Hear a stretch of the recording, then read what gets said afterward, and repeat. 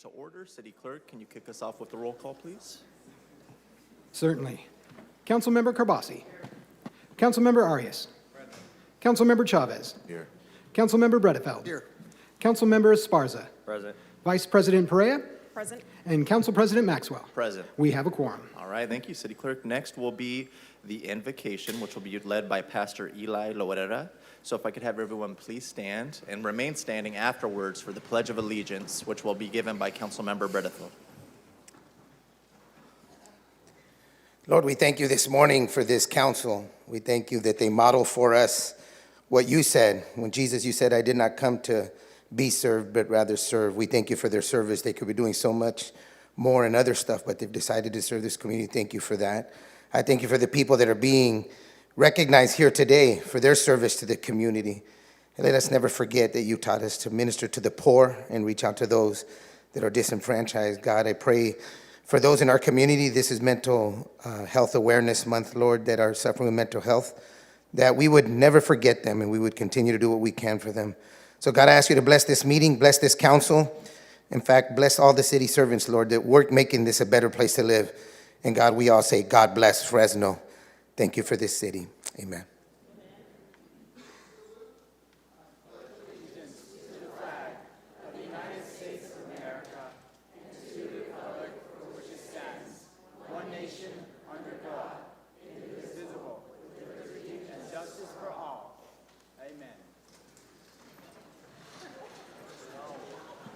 Thank you for those beautiful words, Pastor. We appreciate you being here this morning.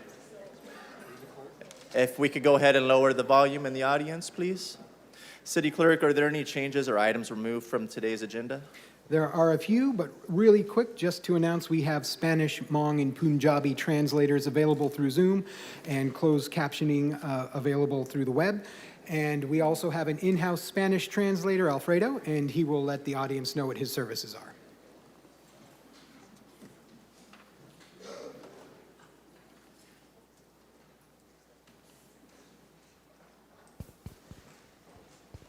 Good morning. My name is Alfredo Brambila. We're offering Spanish interpreting services today. We're located in the back of the room if anybody needs help with that. Buenos días, me llamo Alfredo Brambila. Estamos ofreciendo servicios de interpretación en español. Si alguien necesita ayuda con eso, nos pueden abordar en la parte de atrás de la sala. Gracias. Thank you. And as for the agenda, we do have a separately noticed special meeting today, as well as our regular meeting. Changes to the regular agenda. Consent calendar item 1E, that is file ID 23811, regarding actions pertaining to a license agreement with California Interscholastic Federation. That was removed from the agenda by the administration and will return on the June 15th agenda.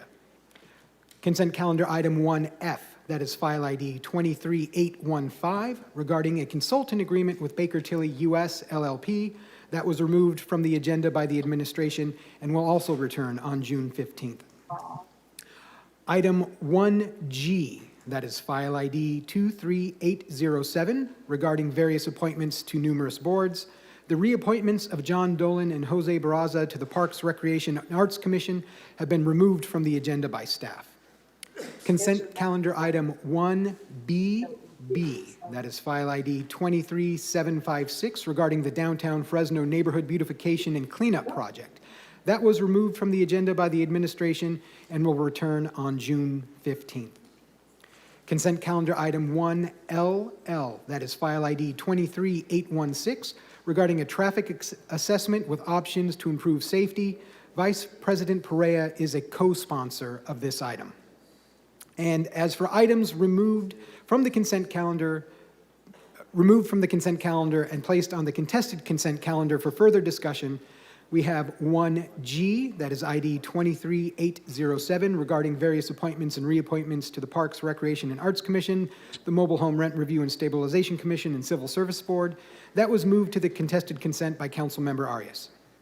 1M, ID 23775, regarding a purchase contract to Samsara Network, Inc. for a citywide municipal fleet management solution. That was moved to contested consent by Councilmember Arias. 1N, that is file ID 23729, regarding the 39th Amendment to the Annual Appropriations Resolution for various Information Services Department projects. That was moved to contested consent by Councilmember Arias. 1Q, that is ID 23802, regarding the use of FMC Section 4-502D, the design build qualification method of procurement, for authorization and video surveillance at the City of Fresno parking garages. That was moved to contested consent by Councilmember Arias.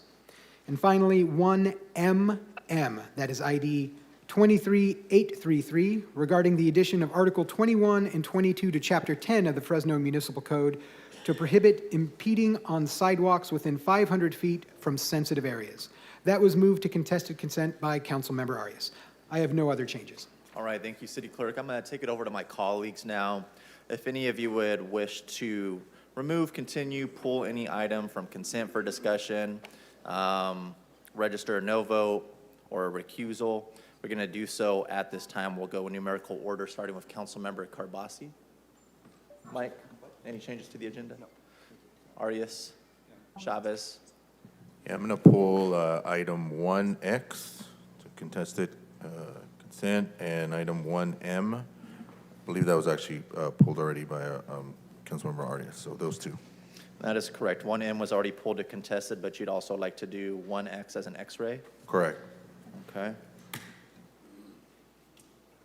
Councilmember Bredefield? Yes, I'd like to pull item for discussion, CC. CC is being pulled to contested by Councilmember Bredefield. Councilmember Esparza? Yeah, I'm going to go ahead and register a recusal on item 1EE out of precaution due to a potential property conflict. Okay. Thank you. Vice President Perea?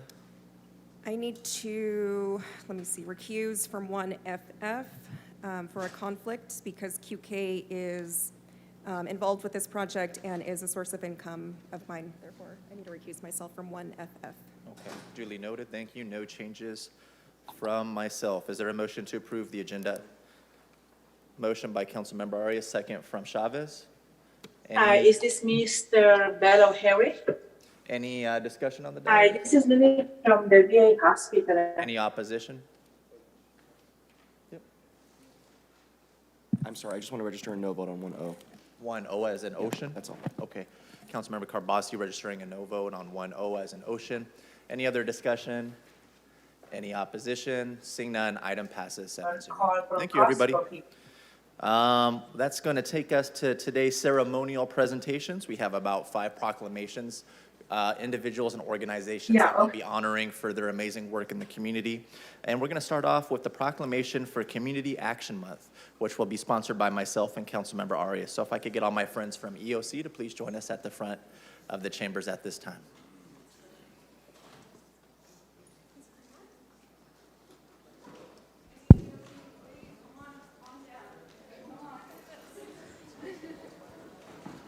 Want one? Does it work? Yeah, but they usually do it this way, so let me give you that.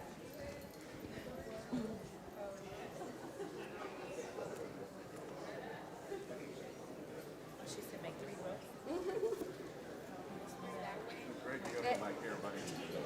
Yeah, sorry.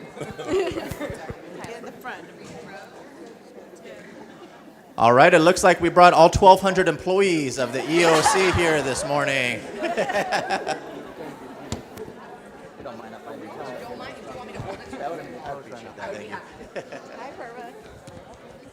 Go ahead and squeeze in the best that you can, you guys. We got more room up here. We got plenty more room on this side, too. How you doing? Nice to see you. Nice to see you, too. This is awesome. See, we do it. I know. I can see that.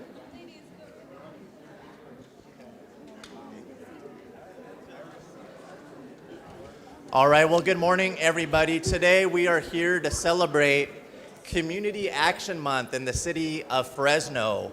In 1964, President Lyndon B. Johnson signed the Equal Opportunity Act into law, which had a sweeping change across this nation when it came to helping the underserved in our community, whether those were folks that were socially or economically indigent, folks that had low job prospects or educational attainment.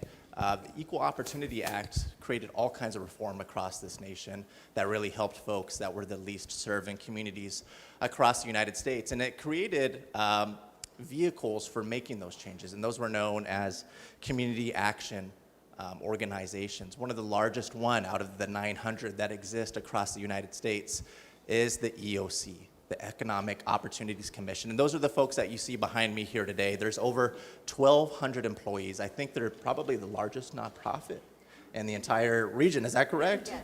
The largest nonprofit. And really, there's not an aspect of folks' lives that they don't touch, whether it's education or housing or criminal justice or transportation.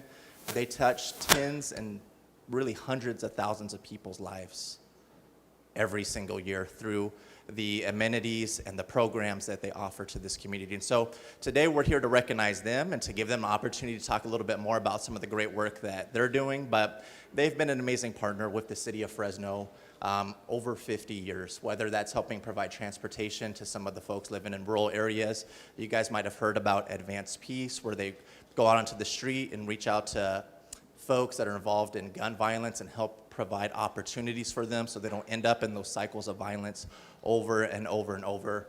Like I said, they touch so many lives in our community through all of their amazing programs. I want to give them an opportunity to say a few words, but I'll hand it over to my co-sponsor at this time, Councilmember Arias.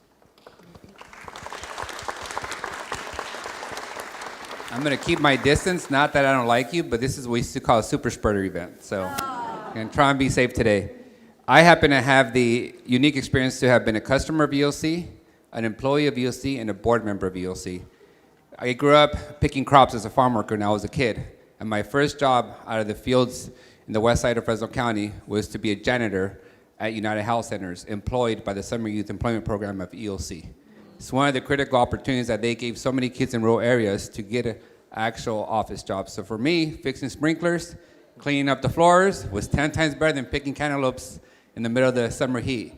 And as an employee, I had the opportunity to help the valley respond to the significant emergency freeze and water drought that we had, and repurposing agricultural land that was no longer productive and using it for schools, parks, all through the vehicle of EOC. And then lastly, as a board member, I helped shepherd some of the work, but more importantly, recognize the employees. When we talk about the poverty of Fresno and what it takes to pull yourself out of poverty, most people can't do it by themselves. They require a support system and an agency dedicated to representing those who don't have a voice and don't have the ability and the know-how to pull themselves out. So all of you guys, thank you for your good work.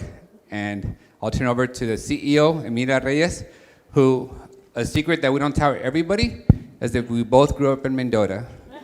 But we don't say that out loud because the board of supervisors don't like us being best friends too often. Ms. Reyes. Come on.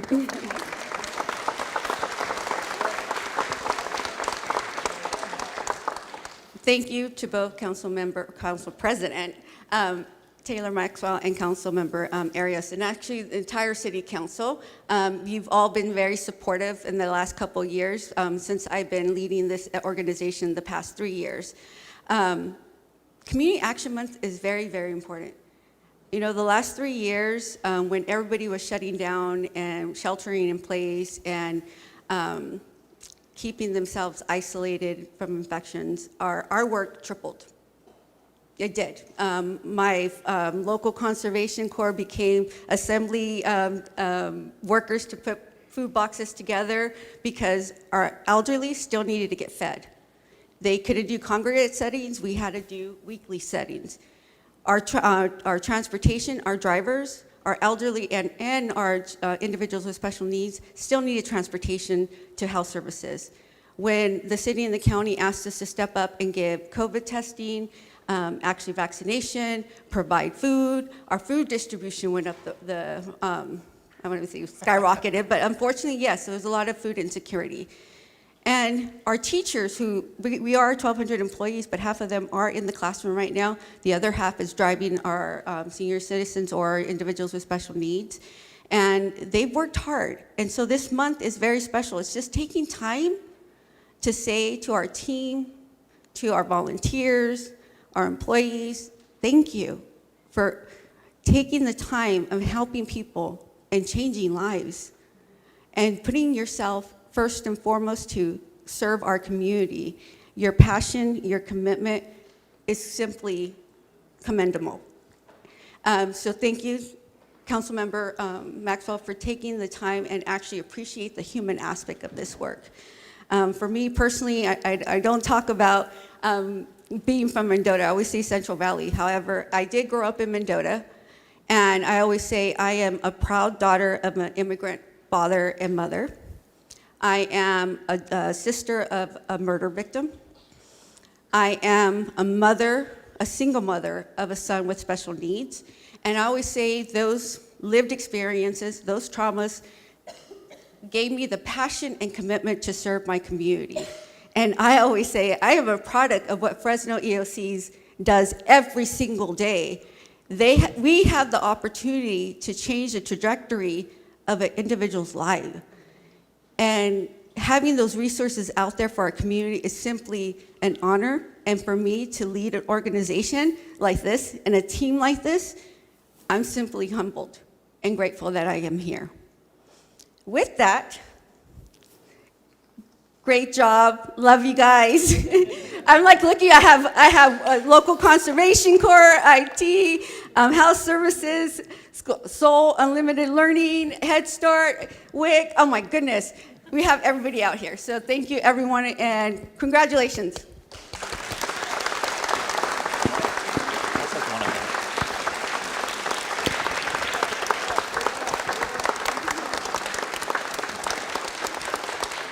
You guys really do have an amazing executive director when it comes to Amelia, but I think she'd be the first to admit that a great executive director is nothing without a great team. You know, the city of Fresno, we provide a lot of resources, but there's still a huge gap that's left in this community with services that aren't provided. And really today is just a day just to say thank you guys for all the work you do. I know it's not easy. You guys touch thousands and thousands of lives, and we couldn't do it without you. So thank you, God bless you. And City Clerk, can we please have you read the Councilmember, proclamation? President Got Maxwell? a couple comments from the dais? Yeah, just one quick, I want to thank our EOC folks for the work they do, but I'll give a special shout out to our green shirts as a former Conservation Corps member myself. Thank you guys for the work that you guys have been doing in the community. And I might or might not have kept my uniform when I left. We won't disclose that. It probably doesn't fit It anymore, doesn't fit, but that's yeah. okay. But I just wanted to thank you guys for the work that the EOC family does out there in our community. Thank you guys so much for what you do. City Clerk? Whereas the Community Action Partnership established National Community Action Month in May to highlight the critical role community action agencies play in helping low-income families achieve economic self-sufficiency. And whereas in August 1964, former President Lyndon B. Johnson signed the Economic Opportunity Act, a set of social initiatives designed to improve underprivileged Americans' education, health, employment, and well-being. In the same year, the Economic Opportunity Act created community action programs administered by community action agencies, which are regional private and public nonprofit organizations in the U.S. And whereas nearly 900 locally based community action agencies were established throughout the nation to obtain equal opportunities in education, employment, health, and living conditions for every American in our country. And whereas Fresno Economic Opportunities Commission, known as Fresno EOC, is a widely recognized agency and is one of the largest nonprofit community action agencies in the United States. And whereas Fresno EOC has spent over 5 decades investing in people and helping them become self-sufficient. They employ over 1,200 full and part-time staff members committed to transforming lives with over 30 programs to serve their community. Now, therefore, be it resolved that we, Mayor Jerry Dyer, and the Fresno City Council do hereby proclaim May 2023 in the city of Fresno as Community Action Month.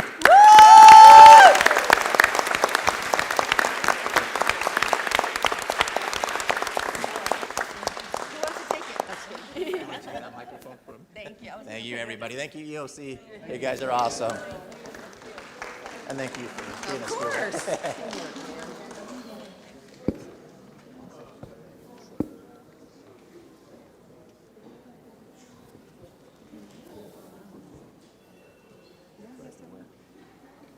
Thank you, guys. Appreciate you very much.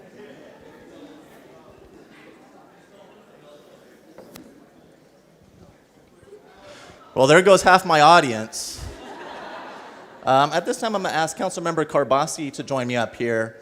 as well as everybody from Valley Caregiver Resource Center to join us for Older American Month proclamation. Hi. Good morning. How you doing? Good. How are you? I'm doing well, thank you. Nice to see you. How's it going?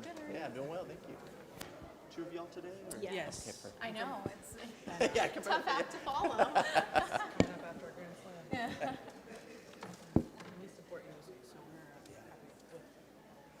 All right, well, like I mentioned, today we're going to be celebrating Older Americans Month. This is one that we celebrate every year here in the city of Fresno. I know Councilmember Carbasi and we have made a big part of our part here in office, be giving back to the generations that have given so much to this community.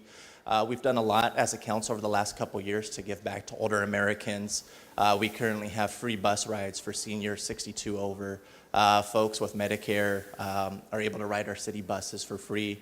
We're going to hopefully be breaking ground on the first citywide senior center next year that will have over 100 units of affordable senior housing. So we take our commitment to the senior population and older Fresnans very seriously. But again, there's still a big gap in the services we provide versus the services that are provided from the nonprofit and the private sector that help fill some of that gap. And one of those amazing agencies is the Valley Resource Caregivers. They provide so many resources to elder Americans, whether that is counseling, going over benefits, retirement, adult daycare, or providing access to, really important equipment. But a lot of the resources that they give aren't just to the folks that might have Alzheimer's or have dementia. It's to the folks who take care of those individuals. When we have a loved one that gets older and gets dementia, whether that's a spouse or a parent, there's nothing in life that prepares you for how to take care of those individuals. And it can be extremely frustrating and a stressful process trying to navigate that by yourself. But luckily, if you live in the Central Valley, you don't have to go through that process on your own. We have this amazing team of individuals here with us that will help you navigate every aspect of that. Again, whether that's adult daycare or counseling or go over benefits or medication, these folks right here have dedicated their lives and spend every day helping older Americans and the caregivers that look after them. And so we'll hear from them in just a second, but I want to hand it over to my co-sponsor, Councilmember Carbasi, to say a few words. Thank you, Mr. President. So I'm Mike Carbasi. I'm the council member for Northwest Fresno. In Northwest Fresno, we have quite an aging population. I mean, we're multi-generational. We've got a lot of seniors. Now, this is my last couple of months of my 30s, so as I get older, I start thinking about seniors as I'm on my way. But as we get older, our parents get older, our grandparents get older, our loved ones, you start going to the doctor with them more and start seeing how their life cycle changes and the impacts they have. And it makes people, I think, more sensitive to what happens when you're an older American. It's harder to be as mobile. Some people, everyone's different. My dad, for example, he may be watching today, so hi, Dad. They may not be able to walk as well. So we start thinking about, oh gosh, is that a raised sidewalk in the neighborhood? Because someone can trip from that. Unfortunately, the reality is older Americans, whether they have dementia or not, sometimes are taken advantage of, sometimes by a family member or a neighbor. You never know. But there's also scores of more people in the community that care for our elderly, but we need advocates.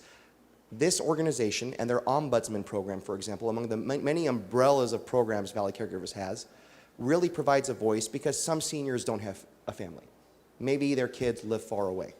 And being able to have people that take a lot of time to complete that program, by the way, and are dedicated and committed to helping older Americans is very important. And I think that, and I agree with the council president, he's been a big advocate of the senior center and making that actually happen after years of talk.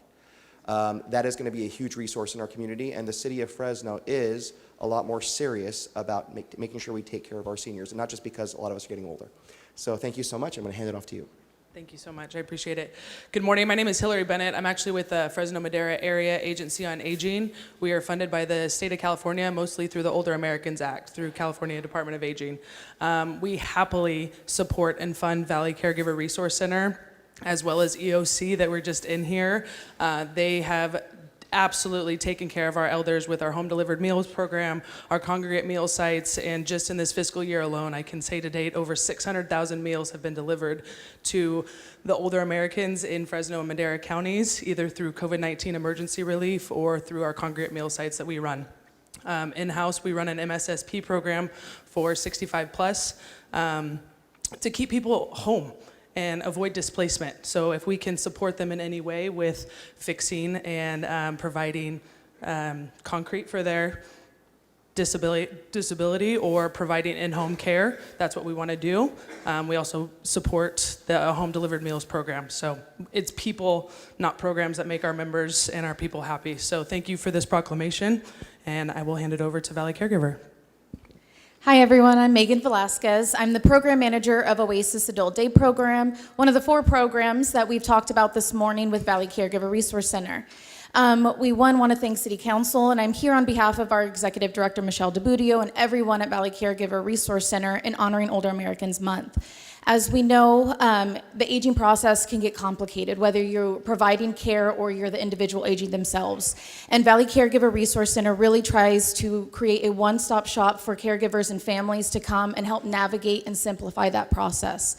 Whether it be through Oasis, the Adult Day Program, where you can drop your loved one off. We provide care for someone with memory loss, dementia, Parkinson's. We have our ombudsman program that we just talked about. They're client advocates that live in long-term care facilities. We have our HICAP department that help navigate the Medicare process. And we have our Caregiver Resource Center program that guides you as the caregiver along this journey. We know caregiving is hard. We know it's hard when you're trying to raise your own children. Now you've come and you're trying to take care of mom or dad or a loved one, and it's not easy. And so we want to help you in that process and try to keep your loved one as home as long as possible and within the community. And we believe that golden years should truly be golden. It shouldn't be full of sorrow, hunger, or abuse for anybody involved. And so we really try to support everyone in that journey. So thank you again today. Give them a big round of applause, folks. Again, we appreciate you being here, for all the love and care that you show some of the most vulnerable folks in our city. So really today is about you, and thank you for all the services that you provide. City Clerk, would you please read the proclamation into the record for us? Whereas, in the U.S., more than 50 million older Americans contribute their time, wisdom, and experience to our community. And whereas, our communities benefit when people of all ages, abilities, and backgrounds have the opportunity to participate and live independently. And whereas, the Valley Caregivers Resource Center offers a comprehensive array of services designed to assist elders and their families overcome the challenges that accompany the aging process. As long-standing advocates and collaborators in preserving the health and quality of the life of others, their aim is to promote personal and community well-being. Whereas, both Valley Caregiver Resource Center and the Fresno Madera Agency on Aging recognize the need to create a community that offers services and supports older adults in making informed choices about how they age. And whereas, together, both agencies not only work to build a community for our older Americans, they also encourage others to not limit our thinking about aging, explore and combat stereotypes, emphasize the many positive aspects of aging, inspire older adults to push past traditional boundaries, and embrace the community's diversity. Now, therefore, be it resolved that we, Mayor Jerry Dyer and the Fresno City Council, do hereby proclaim May 2023 as Older Americans Month in the City of Fresno.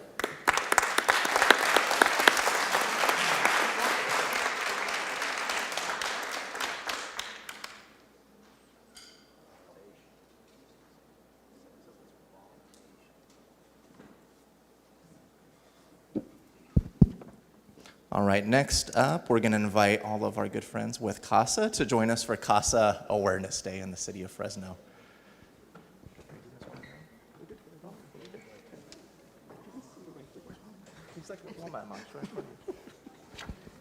Long time no see, stranger.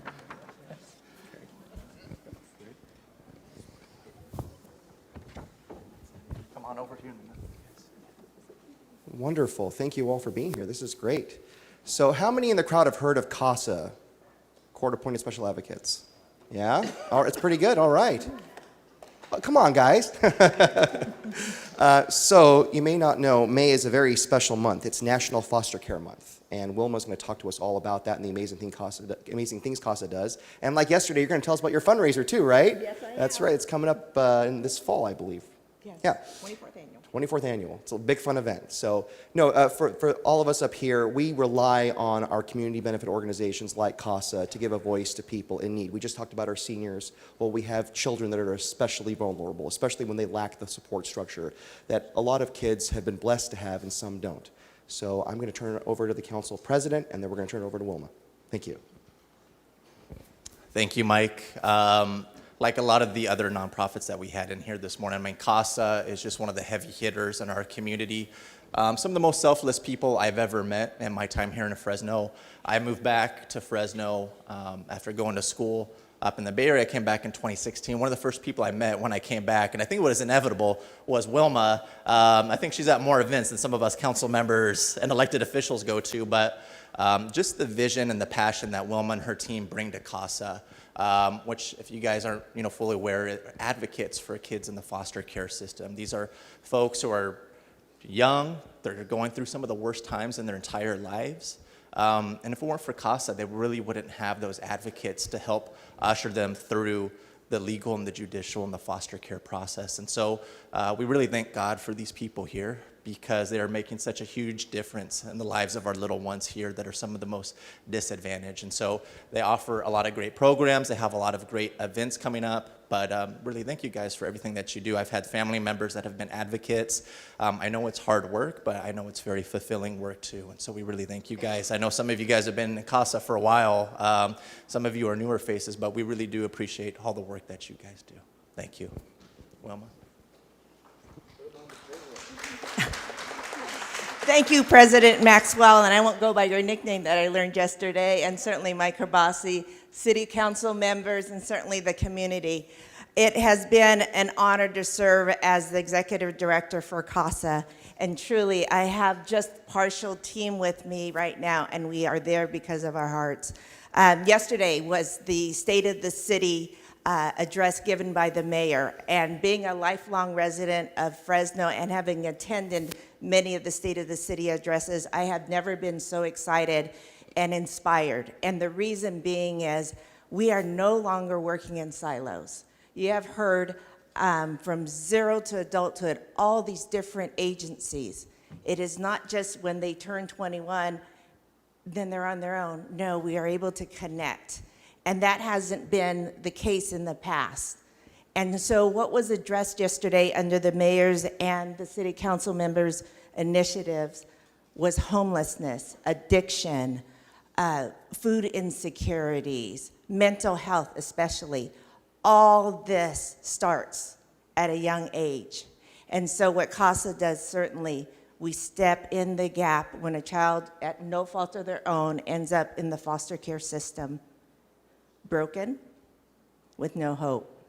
And so like community members like you who step up and volunteer, by the way, I recruit all the time, so you hear my message and feel you can devote 15 to 20 hours a month. These volunteers have been called many times angels who walk among us, because the kids who were removed from their home at neglect and due to the neglect and abuse, the problems don't end there. The trauma continues and it festers. And that's where we, as the advocates, are there with them on their journey while they're in the foster care system. That One Fresno Youth Employment, the new initiative by the mayor, has been amazing. It has given hope to our transitional age youth. They're not worried about like what's going to happen in a couple of years when I'm on my own.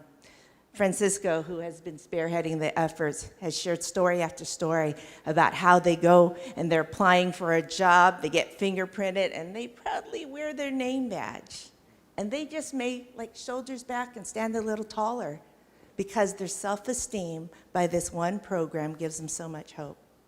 So thank you for supporting Casa, city council members, just the community as well. We are growing, we have hope, we are addressing everything that you have trying to address now. If we catch it early on and provide that intervention, that is our future, that's our community. And so I know I speak upon for my group as well, is that this is why we work so hard. We do it one by one advocate to one foster youth, so that their trajectory is changed. So with that, I'm going to turn it over to the staff to introduce themselves and also what role they play, their crucial role. Hi, my name's Lauren Diaz. I'm an advocate supervisor. Good morning, everybody. Francisco Pelayo. I have the privilege of being an advocate supervisor and training specialist. Jennifer Scales, advocate supervisor. Good morning, everyone. Lupita Chavez, advocate supervisor. Hi, everyone. Good morning. I am Erica Aguilar, advocate supervisor. Rebecca Johnson, Resource Development Coordinator, and I just wanted to say we are always looking for advocates, but there are so many ways that anybody in this room can support us. You can make a donation, you can approach us with partnership opportunities. We are trying so hard to serve these kids in a holistic way to treat their mental, emotional, and physical well-being, and everybody in this room can help. So if you have any questions, you can go ahead and find me. I'm Annalicia Garcia. I'm a program admin assistant. Paul Braswell, Resource Development Coordinator, and I'm going to take a moment to shamelessly pitch an event. Casa Splash Day, the first time it's ever happened, is going to be the last Saturday in May from now on at Wildwater Adventure Park. The tickets this year we're selling for $30 because of the amazing generosity of the park. We make $11 for every ticket. It's opening day, and they got a large capacity, so it has a tremendous upside, but it gets even better. Due to the park's amazing compassion for our community, they've given us 1,000 tickets that we're distributing to foster kids from Stanislaus County, Merced, Mariposa, Madera, Fresno, Tulare, Kings, and Kern counties. They get them to have us for $5 each. That's like a 50,000. I mean, it's just an amazing thing. And nobody really knows about it. We're trying to get the word out, but it's going to be here from now on. And not only when these 1,000 kids get to go to that park, they're going to have the funnest day they've ever had in their life. But it's even better than that, because when they're driving home to wherever they came from and they're remembering the wonderful day, somebody's going to say, hey, you know, that's going to be next year, next May 25th. That we've already, it's in place, right? They're going to have hope. They're going to, you know, when you have a bad tape in the old days, you could record over it. That's the best thing to do with life. Replace it with good memories. And that's, I think, what Casa does best. And when you can stand in the gap, and I had one lady, Sandy Bailey, she was recognized. I said, Sandy, she has 10 kids. She's an advocate. They serve 18 months, 18 hours a month. Sandy, why do you do 10 kids? She goes, Paul, I get more out of it than the kids do, right? Because when you can change the life of a child, there's no better. It's priceless. Thank you.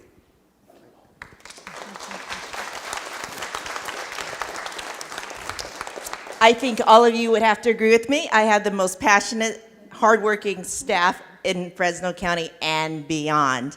And yes, we do invite you to Splash on the last Saturday of the month, as well as what was mentioned earlier. We have our 24th annual crab feed at on Friday, September 8th.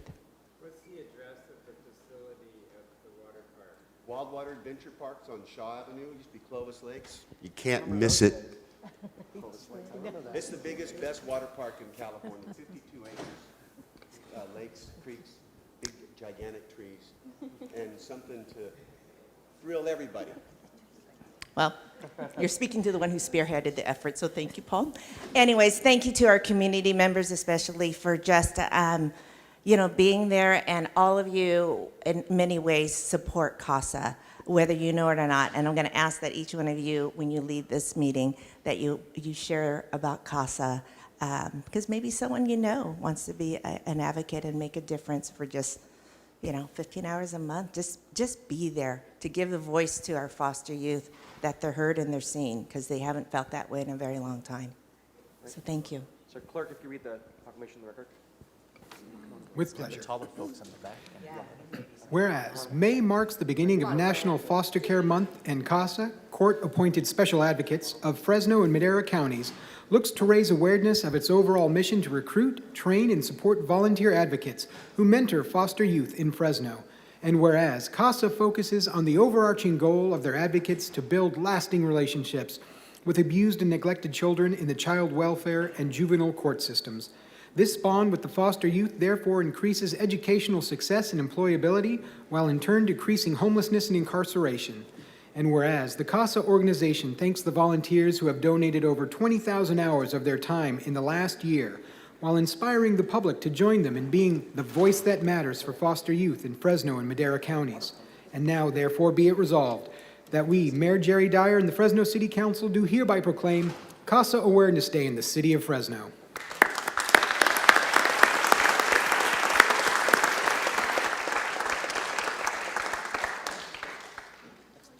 Thank you all.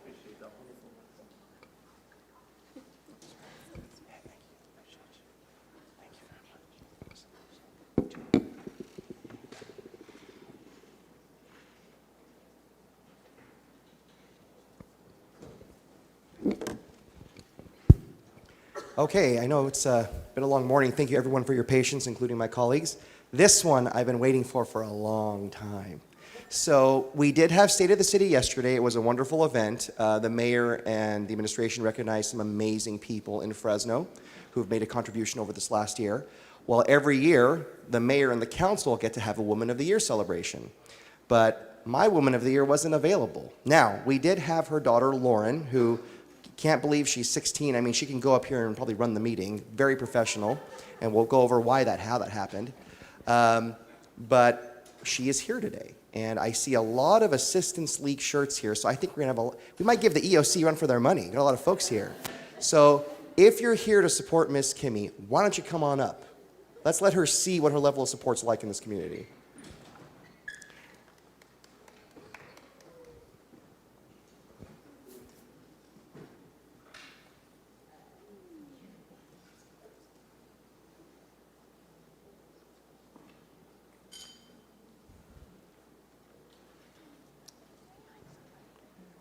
Come on over.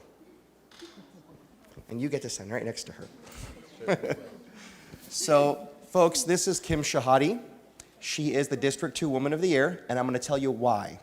So, Miss Kimmy has had a lifelong experience through her education and her volunteer work of serving our children and our youth, but also giving them the skills they need to have confidence and to be able to be ready for this very challenging world we're in. The Assistance League, which she is, we were the past president, and now you're the... I'm the Auxiliaries Teen Coordinator for Correct. Teens. And in fact, they have a thrift shop in District 1 that was voted the Fresno Bee's best thrift shop in Fresno? Number one. Number yeah. one. All right, awesome. So basically, I'm going to tell you how I met Miss Kimmy. When I was a new council member, there was this event called Operation Gobble.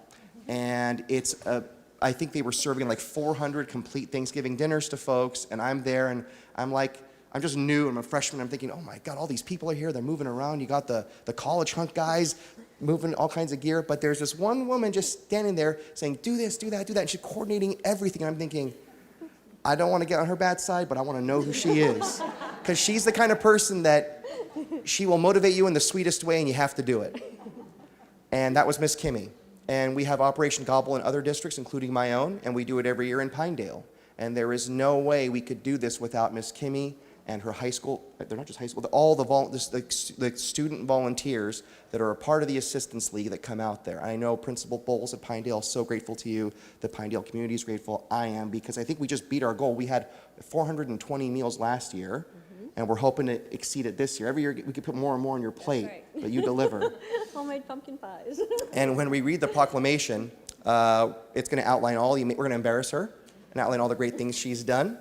But I do want to add, one of the reasons why her daughter Lauren at 16 was able to do so many amazing things that day and just speak with confidence, they have a very diverse group of kids.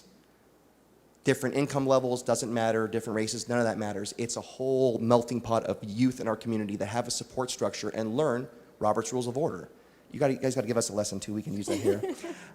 They learn how to properly speak to folks and listen and be ready for the world, and that's just such an amazing, amazing skill that I think we're kind of losing. So these kids are going to have a competitive edge, and that makes a huge difference. So, Miss Kimmy, I'm going to turn it over to you in a second. However, the best part of this is we get to make her red in the face right now with all the amazing love we have for her. So who wants to share a story? Anyone? Would you like to share a story? Tell us about your amazing wife. Oh yeah, how many minutes do I have here? No, it's not a story, but it's just to see the incredible drive and passion she has for the assistings, the Assistance League. Sunday night calls with 50 teenagers, Monday night meetings, talking to principals, talking to schools, talking to councilmen. It's a privately funded group. They do work for public entities and private entities. They pick up trash with One Fresno, and they do work in all the districts, your district, but I think every council member's district. But just to see the tireless, not doing it for thanks, but just in the way she can just wrangle up 150 teenagers in 2 minutes. It's On their vacation, too. on their vacation. And their parents, which isn't easy as well. But, you can see the support, and not just for Kimmy, but the Assistance League and all the great stuff it does. It's just so well-deserved. So thank you. And I have to thank you because your garage is like a storage facility for all our Operation Gobble stuff. So thank you for that. Or making pies and all those things you do. So, okay, Miss Kimmy, we're going to turn it over to you now. Well, I just actually want to thank you and everybody on the city council. Thank you so very much. Yes, I'm shaking, trying not to cry. This is an amazing honor. I'm completely humbled for my friends with Assistance League and my friends also through Four Corners, yoga, and my personal friends, and mostly my husband. Like you said, we do a lot of things at my house. My neighborhood knows me very well. It just comes from the heart. It's not about the hours, it's about what you get out of it and the impact that you make in the community. And that's what we do at Assistance League with our programs. Everything is local, everything stays right here. And what's great is that we get to work one-on-one with our recipients. The people that have been here already, we get to do business with. I knew quite a few of them were already here because we all work together in the community. So my favorite thing to do in Assistance League, I've done several of our programs, love our programs, but my heart and soul I have found belongs to the teenagers in our auxiliary that's called Assist Teens. It teaches the kids how to run a board, how to be a leader, and all about philanthropy in the community, their community, and how they can make a difference. And when you do that and you have them work one-on-one with the recipients and teach them what to say, how to do it, it's amazing how, like you said, you can just ask them and they know, they come out because they know they're making a difference. So I want to thank everybody and my husband. Anybody else have anything to say? I'm extremely honored. Thank you to my mother-in-law, who always helps out as well. And I put everything in the proclamation, and I'm just extremely honored. Trying to think of anything else. I try to do things just on the top. I don't like to have speeches. I didn't know about this. But thank you guys so much, and like volunteer in the community, get involved. There's so many wonderful opportunities out there. Okay. So last but not least, thank you for everything you've done, not just for Fresno, but especially for my district, because it really impacts our neighborhoods. Thank you so much. Can I say one more thing? Oh, yeah, sure. Okay, so yeah, actually, Operation Gobble, like you said, is so much fun. When the people pull into Pinedale and I'll introduce them, it is amazing. Like, oh, it's so neat to see these guys out in the community being with the residents of that community, and they actually get to see him out there working. You know, it's a lot of work. It takes 2 days, and the whole summer we plan this. And to have them know that you are backing them and supporting them, I love being able to say, this is your councilman, Mike Garbassi. Thanks, Ms. Kimmy. Thank you very much. Clerk, would you read the proclamation on the record? And thank you. Certainly. Whereas Kim Shahadi, a Central Valley native, graduated from California State University at Bakersfield with a degree in early childhood development and a degree in business administration from Santa Barbara Business College. She was also an intern at UCLA's Children's Medical Center. Because of her love for children, Kim created and administered Kimmy's Katie and Care, a thriving licensed preschool daycare program in Fresno from 2001 through 2015. She has also volunteered in the preschool and kindergarten departments of New Covenant Community Church for 20 years. And whereas Kim's largest body of work began in 2014 when she became a member of the Assistance League of Fresno. Since then, she has chaired several committees and programs introducing new ideas to further promote the Assistance League's philanthropic partnership with many organizations in Fresno and Madera counties.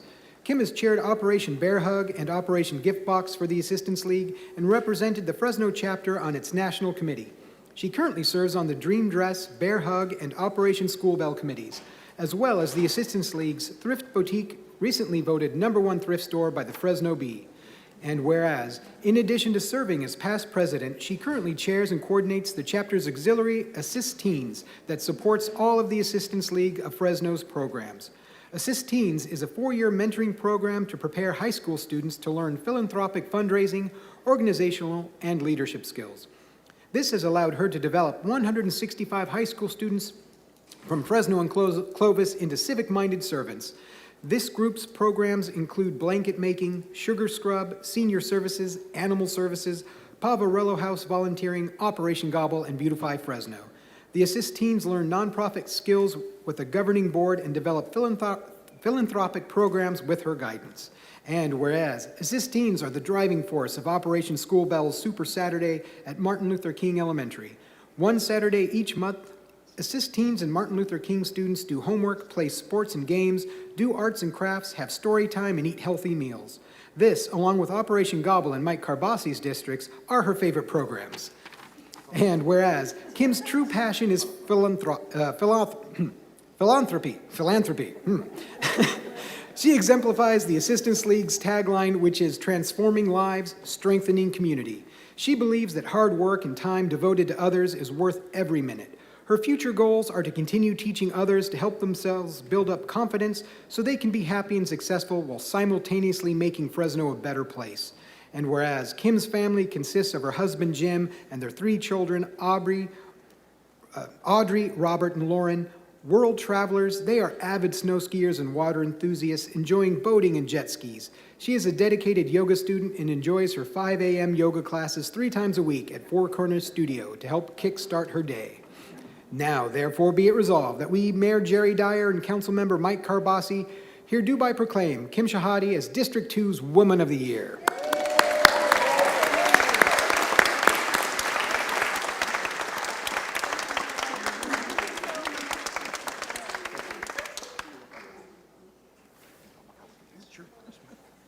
Oh, some glasses are here. Those are Kimmy's. Oh, perfect. Thanks. Congratulations to you, Kim. Last, but certainly not least, we're going to be recognizing and celebrating the great men and women of Public Works Department. This proclamation will be sponsored by the Office of the Mayor, City Manager, and Public Works. So if we could please at this time have our Public Works team come up to the front.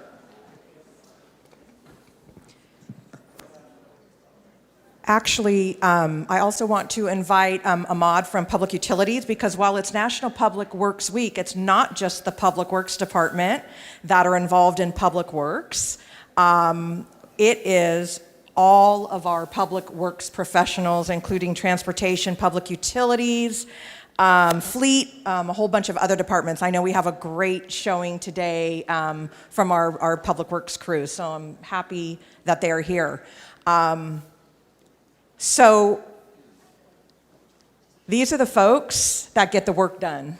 When you see the orange shirts out there and the safety vests, these are the ones that are doing the work day in and day out that all of the constituents of Fresno are asking us for, whether it be pothole repair or a water line break or servicing our vehicles or our buses. So these are the unsung heroes of the city of Fresno.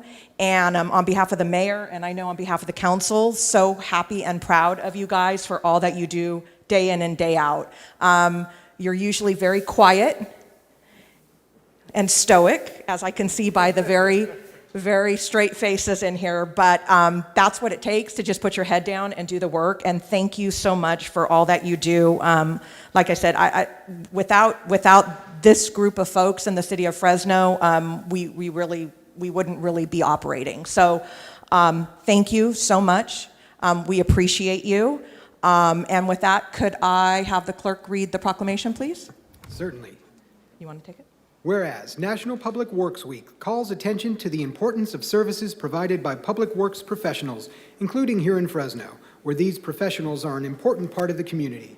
And whereas public works infrastructure, facilities, and services play a pivotal role in the community's health, safety, and quality of life. Whereas without the skilled and dedicated efforts of public works professionals, including engineers, administrators, field staff, and office staff at all levels, these services could not be provided. These professionals are responsible for the design, building, operation, and maintenance of our infrastructure. They improve and protect the transportation system and equipment, water supply, water treatment and solid waste systems, public buildings, and other structures and facilities essential for Fresno citizens. And whereas we call upon citizens and civic organizations to recognize the contributions which the City of Fresno's Department of Public Works, Transportation, and Public Utilities provide every day to protecting our health, safety, and quality of life. Now, therefore, be it resolved that we, Mayor Jerry Dyer, City Manager George Ann White, and the members of the Fresno City Council do hereby proclaim the week of May 21st through May 27th as National Public Work Weeks in the City of Fresno. Yeah. City Clerk, I think we have a video. If you could play that for us.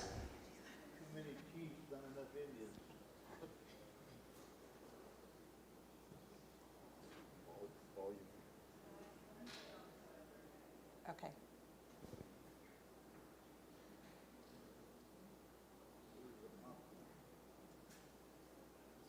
Just a moment of technical difficulties.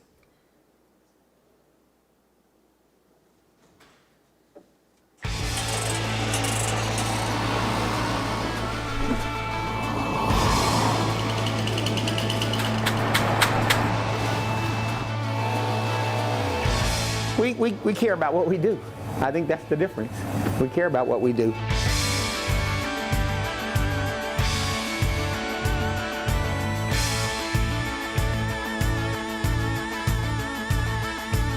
My favorite part, making people happy. See them smile. I really do love coming in to work. I certainly feel a sense of pride of knowing that, people I know every day are going to be using the facilities and the infrastructure that I got to be a part of designing. You get into production, but you also want quality in your work because it's seen all over the city. The people here of Fresno, they see it. And you want to put out the best product you can. Some people will stop by and give us a thumbs up. Hey, thank you. That's our goal, is to make sure that we take care of our part of it and make the roads nice and safe for the citizens of the city of Fresno. When you come in and then start painting into a neighborhood, it really does liven up the neighborhood. It almost feels like it brings up the morale, It's very rewarding to drive around town and kind of start to point out things that I've worked on or helped out with. I like doing this. And this is where I want to be at. It makes me feel good, and it makes everything look good. I'm proud of what I do. We want to make this place a better place to live. We feel like we make a difference.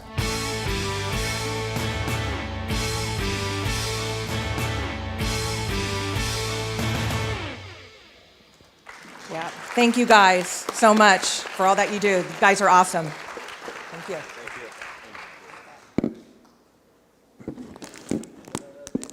I think about 80% of those projects in that video were my district alone. So thank you to our Public Works team for all the good work that you're doing. And I lied, we got one more proclamation, or celebration rather. It's Fresno Animal Center Pet of the Month, presented by Fresno Humane, presented by the Office of the Mayor and City Manager. Do we have the mayor here, or do you need me to kiss the dog today?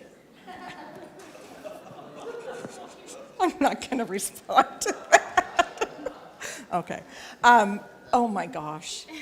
Okay, so normally I don't like to be down here because that's all, that's the elected official's job, but I call dibs on this one because anything to do with puppies, I'm all in for. So today, thank you, Councilmember Bredefeld, for joining us. So today we have Murray, and Murray is a 3-month-old shepherd. Shepherd mix. He loves everyone and every dog he meets. He enjoys car rides and playing with toys. And he As we know, we have a lot of animals down in our animal center that need homes. We have a need for fosters. We have a need for adoptions. And every month we try and bring a pet in to highlight so people can remember when they're ready to bring a new member into their family, that we have lots of opportunities for them to come in and pick up an animal from the center. So with that, I'm going to hand it over to Hannah. Which one's Hannah? Is that you? That's me. Oh, okay. Maya, you're going to say a few words about Murray. Hi, my name is Maya, and today we brought in Murphy. Murray, I'm so sorry. Okay. Yeah. This is Murray. He is a 3-month-old shepherd mix. When he first came in under 8 weeks, which we consider that to be a too young puppy, which means he's too young to be in the shelter, and the best place for him to be is a foster home. When he came in, we put out a call for a foster to take him, and luckily someone was able to answer that call. She took him into her home, and she was able to keep him until he became old enough to return back to the shelter and become available for adoption. But during that time, while she had him, she took note of some vital skills that he was able to do, like playing with toys. He's learning to potty train. He's working on his socialization skills, and all of that information is really important for us to learn when he comes back to the shelter to become adopted, because we can then flip that information and market him and hopefully help him get a home. So if you know anyone or you yourselves are interested, Murray is available, and he is going to be at our Fresno Animal Center. Thank you. Hi, my name is Ariana. I just wanted to let everyone know about an event we are holding this weekend, Fido's Felines and Floaties. It's an adoption event in partnership with Best Friends, and we'll be having $5 adoptions. So it's a great opportunity to come down and hopefully take home your new best friend. Thank you. We're located on Airways Boulevard, 5277 East Airways, near the airport, across from the golf course in that area. Open 10 to 4. Thank you. Thank you. Kiss the dog, Gary. Thank you, everybody.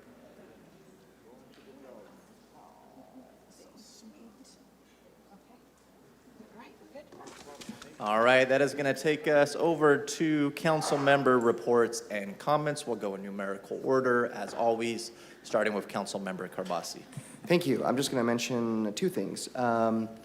First off, there was the California Restaurant Association Awards a couple days ago, a great event, and a lot of District 2 restaurants were awarded. So I'm going to mention a few of them. Cup of Joy, which opened a new location at Palm and Bullard. Red Apple Cafe, Pismo's Coastal Grill, Parma Ristorante, and ladies and gentlemen, listen to this one. Best date night, most romantic venue in Fresno is the Cracked Pepper Bistro at Palm and Herndon. And then a few individuals who were recognized that are from Northwest Fresno. The Restaurateur of the Year was Brandon Smitkamp. Chef of the Year was Jimmy Pardini, and in fact, Jimmy and I went to Malik Elementary together, so congratulations to Jimmy and the family. The other item, and I really want to thank the council vice president, I want to thank the city manager and the mayor's office, was an item that's on the agenda today regarding the increase in speeding and collisions, red light runners, all the concerns people have expressed to us that we have. Chief Balderrama did a fantastic job yesterday mentioning that, we've had double the number of people killed in, and I'm not going to say accidents, collisions, than in homicides this year in Fresno. And that is very alarming for any community. But through proactive measures, I believe in a couple of months, we're going to come back with some great recommendations from the assessment, and we're going to see even more action from this city, and I'm sure the Council Vice President will comment more on this as well. So thank you very much, and again, thank you, colleagues, for your patience this morning with my 5,000 proclamations. Councilmember Arias. Thank you, Council President. A couple of things. For the record, I was not at the staff meeting yesterday that occurred with all 7 council members, so when Lisa investigates this for the Brown Act, she shouldn't include me. It should just be the misfit of 6, because I did leave early. But I do understand that the mayor paid the ultimate compliment to the city council by taking all our ideas and making them his own. So thank you, Mayor, wherever you are. We appreciate working on all this stuff and then having you communicate to the rest of the city and giving us a tiny bit of credit for things like the middle class down payment assistance little things like that. But with that said, a couple of thank yous. City Manager, thanks to your staff and fire for getting the inspections of Hotel Fresno back on track. I do recognize it takes quite a bit of work to get those inspections done. I do, however, have a list of other inspections that have been brought to my attention. I know we have a backlog of inspections that have to take place by the fire department, so I'll circle back with you on that. Additionally, tonight is the Tower District Farmers Market, so I invite you all to show up and support local business. If you missed tonight's Farmers Market, tomorrow there'll be the 559 Market in Chinatown, another great event that occurs from 5 to 10 p.m. A lot of local businesses, vendors, all trying to provide some economic vitality to our Chinatown community will be there. So thank you all for that. And lastly, City Manager and Council, I've gotten a lot of questions over the proposed Governor's May revised budget and the $250 million that's been designated for downtown infrastructure projects to accommodate the 10,000 housing units that we have been asked to build in downtown Fresno. Just so you know, the money has not yet been received. As a matter of fact, today there's a Senate hearing at 1 o'clock that I'll be participating in to provide public testimony and to clarify the intent of the $250 million infusion for the infrastructure needs of downtown Fresno. And we have, over the last few days, met with some environmental justice coalition members and other groups to explain the need for Fresno, and I'd like, for the record, to explain it to the general public here. Every plan that the city has approved, from the general plan to the housing element plan approved by the COG and all the communities within Fresno County, all calls for higher density housing in downtown Fresno. Yet the single biggest obstacle to building high density housing in downtown Fresno is the aging infrastructure underneath the ground.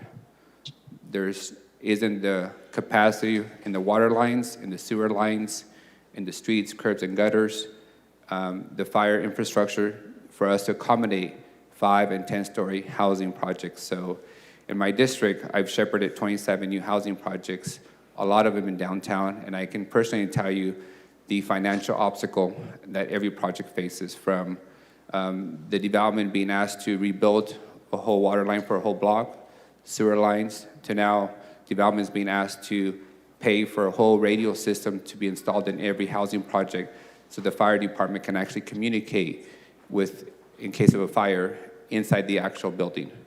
Our lack of a communication system in the police department also requires that.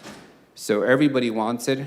Everybody uses downtown Fresno to not have to build high-density projects in their respective communities, whether they're suburbs or rurals, but we have this huge obstacle. To address that obstacle, we essentially have two options. Either we do so by passing on the cost to utility rate payers and making it part of a utility rate hike where everyone in the city of Fresno pays for it, or we seek an outside funding source to give us the infusion of dollars to build that infrastructure that all these businesses, office, commercial, and housing projects require. In our case, we have sought the support of the state to provide us that infusion. In order for us to build 10,000 housing units, we need that infrastructure underneath the ground that makes up 30 to 40% of the cost of an actual housing project. As I told some of the advocates, everybody wants us to hold the sprawl of the city from further expanding outside the fringes of the city because it's more expensive to provide fire and police and park services. Then we have to then build infill. We have to then support infill. And we have to support it beyond simply saying, we want you to build there, but we actually have to put the infrastructure and the investment.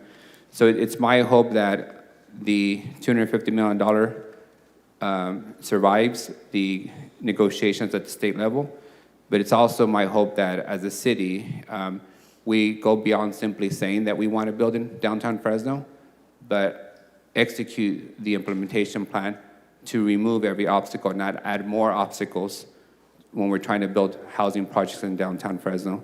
And I'm sure the state will ask for some guardrails to ensure that we don't simply build parking garages that are empty all day, but we integrate parking into housing projects that allow people to live and not block all the business parking spots available in downtown. With that, I'll turn it back to the Council President. Thank you. Thank you, Councilmember Chavez. Councilmember Bertefield. Yeah, just also wanted to mention the California Restaurant Association Awards dinner was really a phenomenal event, and I just want to recognize the Luraca family for their Lifetime Achievement Award. And they, for decades, have been providing great restaurants, the finest cuisine, greatest atmosphere. It was well-deserved honor. So I just wanted to recognize all of the members of the LaRocca family for the great things they've done and all the great things they've done in our community. It was a fantastic event, and as Councilmember Carbasi mentioned, many restaurants in Northwest Fresno, Northeast Fresno, and frankly, throughout the entire city. So a lot to be proud of, and great to be a part of that event. Thanks. Thank you. Councilmember Esparza. Yeah, we had 2 back-to-back successful Play Streets events, and just wanted to go ahead and thank all of our community partners as well as the Parks Department for helping make those a success. Great piloting those in the district, and I think they were a success, and we'll look forward to doing more of those as time goes on. And that'll be it. Just keep it short. Council Vice President Perea. Thank you, Council President. I want to start by thanking Barbara Horn. She is a District 1 resident, as well as Community Service Officer Danny Guzman for hosting a neighborhood watch. In my district, if you live in District 1 and if you're interested in hosting a neighborhood watch meeting, please get in touch with my office and we'll be happy to help coordinate that. Another thank you to Deputy City Manager Alma Torres and the Fresno Animal Center for partnering with me to host a community open house a couple weekends ago. We were able to unite several families with dogs or cats from the Fresno Animal Center free of charge. Next, I hosted my second town hall. That was at the Big Red Church. That was for the Fresno High Historical Neighborhood Community. So thank you to everyone who attended that. We had a great turnout, and thank you to our department representatives for being there and staying afterwards to answer a lot of the folks' questions. Over the weekend, we did host the second annual, my first, but the second annual Pleasant Street Block Party. So thank you to EAH Housing, as well as partners such as Advanced Peace and the police department for helping to make this event a huge success. So we have a lot of work to do in this part of my district when it comes to investing in infrastructure and increasing public safety for the residents, but just very extremely excited to be able to host events like this to increase community camaraderie for this part of my district. As Councilmember Carbasi said, we did hold a press conference this week where we announced our item in regards to studying to identify the top 10 most dangerous intersections in our city. I have no doubt that one or possibly more will be in District 1, and so I'm looking forward to seeing the results of this study in about 75 days and then doing what we can to propose improvements for making all of our streets safer in the city of Fresno. As part of this, we are going to be launching a campaign that we're going to be calling Operation Slow Down Fresno, so keep an eye out for more information about that. But the premise of this ad campaign is really to educate people about, it doesn't matter how many hundreds of millions of dollars we're investing in public safety or traffic safety. When it comes down to it is we all control our own behavior when it comes to speeding or running red lights. So just as a reminder, we like to say that speeding might save you a minute, but slowing down will save a life. And so please just be mindful of that as you enter your vehicle and hit the road next. I do want to also just encourage people to come out to the Tower District Farmers Market. That is every Thursday from 5 to 9 p.m. We have just incredible vendors, fresh produce, and as the season gets warmer, we're going to start to see a lot more increase in the types of produce that is offered here at the Farmers Market. This Memorial Day, we will be at the Echo and Weldon annual block party from 11 to 3 p.m. This is hosted by Ampersand Ice Cream, so please come out and enjoy a family-friendly time in the Fresno High neighborhood. And lastly, just want to remind people to mark your calendars for the Tower District Pride Parade, which will be June 3rd at 10 a.m. Thank you very much. Thank you, Council Vice President. I have 4 updates and announcements today. The first one is I just want to welcome 2 new employees to the District 4 team. It's going to be Kia Vang and Sean Clark. Both of these individuals bring a wealth of knowledge and experience with them to this office. If you see them around, say hi, introduce yourselves. Kia is going to be one of our deputy district directors. If you call or email our office, about a 50-50 chance you're going to be talking to Kia. Sean Clark's going to be joining us as a policy director as we work to make even more policies to serve our middle class and our working families. Sean's going to be a big part of that process. So welcome aboard to the new team. Secondly, we did have a town hall last week. It was a senior living village community at San Joaquin Terraces, a really active community over by the Robinson Park neighborhood. I want to thank our HEART team, code enforcement. I want to thank Phil Sky with planning and development, and our Fresno Police Department for all being there and talking to our seniors about some proactive measures that they can take in their neighborhood to be safer, and some of the steps that we're taking as a city to deal with a lot of the homelessness that they've got in their neighborhood. So thank you to all the city staff that came out to that. Last week, we attended the Honor Flight. If you all are not familiar with the Honor Flight, it is a really amazing event. Happens about 3 or 4 times a year where nonprofit, Valley Honor Flight, will send Vietnam and Korean veterans to Washington, D.C. to see all the different tributes and memorials and meet with the Congress members of the Central Valley. And they all pay their respects to these veterans, and they fly them out, provide accommodations and food at no cost to our veterans. And when they fly them back to Fresno Yosemite International, I guarantee you have never seen our airport that packed before. And it's every single time. I've been there before when the flight has been delayed 2 or 3 hours. I've been there when it's been 110 degrees. The airport is always jam-packed with folks welcoming back our veterans. If anybody wants to get involved, you could sign up to be a guardian. They'll assign you to a veteran, and you'll have the opportunity to accompany them to Washington, D.C., make sure they're well looked after during their trip. So I encourage folks to look into that. And lastly, you guys might have heard me talk about my On the Same Page initiative. This is something that we started about a month ago where we aim to put a little free library in every neighborhood in District 4 so that no child has to walk more than 5 minutes to access free books year-round, regardless of what neighborhood they live in. We started a book drive because we didn't have any books to put in those libraries. As of last week, we have collected 1,400 books to stock throughout District 4, and our friends at Reading Heart are going to match us. And so we're going to have about 3,000 books to distribute to children in District 4. And so I just want to thank everybody who made that possible, to our iron workers who are out there installing the libraries as we speak, to our Fresno State students who designed all of the libraries, for everybody that donated a book. You guys all made it possible. There will be no child in my district that will have to walk more than 5 minutes to get free books any time of the year. And I think that's pretty special. So thank you to everybody that made that a reality. City Manager. Thank you, Council President. I have just a few things. First of all, this week we distributed to you the Economic Development Department's first activity report. So kudos to Lance Lippincott, our Economic Development Director. We're going to be doing these on a quarterly basis. And this was our first one he was super excited about. So great job, Lance. Also, want to do a shout out. I don't know how long we're going to keep going on with this, but it's just so amazing that we have to. Our airport bond transaction closed this morning.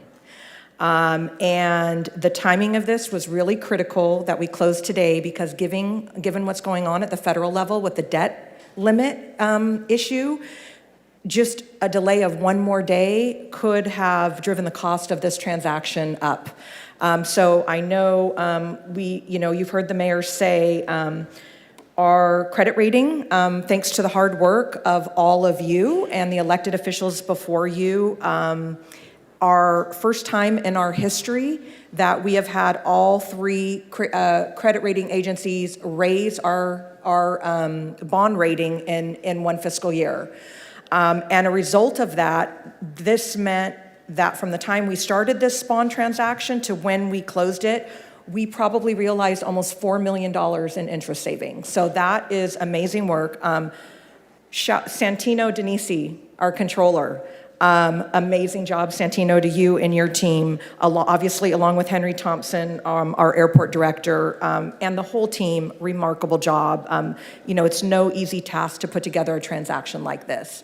And we got such positive feedback from the credit rating agencies about our presentation. So great job to the whole team. Councilmember Arias, just wanted to give you a heads up. We do have 3 vacancies of fire inspectors. We've completed the written exam. The oral exam is happening, I think, today maybe, so we should be seeing those vacancies filled. We have had some challenges with vacancies and then a couple people out on long-term medical leave. So we're hoping to be able to staff up to be more responsive and just not have such a backlog. And then one last thing, this is more for internal folks in City Hall who are listening. The June council meeting dates. We've had some internal discussions about, we do have budget hearings on some of those June Thursdays, but those dates are all open to having regular business items on the agenda. So obviously we don't want to load up on days where we have really big budget presentations, but I had mistakenly informed my staff that we were going to be limited to only 1 or 2 meetings in June, and I was incorrect. So for all of the staff that are listening, you do have the option to put business items on all of the June meeting dates. And that's all, Council President. Thank you so much. All right. Thank you so much, City Manager. Before we go to general public comments, we are going to switch gears and go to our scheduled special meeting at this time. This is special meeting item A, resolution finding good cause and clear and convincing benefit to the public pursuant to Fresno Muni Code relating to the development of property of affordable housing development. We will take public comment on this item specifically. Before we do so, I'll go ahead and make a motion to approve. I have a second from Council Vice President Perea. We'll go out to the public at this time. Is anybody in the audience? I don't see any yellow cards here. Does anybody in the audience wish to speak on special meeting item A? Seeing nobody, do we have anybody on Zoom? We do not. Okay, thank you. Council President. I have Yes, a question. discussion. Councilmember Arias. For the benefit of the public, can you just provide us a layman's term description of what the item would do and where the project is located? Yeah, this is related to the property that we closed escrow on earlier this year, late last year, northwest corner of Blackstone and Ashland, relating to the senior village that we plan on developing. Perhaps, Kelly Furtado or somebody with our team could probably provide some more specifics. Okay, that's all he needs. Any other discussion? No? Any opposition? Item passes 6-0. Okay, thank you. We will now move on to public comment, including all consent, contested consent, and unscheduled communication and closed session at this time. However, before we do so, we do have a couple of scheduled speakers that are in the audience today. And we'll begin with our 10:15 appearance by Joe Morales to discuss American Ambulance. Joe? Okay. To all of our speakers today, you will have 3 minutes, and I will let you know when you're almost out of time. Okay, thanks. Good morning, everyone. My name's Lisa Morales. I'm here in representative for my father. I just have to say, I'm going to read from Lisa, this. and that's fine. I'll just have you speak a little closer to the microphone, though, okay? Thanks. Does it go lower? Hello, can you hear me better? Okay. Today, I would like to address a couple of concerns regarding American Ambulance. American Ambulance provided a document that is posting has violated the siren policy. There is an obvious lack of to enforce the siren policy. The unfulfilled promises provided to us that show that you guys don't care about our community.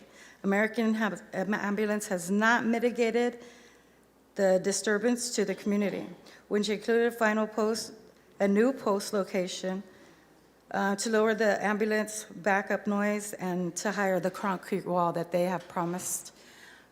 They said that there was going to be no sirens done at this post. Unfortunately, it's still going on every single day and all hours of the day, which it's an ambulance site, we do know that. but they've promised us many times that they would move the ambulance and be posted somewhere else, so we don't have to hear them. Also, the speeding, as Annalisa was talking about, the recklessness of the area, we would appreciate bumps in our neighborhood as well. The speeding in that area is ridiculous, and there's so many kids there, and people, everybody, that, I mean, they just need to really slow down there. So I think that's all I have to say for now. Thank you. Do we also have Josie Morales in the audience that wishes to speak today? Okay, do you want to come up at this time? Introduce yourself.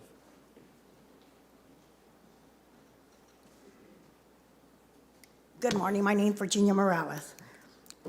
Good morning, council members. You have received a copy of what the topic is about. We've been here twice before, and we need help. It's affecting our health. Excuse me. It's affecting our health. We know saving lives is important. Our lives are important too. You got to remember that. Our lives are important too. They moved in a residential area. People work and got to get up early. But with all the sirens, it's not good, 24/7. They moved in our community with a conditional use permit, and they are profiting from all this. And we are getting sick. It's affecting our health and our quality of life. And we are suffering from all the noise, pollution. Too many sirens can kill people. Our heads have to filter all this noise, and it travels through the body and could affect our heart and kill it. They play with the sirens. Sounds go tat-tat, the siren. They go through a residential area with sirens on. They all got together to hurt us because we complained to the city council. We just want American Ambulance to do what they told us they would do. On the first meeting we had, they told us they would not put sirens on in the community, and they were going to put signs everywhere. No signs are in the neighborhood. And they told us they were going to lower the beeping on the trucks, and we still hear beeping day and night. And they told us they would build a taller wall. We want an investigation. They make money and go home, and we have to stay and listen to all the noise. It has been proven they don't care about our community and their neighbors. How were they operating before they moved here to our neighborhood? Nobody complained before, and people were getting their services. It's affecting our health. One more little bit, just hold on. The hospital has always been there, and the freeway has always been there.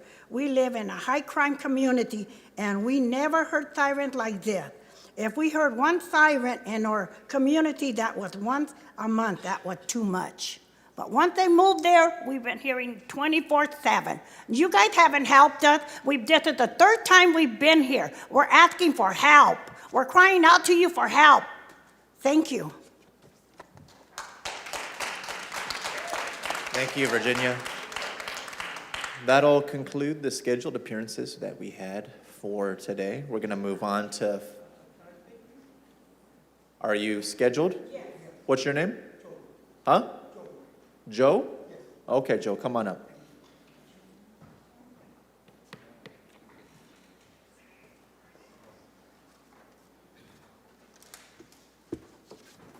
I have a plan here. Hopefully it'll work good. Joe, just to let you know, we can't hear you. You got to speak real close to that microphone. Thank you. The ambulance come from the hospital over and over, from modern drugs over and over, going east onto Larry, constantly with the sirens on, nobody in their ambulance. And they constantly endangering the safety of the public, constantly congesting the traffic and hurting everybody in the community. When they can make a post farther up, when they can just go without using their sirens, when they can save lives faster and saving lives without hurting lives.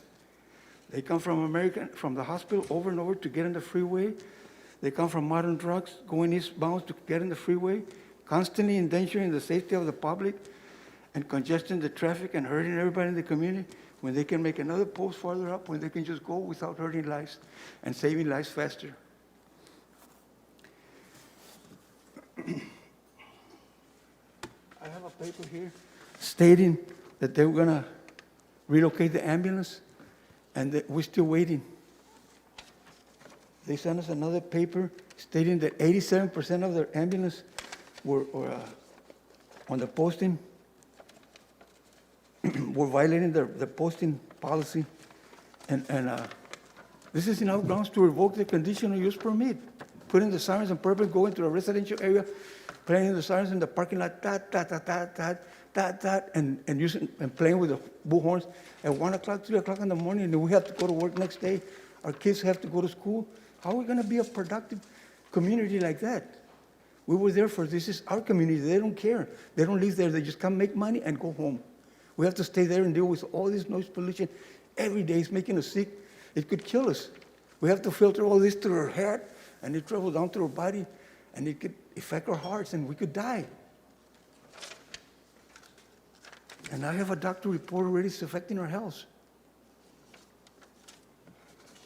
I have a video here if you would like to see what we had, the community have to go through. If you would like to see it? Or Unfortunately, we can't play it at okay, this time, Joe. can I give it to you so you guys can watch it, view it later on, or something like that? We're not going to accept the video at this time, but you could meet with council members Okay. in the offices and Okay. provide a copy there, okay? Thank you so much. Thank you, Joe, for your Thank time. you, I thank you. appreciate it. I'm kind of nervous, so bear with me. No, thank you. Thank you, Joe.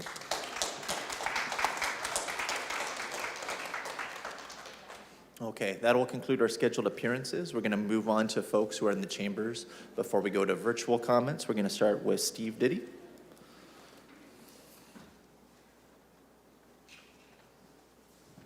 I want to briefly mention my law enforcement and losing entrepreneurs proposal.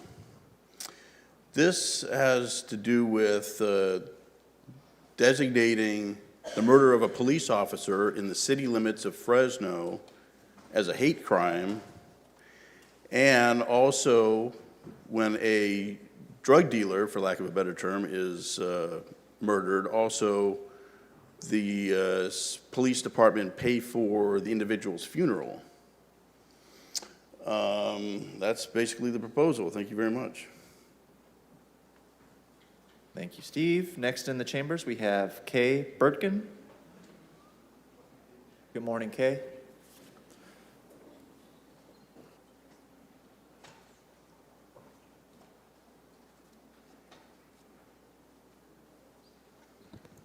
Hello, council members. My name is Kay Burtkin. I'm with the League of Women Voters of Fresno, and I'm here to address the draft of the Cultural Arts Plan that's recently been released. It does not take a close reading of Measure P language to see that the Arts Grants Program is to be organized by the city's appointed Parks Commission and the Fresno Arts Council. The Parks Department is not designated in the measure for that responsibility. We ask that the City Council recognize the language and intention of Measure P and affirm the responsibility of your commission and the Arts Council in shepherding that arts program, and that you ask for a reconsideration of that feature of the draft plan that seems to transfer arts responsibility to a new division within the Parks Department. Thank you. Thank you. Next in the chambers, we have Excuse me, I Fernando. have one question I forgot to ask. I'm sorry, How we do can't do know? that. How at do we this- know if you're Ma'am? going to help us? Ma'am, How do we know if ma'am, you're your time to speak has concluded. Next in the chambers will be Fernando Elizondo. Peace be with you. I am my brother's keeper. I understand this woman's frustration. I have the same problem. We come here for help, and we get none. What we really need is new leadership. We need trained people that are qualified to handle this situation. What we have is a big facade. The facade is to cover your corruption. your interest, your own public interest of money. I have a lot of proof. I've been an inspector for 20 years. I inspected city council, the code enforcement, and I came to the conclusion, corruption from the bone all the way to the bone. What we need is people like in the old days. The Indians had the council idea, that's where this came from. But if you notice in history, the Indian council didn't have any young people there because they have no experience. They do not have any knowledge. They are too easily influenced, even today, by a brand new suit, a pair of clothes. That's your influence. You get influenced too easy because you don't know to be discreet, to have integrity. You're lacking integrity. That's why this whole city council, from one end to the other, has no integrity. This was the word that I used when I first started here, and this is the word that I use now because I gave you the example of what integrity is, but apparently it didn't do you no good.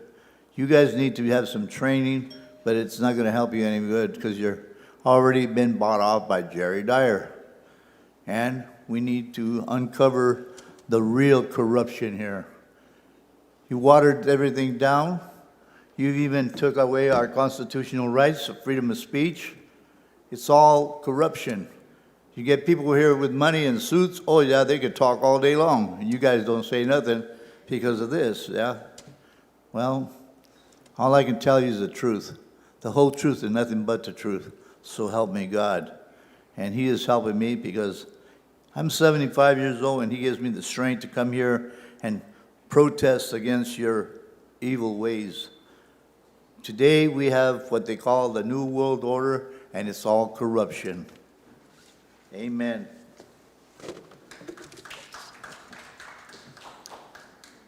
Next in the chambers is Cindy P.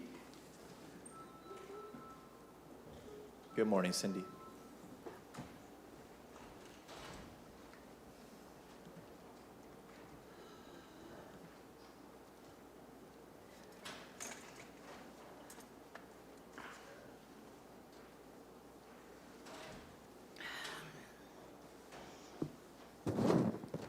Good morning. Council President, and Mayor Dyer, wherever you are, good morning. Cindy Pembino here, Christ Helping Hands and a Fresno Homeless Union member. I am hereby requesting you to not support adding all of the Articles 21 and 22 to Chapter 10 until it has been revised, clarified, and yes, the majority of it pulled completely. Where do they go? May I suggest we get safe camps, safe lots, mental health services were lacking, drug treatment programs were lacking. My fear is this, that this will further criminalize our homeless, including our disabled. I'm saddened to think that the wording is all about ADA, but in turn it will hurt so many of our disabled homeless seniors, and our treasured vets.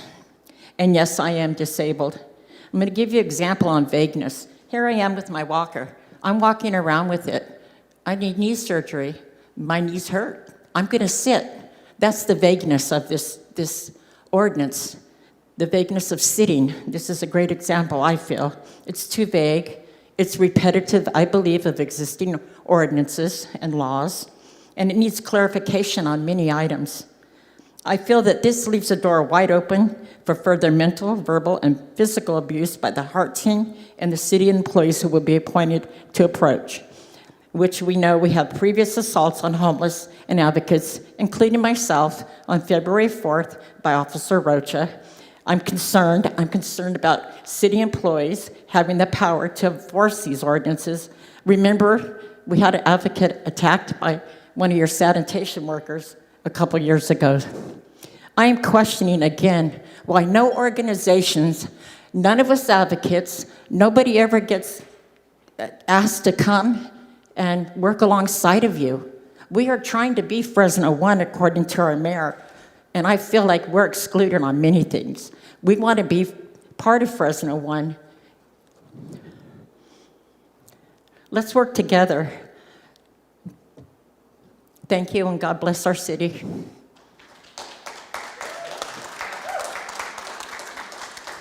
Next in the chambers, we have Alan Petskowski.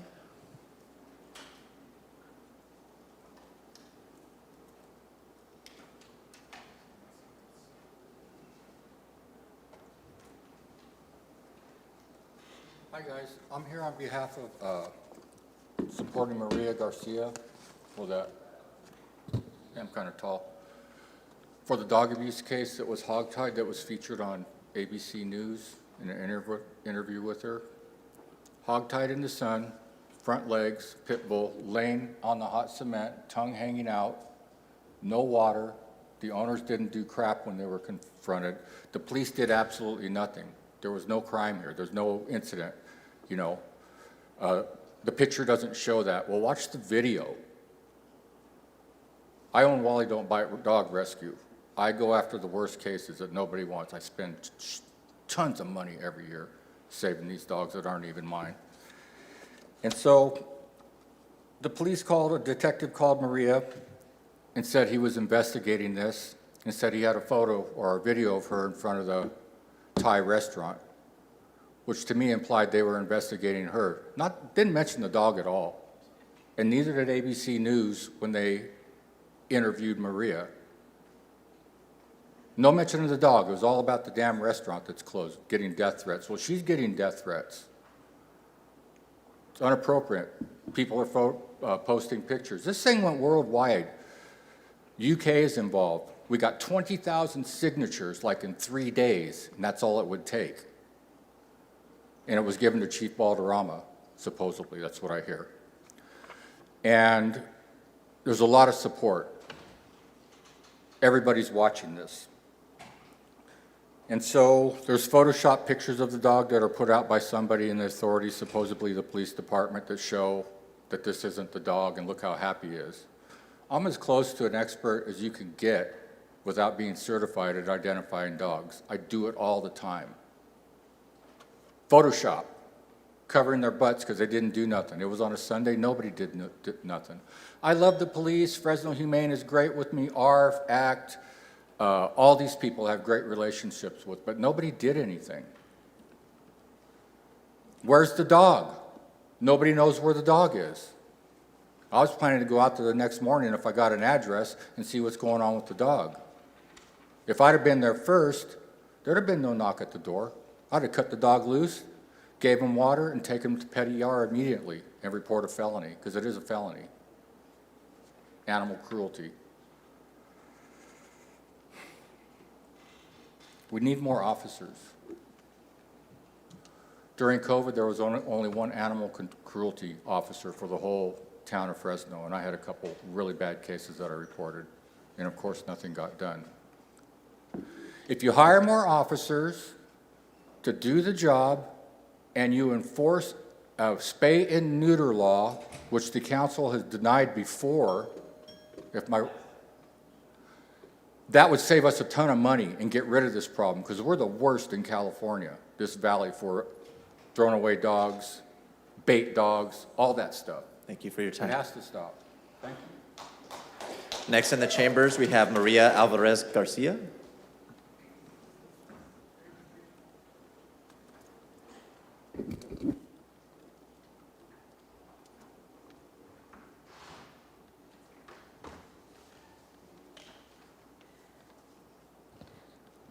Hola, Your Honor. This is the picture that Alan was talking about, okay?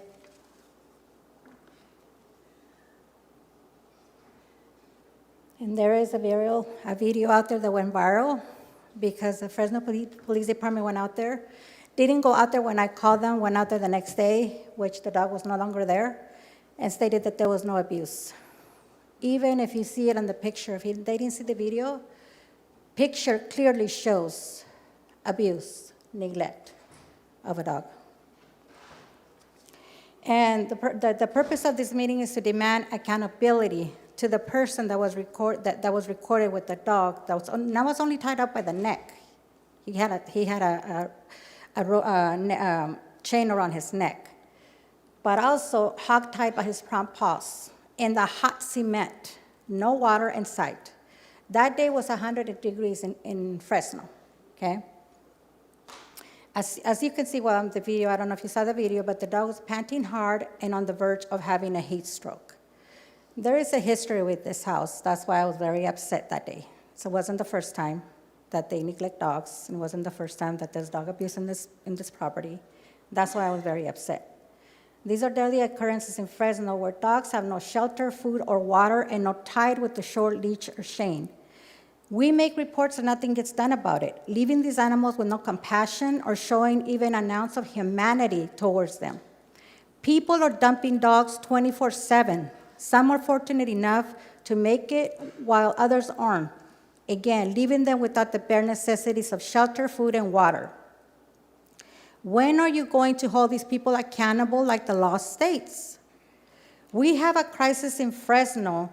We have a crisis in Fresno, and you, the people that have the authority over the people and the laws, do nothing.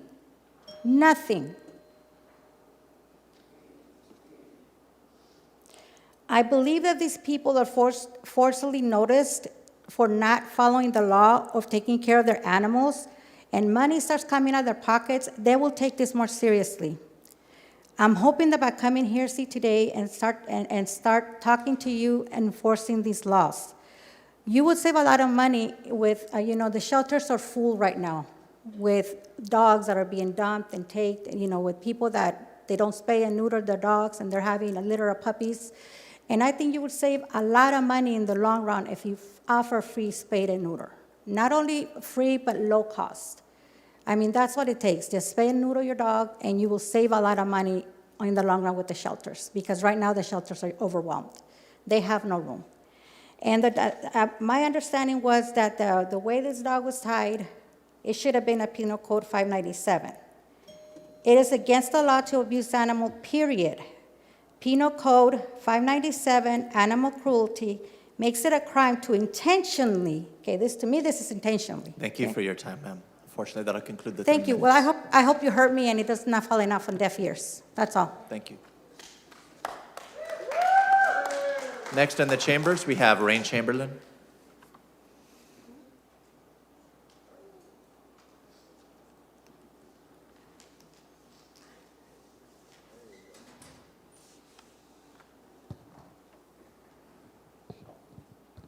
Can you hear me?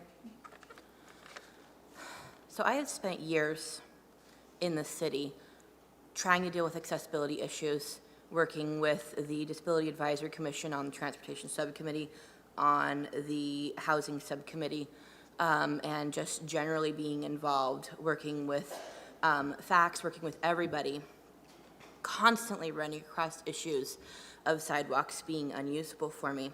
The things that make sidewalks unusable are you all not putting in sidewalks to begin with. You refuse to unless the business does. You all not maintaining sidewalks. They've got roots growing up from under them. There being bird shit all over the sidewalks in excessive amounts in certain areas because you don't clean them. Car dealerships parking their cars for sale on the sidewalks.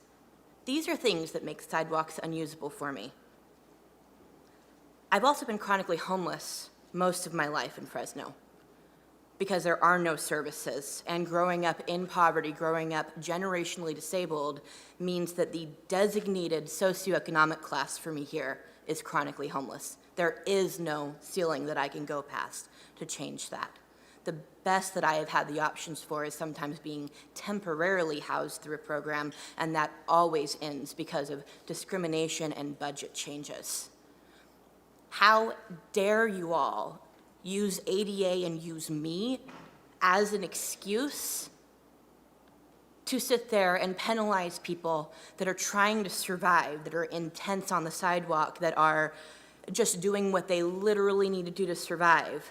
I have never once had to enter the street in a high traffic area where I felt endangered because of another homeless person. Never once. If you all want to talk about the sidewalks, Talk to the car dealerships right here a block ahead of us that constantly park their cars for sale on the sidewalk. Do not blame us, and don't you dare use me as an excuse to continue to harass, abuse, kill, and penalize homeless people. You're making it illegal for us to own possessions. You're making it to where it is completely legal, or you're trying to make it to where it is completely legal for cops to remove our paperwork, our identity documents, our medication, our survival gear like warmth gear in the winter and cooling gear in the summer, our medications. That is what this ordinance tries to make it legal for cops to do. And yes, they do it whether it's legal or not, but giving them full reins to do it, it's asking for genocide in Fresno. We have tens of thousands of people for whom there is no housing in Fresno. And you all just keep shuffling us around depending on where you can get money for us from. And this ordinance is calling for our genocide. And my organization, Navigating Structures, will be supporting the lawsuits that will happen if you all pass this.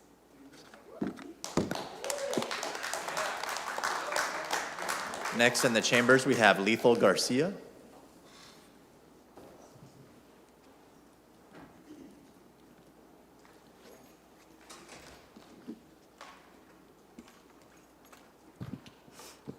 Oh, stay there, stay there. Hi, haven't been here in person in a minute. It's refreshing. Like his box dye job over there. Let me get this on. My name is Lethal, and I'm a local outreach coordinator and resource consultant for 2 local grassroots organizations. This ordinance offers no solutions and is only telling people what they can't do.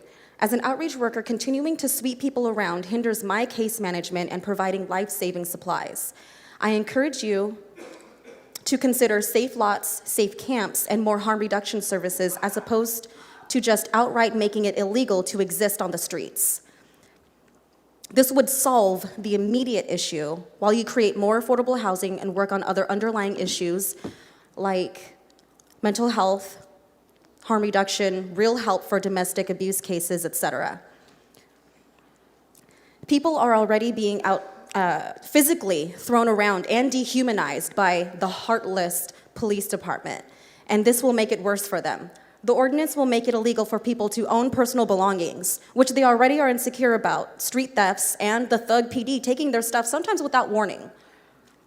There is little to no safety without safe spaces.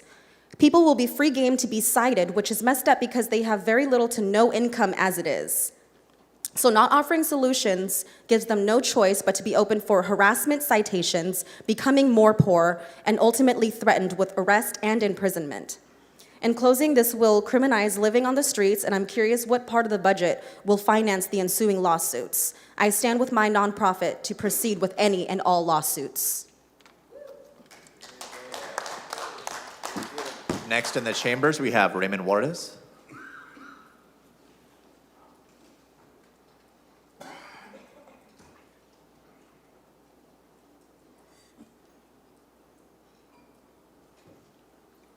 Morning. Can you hear me okay? Perfect. Got to take a deep breath real quick because I get real irked about some of the stuff that people talk about, choose to talk about stuff. American Ambulance doesn't take lives, they save lives. Camouflage, unnecessary comments over here doesn't need to be said. You guys are doing a fantastic job, at least trying your best, okay? And homeless people and all that stuff, that's none of my business, but I'd rather have my kids safely walk down the street to go get a library book than have to see needles all over the place. So just, come on, let's talk about something important. Last time I was here, I brought up the 3 R's. Reset, readjust, and refocus. First, reset. As a coach, I want to make the game better, you got to move kids around and make so the plays work and make the team better. So ask yourself, is everyone in the right spot? With the right attitude? If not, reset. Put the right people in the right position, making sure that our foundation is strong. Fresno needs to be a highly tuned, oiled machine where everyone is on the same page, creating the same flow, nothing missing, nothing broken. Readjust. Fresno needs to readjust because for far too long, we have been trying to be like LA and the Bay Area, but we're not. I said this before, we are Fresno. We should create a Fresno state of mind that will allow us to continue to be unique and stand out from any other city in California. Refocus. Fresno needs to refocus on what's truly important to our city, like putting more money into making our schools and neighborhoods safer. Downtown needs some money too. Our downtown should be the core of our city. Let's make it that. Also, can we focus on giving farmers water? It's the valley, for crying out loud. They need it. Finally, Fresno needs to refocus its attention on when it comes to Measure C. That was a nice little highlight real earlier, but our streets are still in bad shape and traffic is still a mess, especially in my district, District 3, especially on up and down West Shaw Avenue from Polk to Brawley. And can we please make up our mind when it comes to what we're gonna do with the 99? We moved it left, we moved it right, we rebuilt 2 major overpasses and still wasting time and labor. And can we fix the westbound 180 connecting to northbound 99? I dare anyone in here to take that way home today, and you'll see it's a complete cluster, no matter the time of day. I believe a huge change in that area will make a ride home a lot safer and less congested. Thank you. Next in the chambers, we have Brandy in. Morning, Brandy.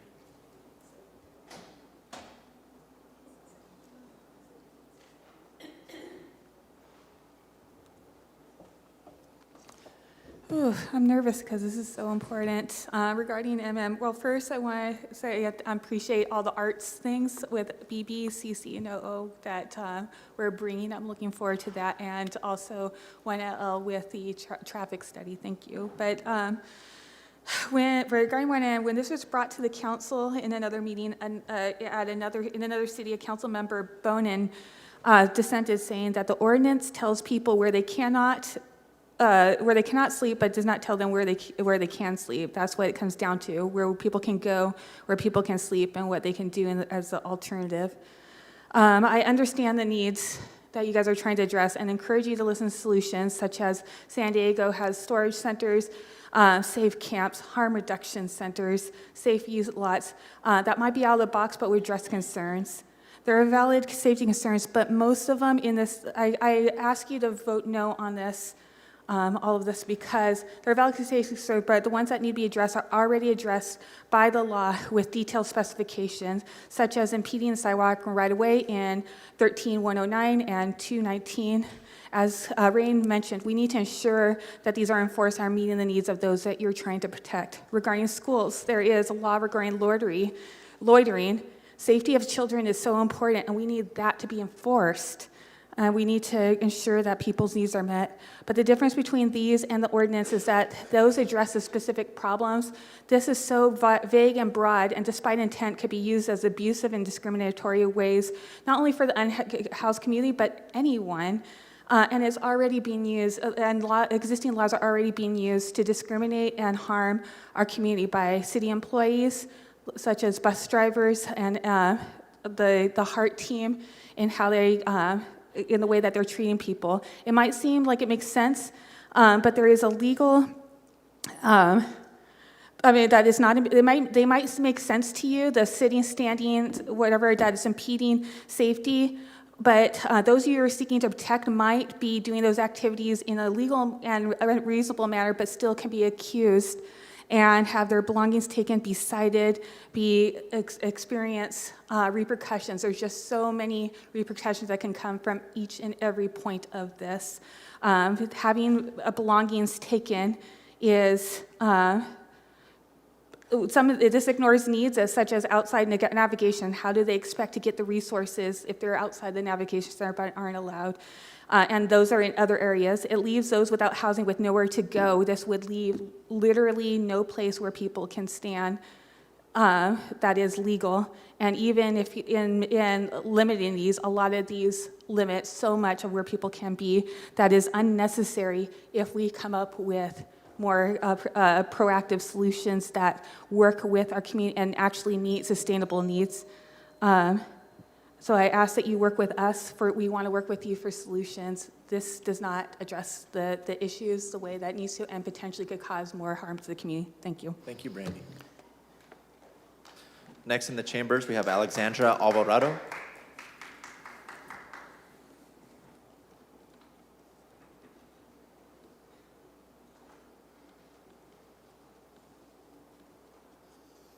Hello, city staff. My name is Alexandra Alvarado. I'm a community organizer with Faith in the Valley here in Fresno. You all know about the housing crisis. 1,000 new people go unhoused every year in Fresno. I know you all care about the families, elders, veterans, and hardworking people to keep a habitable and affordable roof over their head. I think where there's a common interest there. But I'm also curious about, when was the last time you stopped and checked on someone who you saw that was unhoused? Did you get their name? Did you ask them if they needed anything? Did you ask them what resource that they tried getting? Because the people here that you hear speaking, they do that every single day. They stop, they check on folks, they ask questions, and they connect them to resources. They are experts in this field.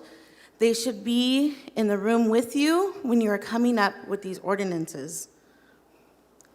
To the authors of this ordinance, when did you go to a community member? When did you go to the experts? And did you get their thoughts and ideas?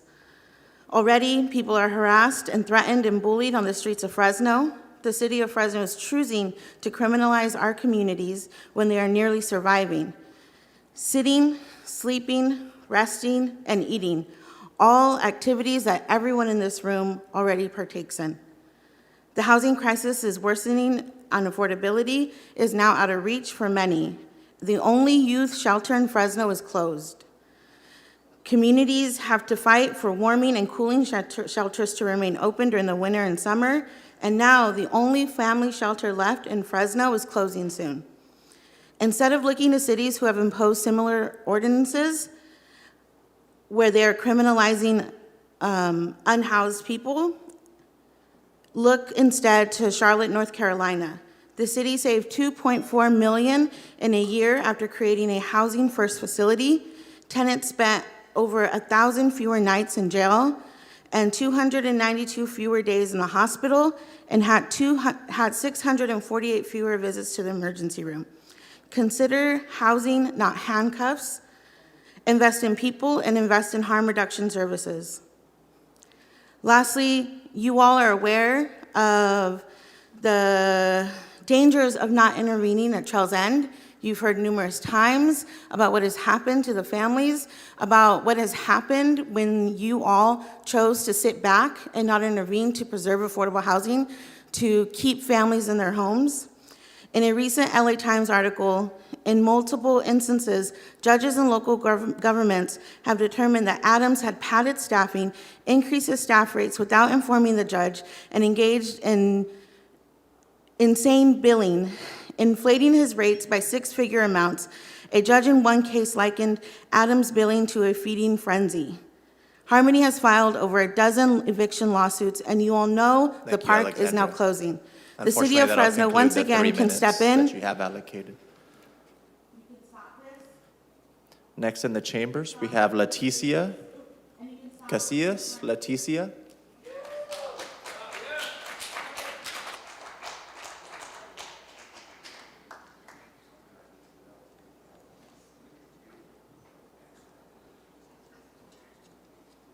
Good morning, and thank you for that. So my name is Leticia. I'm with California Rural Legal Assistance. I will be talking today about La Hacienda Mobile Home Park. And as you know, the park is still in danger. Many people continue to be evicted. And I urge you, go out there, walk around the park. You'll see that little by little, this park is turning into a ghost town. And we actually brought some visuals today. Well, the residents brought some visuals today to show you what that looks like. And they have been coming here every council meeting to let you know what's happening. We urge you to help. Thank you. Thank you, Leticia. Next in the audience, we have Patricia Sean.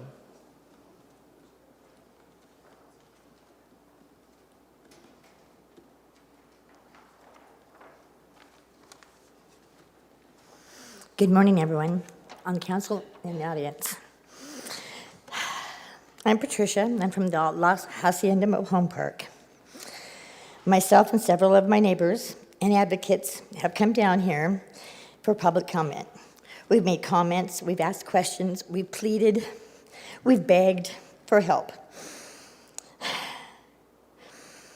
For your assistance, for help, for something. Thanks to Mark Adams, Los Angeles Times, the May 17th article that they put out will explain a lot about Mark Adams and why we're in the plight that we're in. People in the park had hope. We now live in fear of losing our homes. We've asked again and again and again for help. So when will we know if you're going to help us? How will we know? Who's going to let us know? We don't know. When is the time for your guys to comment back to us? We're drowning, and we're just asking for a life preserver. Just, can you let us know? Just please, let us know if you're helping us. We don't know. We're drowning, and we're going to be crazy. If you can let us know if you're helping us, maybe we can have a little peace of mind and grasp that raft and save ourselves along with you. But we need help. Please, can you inform us? Let us know. This is what's happening to us. There's so many of this going on, and if it's not like this, they're empty. We're down to 35 families out of 60, 35 families. Our people are on the streets. And to coincide with what they're saying, when our people hit the streets, are they going to take our stuff too? You know, what about our belongings when we become homeless? Are they going to take our belongings? Are they going to take my medication? Now I have a whole new fear. I'm just asking for some answers, that's all. My name is Patricia. I live at 104 East Sierra, space 48. Please, somebody let us know. I would greatly appreciate it. Have a great day. Thank you. Next in the chambers, we have David Willis.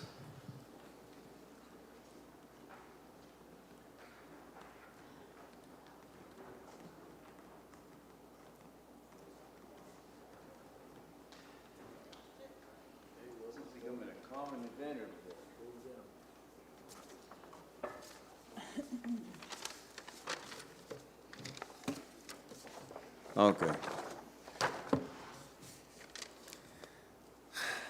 City Council, I appreciate the opportunity to speak to you. I really do.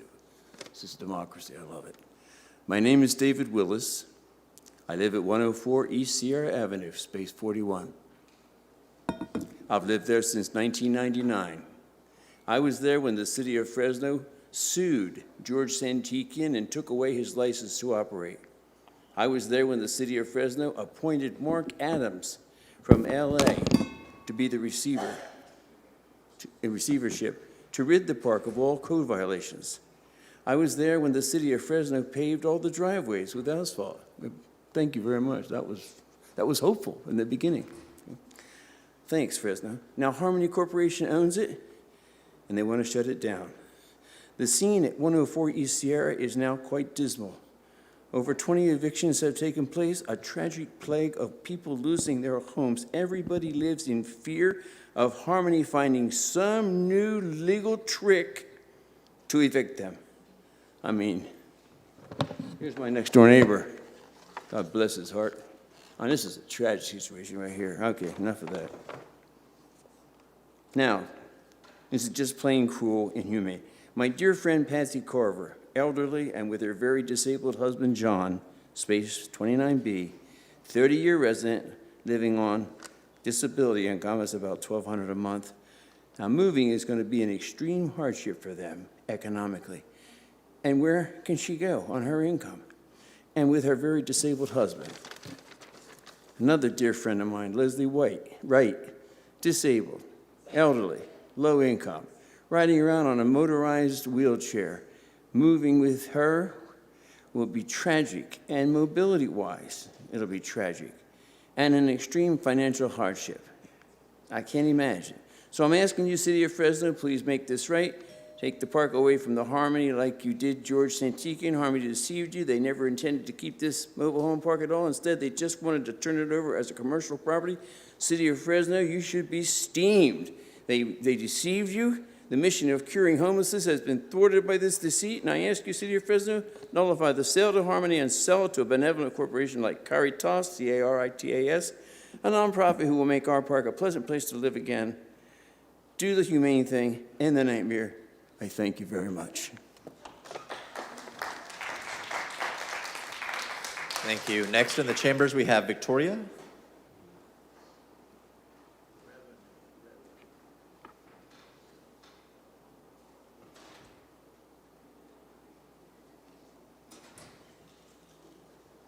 Hello, council members. My name is Victoria Santillan. I'm with California Rural Legal Assistance.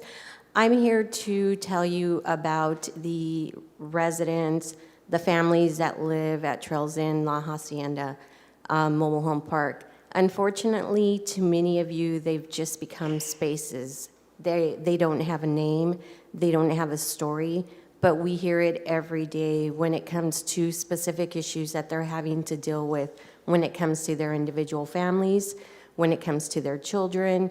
We have a single mother who fears trying to explain to her child why they potentially may not have a home to live in a year from now.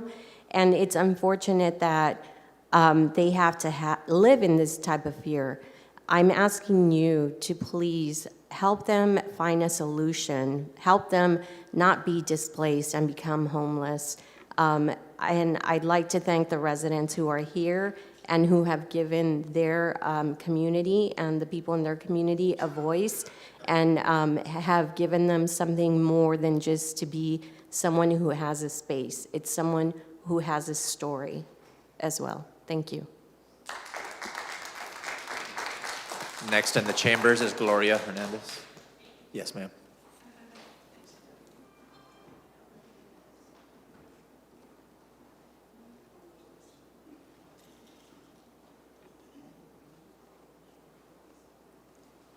Buenos dias.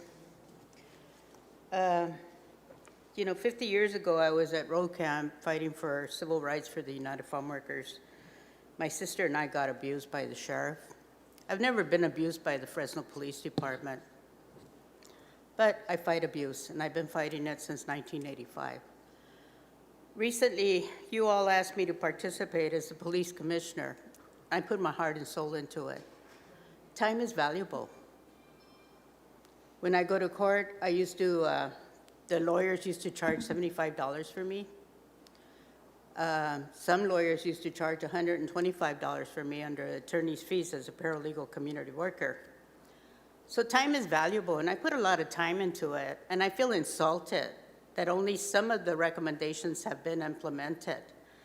So I'm asking you, as you go into budget, that you look at recommendation 35 that says that you all should buy a program to follow the money that the police department gets. We all know you give them over 50% of the money of the general fund, but we know that they move money around when they get contracted money, when they, rent out their deputy chief. I mean, if you look at how much money they're breaking in, renting out our cops, and they keep complaining they need more cops so that they can support corporate Walmart and the fairgrounds, et cetera, I got a problem with that. So I'm a victim of the city utilizing my labor to do the work that has never been implemented, except for some recommendations, which I'm proud to say I was part of that little particular task force. Today you heard from the homeless. You heard about the woman complaining about the dog. What she didn't say is that she didn't stop the angry, hateful words that were said about that family. She didn't stop that. And that family is now out of work, and so are those workers. There was also another hate incident that was brought to my attention, that the bank in Chinatown told the man who went to go withdraw money that if he didn't leave the bank, they were going to call the Border Patrol. That is hate. So I heard the family talk about American Ambulance and how you all have ignored them. I really think that the housing issue is a human right. And I'm not going to go into what I think about it. I think you all are wrong.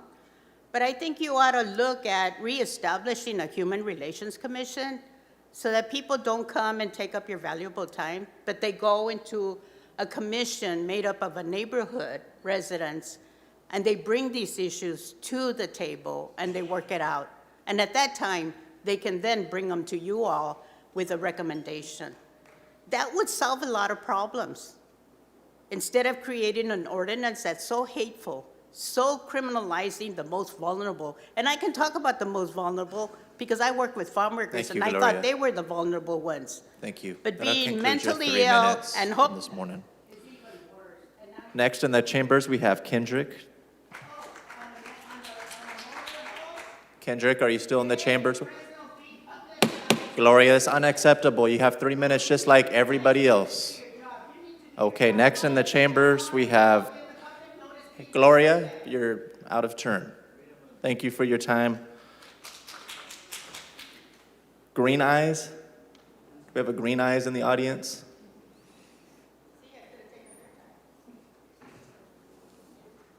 Good morning.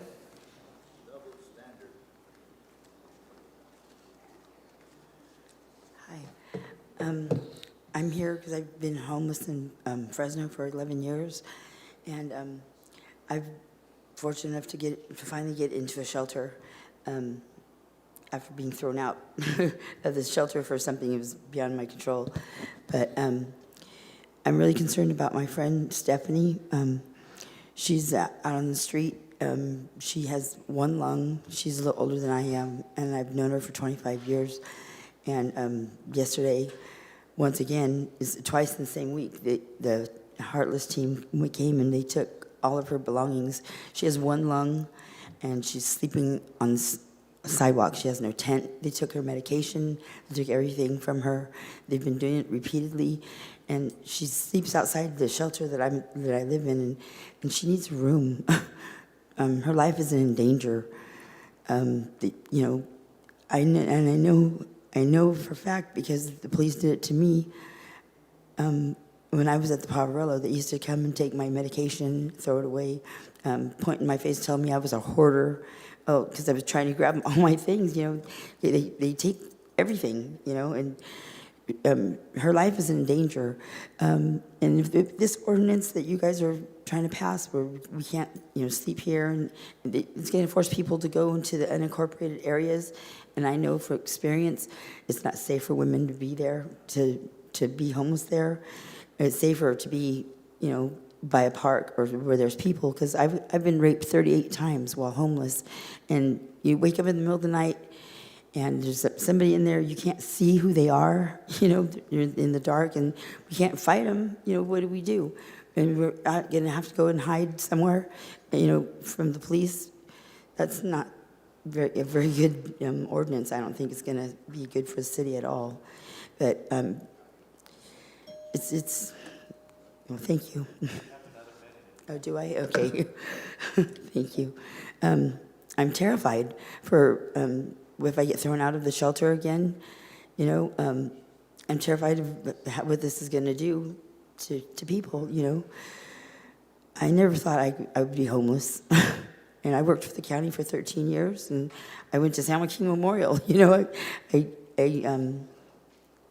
got divorced, and I ended up on the street, and I've been there ever since. And every time I try to build myself up or get a job or something to get myself back off the street, here comes the task force and makes it worse. They take all our stuff. We have to keep buying the same stuff over and over. We can't save any money to try to get into a place, to put in an application, to rent a place, because we have to spend the money buying another new tent, Oh, we won't take your tent, so they'll take the tent poles and they throw that away. Well, we told you we wouldn't throw the tent away. They make fun of us. That's not what police are supposed to do. Thank you. Next is Des.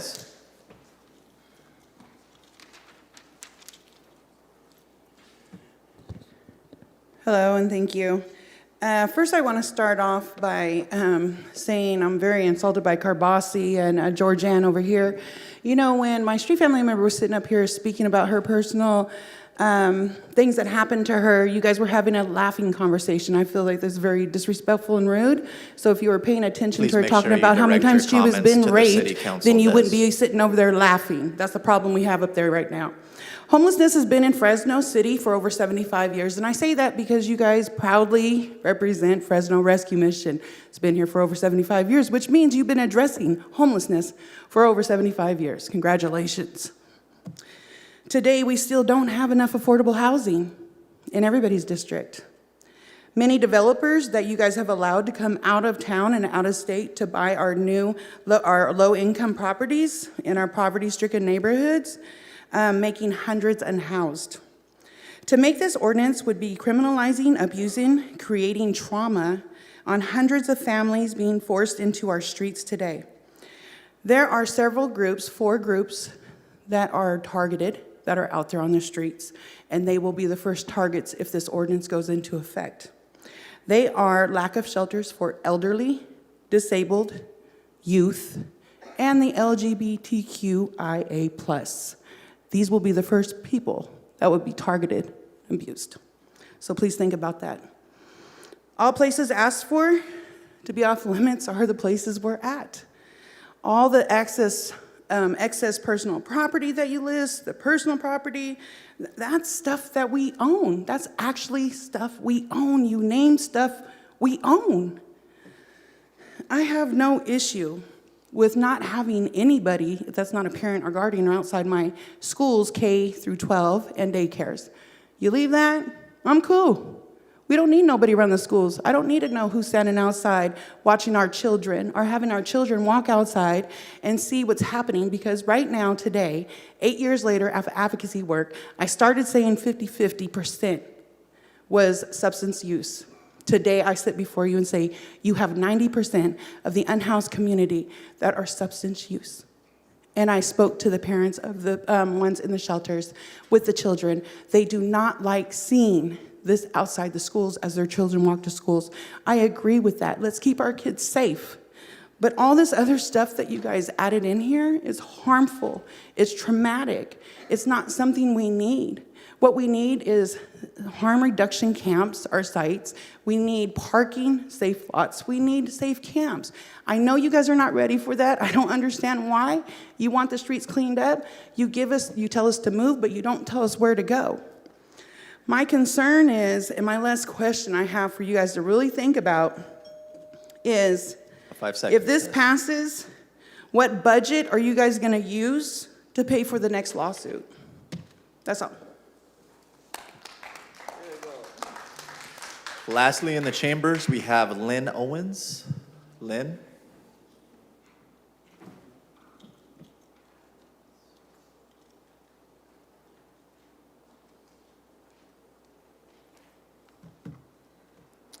Yes, my name is Lynn Owens.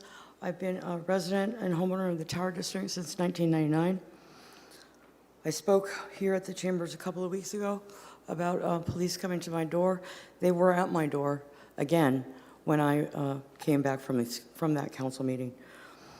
I do not support criminalizing homelessness, and to a gentleman's comment earlier, everyone or many in America are 1 to 2 paychecks away from being homeless, and 2/3 of them out there are newly homeless. How many jobs has Fresno outsourced in this community? That's a big problem, the outsourcing of jobs to other areas. The cell phones, the Fresno Homeless Union posted a video yesterday of a woman that was trying to film, and her phone went into the crusher. That is what got me interested and up here in council meetings, is Fresno PD stole my cell phone. And I have proof of that now because I have the video. But Internal Affairs and the Office of Independent Review both, had my claims are unfounded. I have a YouTube channel now, Miss 5250, crazy for justice, because when I complained about my cell phone, I was in a mental institution within a week.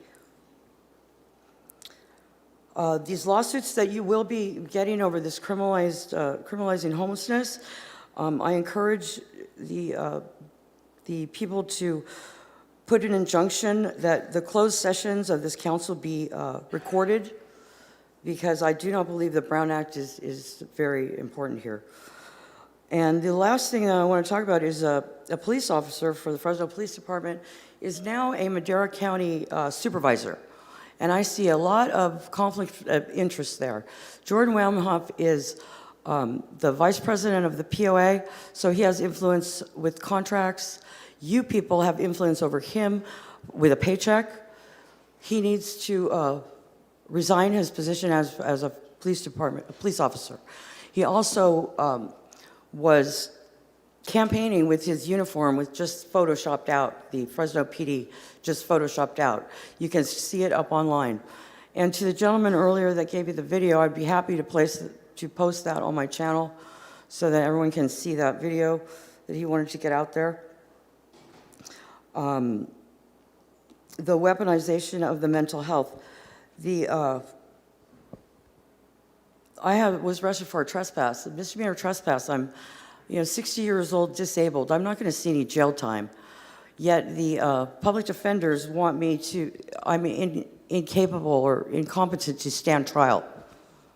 I don't think so. Thank you, ma'am. That'll conclude our in-person comments. We'll move to virtual. City Clerk, do we have anybody queued up to speak this morning? Yes, we have Lisa Flores.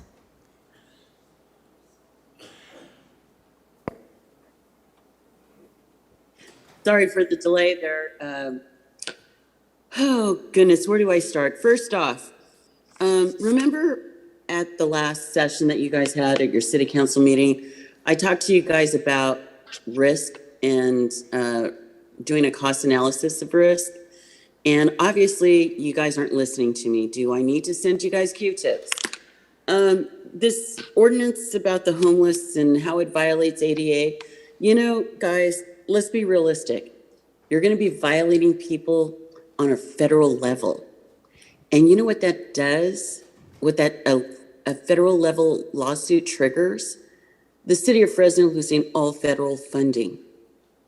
You need to think really, really hard about some of the things that you're doing. Also, to City Council, when you're making planning decisions about Southwest Fresno, and in particular Elm Street, I know some of you have got some cash donations, and it was in the news, of $16,600, and a few of you, one of you actually, I voted for. I want to remind you who voted for you but didn't contribute to your campaign. Remember, my vote is a hell of a lot worth more than $16,600. It is about that money didn't put you into office. People like me who voted for each and every single one of you put you in office. You are to do, I don't want to say the bidding, but the will of the community.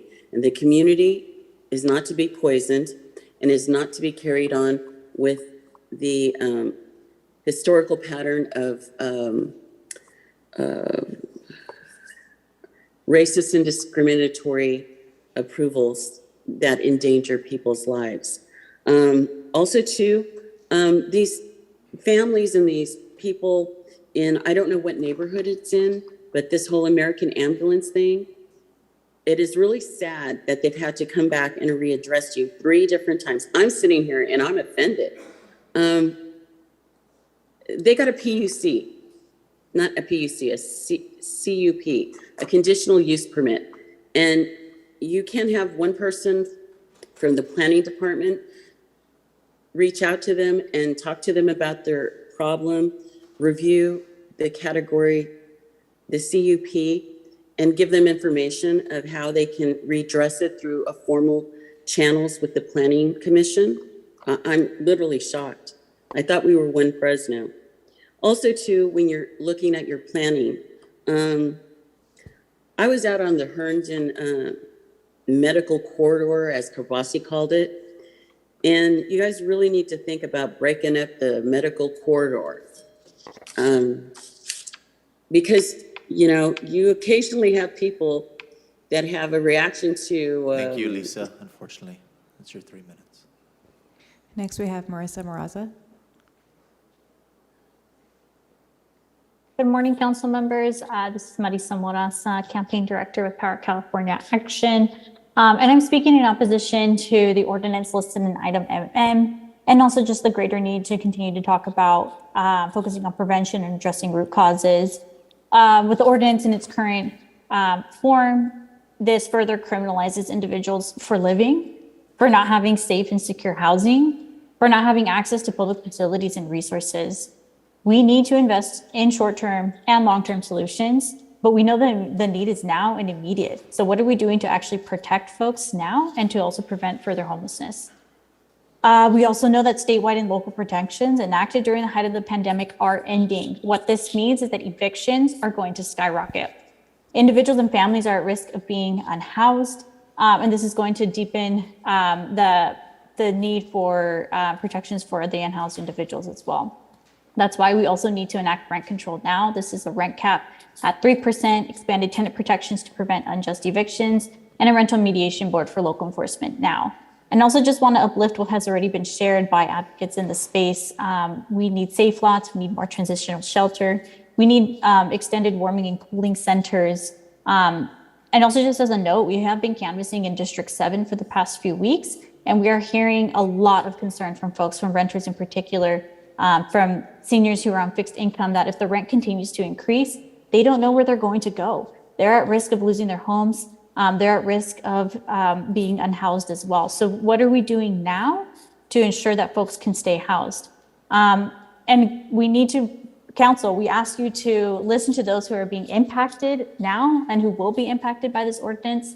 And we need council to listen and work with community partners.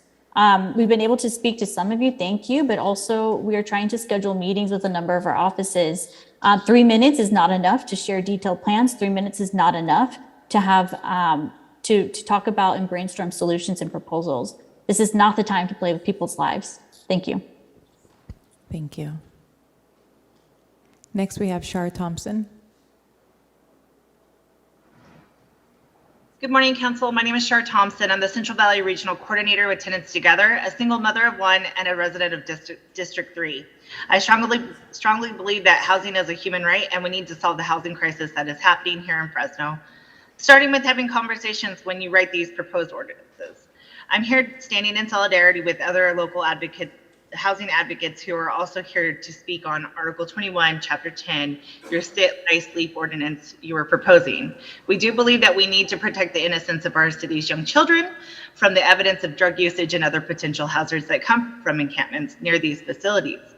Therefore, schools, specifically K-12, not colleges, and daycare should be added to this ordinance, as children shouldn't be subjected to some of the activity they are heading into school or child care systems to learn. Remind yourselves that there are students in college who are sleeping in their cars to attend school because of the unaffordability of the city. I believe that we need to come up with real solutions other than saying, hey, you can't be here, here, or here. You as council aren't giving any solutions where folks are able to camp, especially when there aren't any beds available to folks. Simply implementing a way to criminalize poverty. I feel it's because you haven't spoken to advocates who work to try and help the folks who are living through this housing trauma. We need to start thinking about implementing safe parking lots and safe camps in the city. Thousands of folks are being evicted due to continued housing being sold at higher rates, which is going to cause a bubble of foreclosures, abuse of excessive renovations clause, and continuous illegal increases of rents. Where are folks going to turn to as the turnaround rate to re-rent a home is at least double of what they were just evicted from? Requirements of credit over 600 after a global pandemic, and income requirements of 3 times the amount of rent. Start implementing protections like rent stabilization and rent mediation boards to ensure that tenants are protected by stronger just cause evictions, and provide services to families to keep families housed. My question is, why are we making it a harder situation for the city's people to live and stay here in Fresno? It's time to come up with solutions to keep our neighbors and your constituents housed versus tell people where they can't. Thank you so much and have a wonderful day. Thank you. Next is Kyle Lopez Schmidt. Good morning, Council. Kyle Lopez-Schmidt, the Executive Director of South Tower Community Land Trust. Wanted to speak about two items. First, wanted to speak in support of 1CC, the contract with Fresno Arts Council for art along San Pablo Park. We're actively engaged in parks advocacy in the neighborhood and strongly trust the Fresno Arts Council in that work and look forward to collaborating with community and them in embedding more art in our community. Second, wanted to speak on and the limitations of where folks can be sleeping or resting, and really want to encourage, we'll lift up the voices that have been shared already of direct experience and how this will be harmful for them, but also lift up solutions that we're proposing in the neighborhood around taking surplus land that the city of Fresno owns, one parcel being at Fulton and Madison at the 180 underpass, and building a small development there to begin incrementally addressing housing needs in the neighborhood for the street family and folks experiencing homelessness. So really want to uplift that we've proposed that solution with the city and really want to see that we can move forward and find other ways that we can provide really positive alternatives for folks. Thank you. Thank you. Last, we have Lindsay Herbert. There you go. Thank you very much. Oh, no, I can't. I'm not ready. I'm not ready. I'm so sorry. I'm done. I didn't realize you were going to have me. Okay. I apologize. That's my anxiety. No, yeah, no, it's okay. It's okay. I have to go to the bathroom for that part of the issue.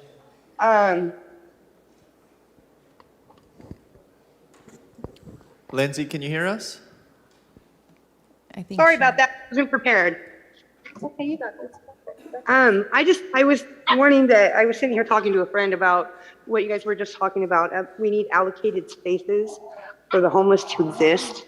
No, I don't think that anybody in this situation, I'm actually homeless and I have been for 5 months. I lost my home due to a situation with roommates who weren't being honest and paying the rent, even though I was giving them money. So anyway, we do need allocated spaces for the homeless and safe parking lots for people living in cars, safe camping spaces, spaces for people who maybe don't use, and spaces for people who do use. And then once we have something like that in place, then if somebody is camping out of those allocated spaces, they can be ticketed or fined or dealt with. But the city has failed to give people with nowhere to go somewhere to go. We exist. We're not going to disappear. We shouldn't be expected to disappear. It is an issue for everybody. Like I said, I'm homeless. And I don't like seeing the mess and, you know, people going to the bathroom on walls and stuff. Like, we have everybody on the street out here. We're like, there's a spectrum of people out here, you know? It's not just one type of person that ends up homeless. So, I don't know, just the fact that there is absolutely nowhere for anyone who has no home to go is a huge failure on the city's part, I think.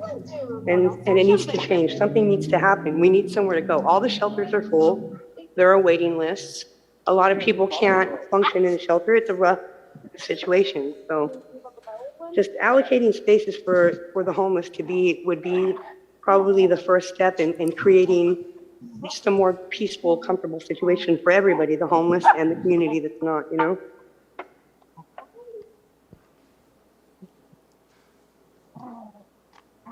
That's basically all I wanted to say. Thank you, Lindsay. That'll conclude today's public comment.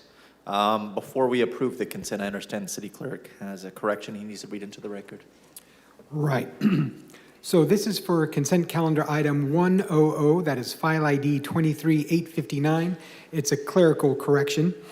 In number 2 on page 2, that section inadvertently references Fresno Municipal Code Section 7-1508E, Part 5. It should actually be Part 3. So it should state, the Fresno Arts Council shall be compensated for such services in accordance with Measure P, including FMC Section 7-1508E3. So that is the technical correction to be read on the record. All right, thank you, city clerk. Is there a motion to approve the balance of the consent So calendar? moved. Got a motion by Arias and a second from Esparza. Any discussion?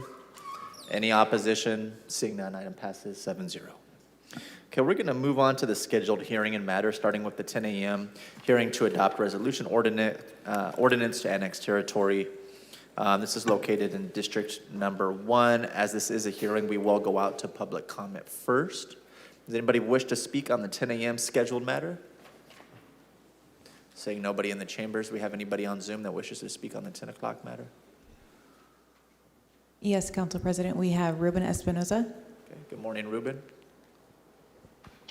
Hello, I was not able to, I had my hand up the whole time for unscheduled communication and was not called.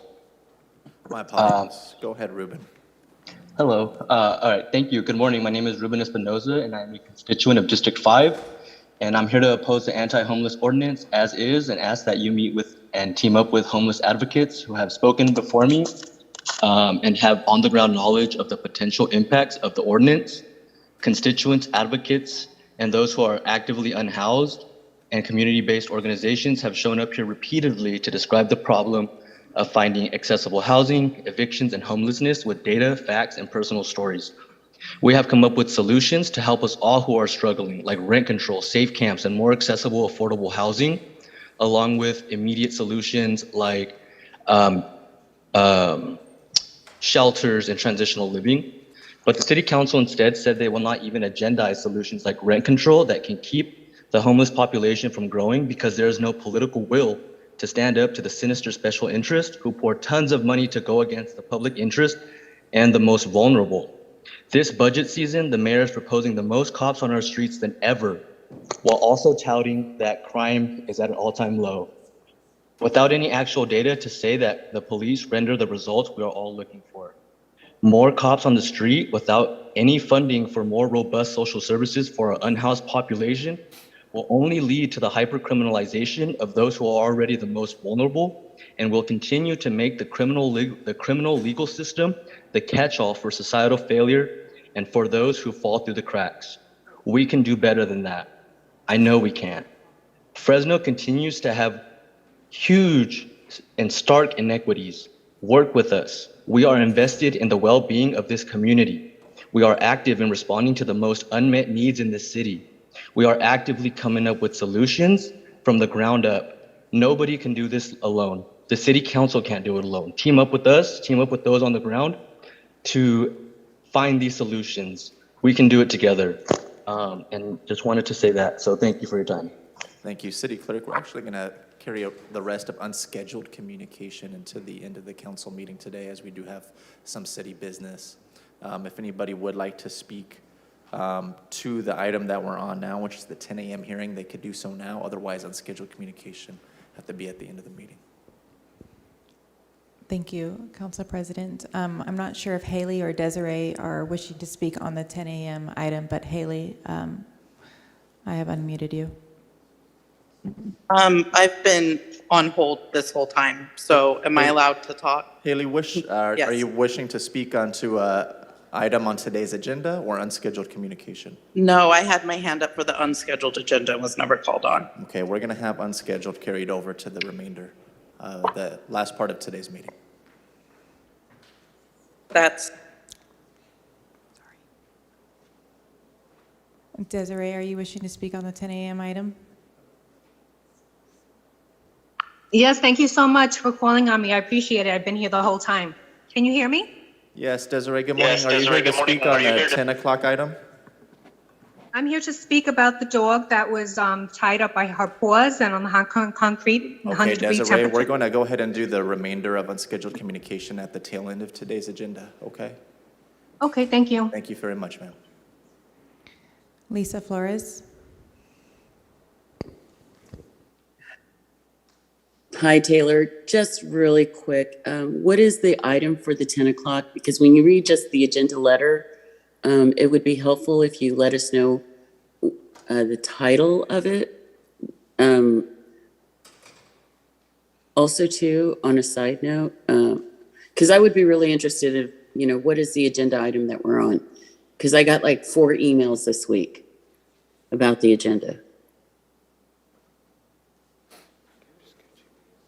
Do we have anybody else that wishes to speak, City Clerk? Oh, you're not going to answer me? Thank you, Lisa. We do not have any other public comment. Do we have any discussion up on the dais? I'll entertain a motion at this time. Motion to approve by Council Vice President Perea and a second from Councilmember Arias. Is there any opposition?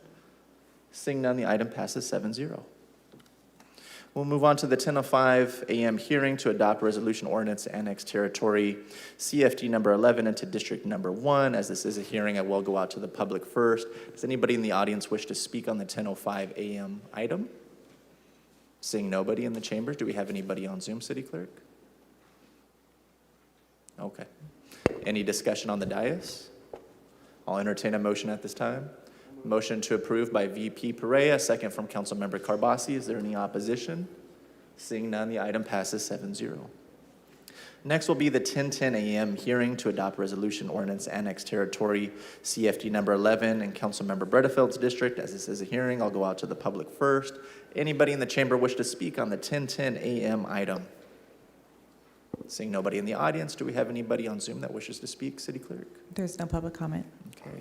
Any conversation on the dais? I'll entertain a motion. Make a motion to approve. Motion to approve by Councilmember Bredefeld and a second by Vice President Perea. Is there any opposition? Seeing none, the item passes 7-0. Okay. I believe that is it for our timed items. We're going to go ahead and start to tackle the contested consent items at this time. We'll see how far we can get before the lunch hour. The first item, do we have the appropriate staff here to take on item 1G, City Manager? G as in George, approve appointments to the various boards and commissions. Okay, this item was pulled by Councilmember Arias.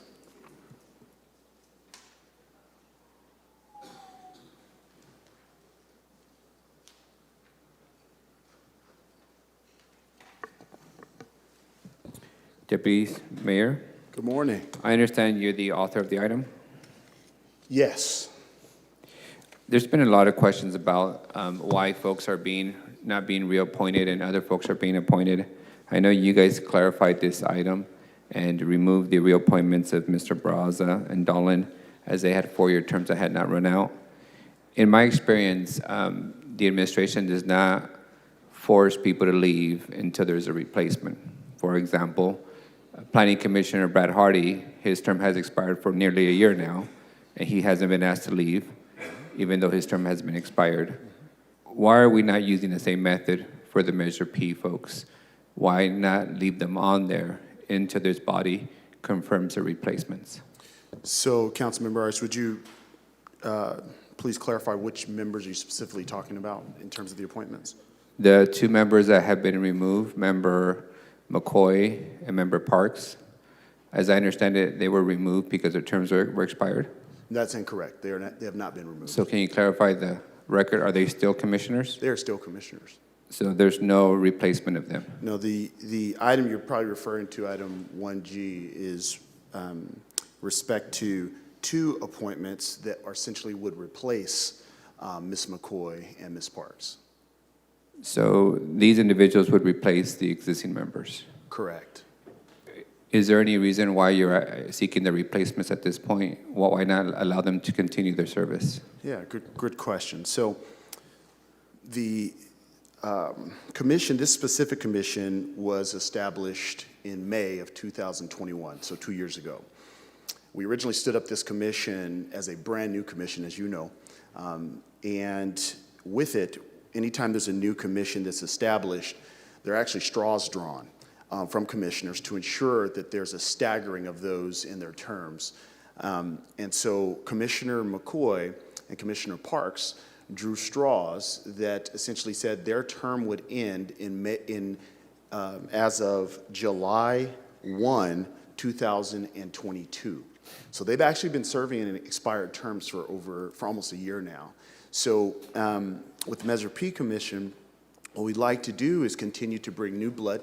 We've had, because it's a new commission, we've had folks that have applied for the positions, and we love the fact that Commissioner McCoy and Commissioner Parks continue to serve in expired terms. But we wanted to make sure that we had 2 qualified folks that could replace those 2 folks before we moved them on. And since we've just established those 2 individuals, that's why we're bringing them forward before council today.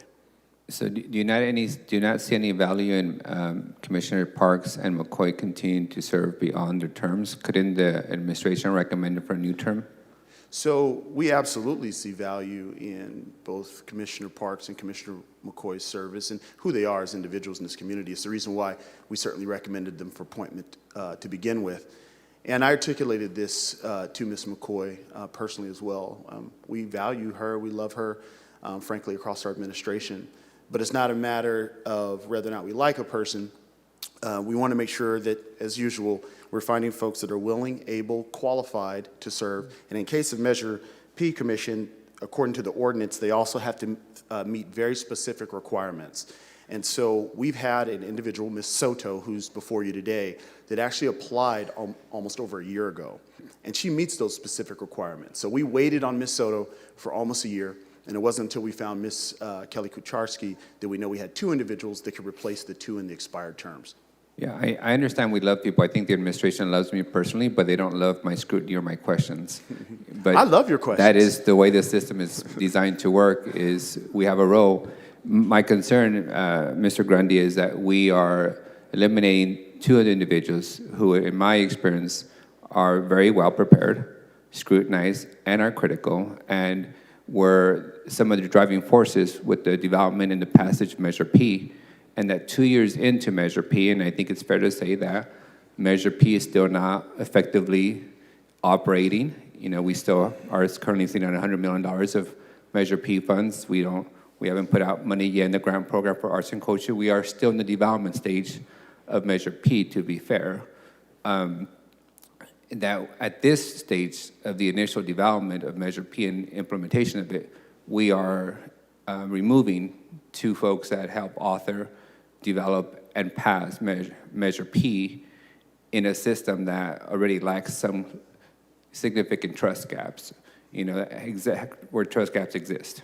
As you know, the mayor, your boss, opposed Measure P, but he's now tasked with implementing Measure P. And that creates a trust gap. So now I think it's maybe the timing is wrong. Maybe the approach might not have been the best, or the communication not as clear. But I don't see the value in us removing two strong advocates of Measure P who've proven to be solid oversight authorities from the process.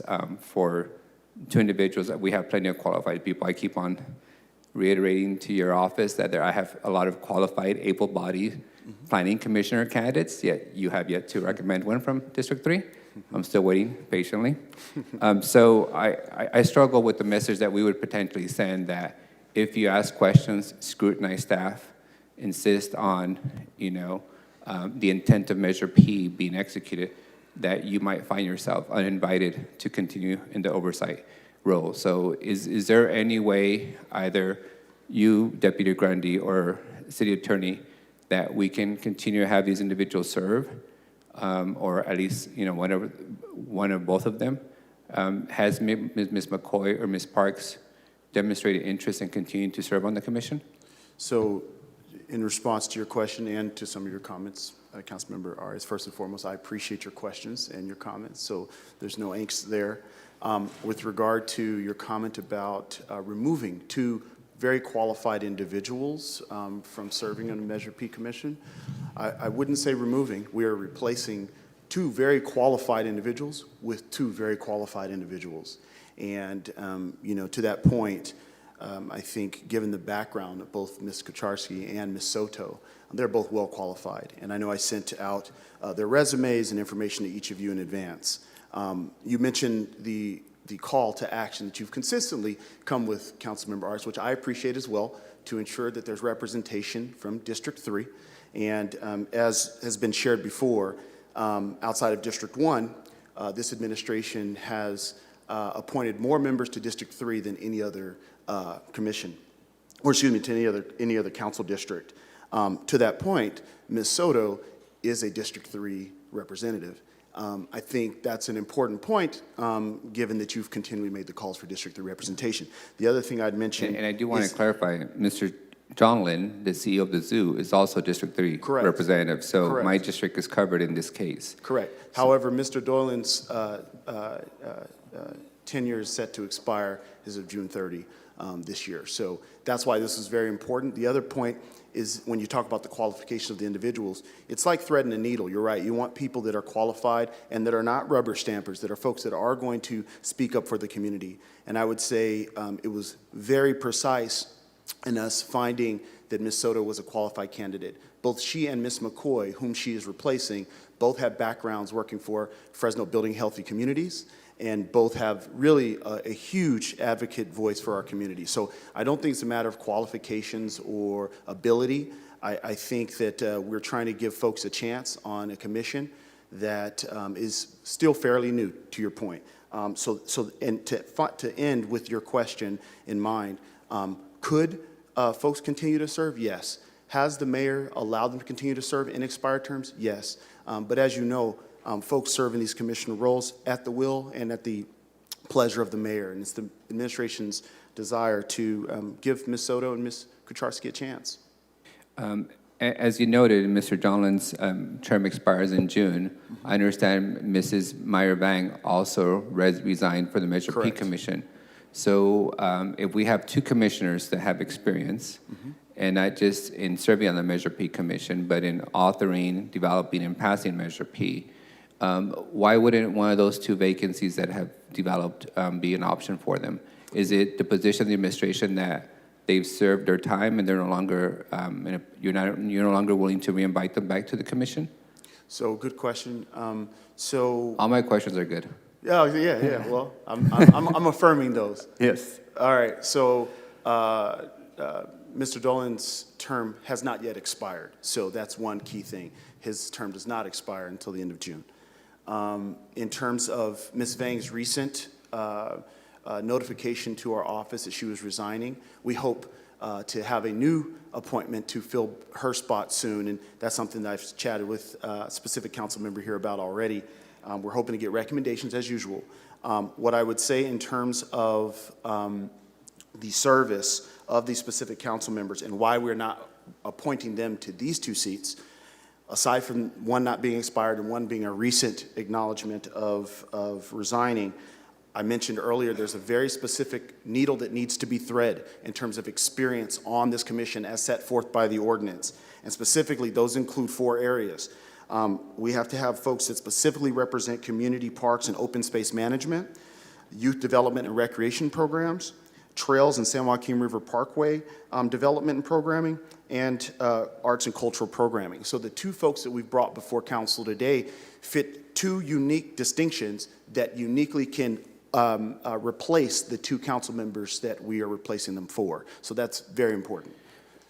Deputy Mayor, thank you for your responses. I'm not in a position to support your recommendation at this stage. As you know, I haven't been shy about not affirming the mayor's, recommendations on appointments. I think they have not demonstrated the full capacity of what our community offers. In this case particularly, $38 of $58 million of taxpayer money under Measure P requires significant amount of scrutiny.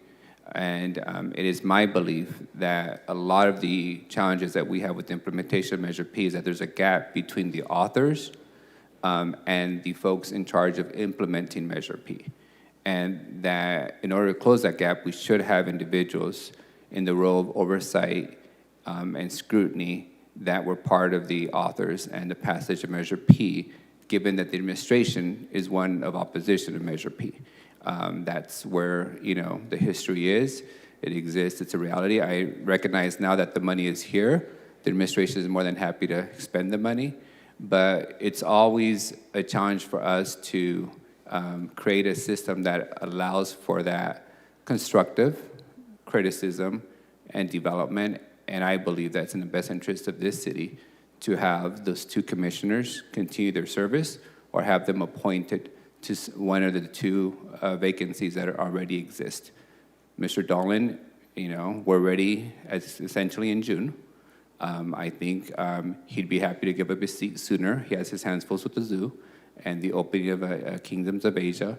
And I think there's an opportunity for us to extend an olive branch to the supporters and passers of Measure P to continue to be in the room versus be out of the room, creating a lot more communication gaps and conflict and tension between the community and the staff. So it's a will of the council to affirm the administration's recommendation, but I, for one, would not be supportive of it today. Thank you, Councilman Morris. And I would just say that we are in agreement in terms of wanting to ensure that we appoint folks that would demonstrate the will of the community, that would be willing to question and represent the community to the best of their ability. So I think we're in agreement on that. But the only thing we're in disagreement about is that this administration is certainly in support of Measure P. So we look forward to working together and helping better our community. So thank you. Deputy Mayor, we do have a couple folks I'd like to speak. I just wanted to say, though, that as I was reading through the applications and resumes, I noticed that Kelly Kacharski was a District 4 resident, so I did give her a call. Spent about 15 minutes on the phone with her, learning about her background and qualifications. It sounds to me like she's very qualified. She has a lot of background in land conservation, which I think is an important perspective to bring to the PRAC.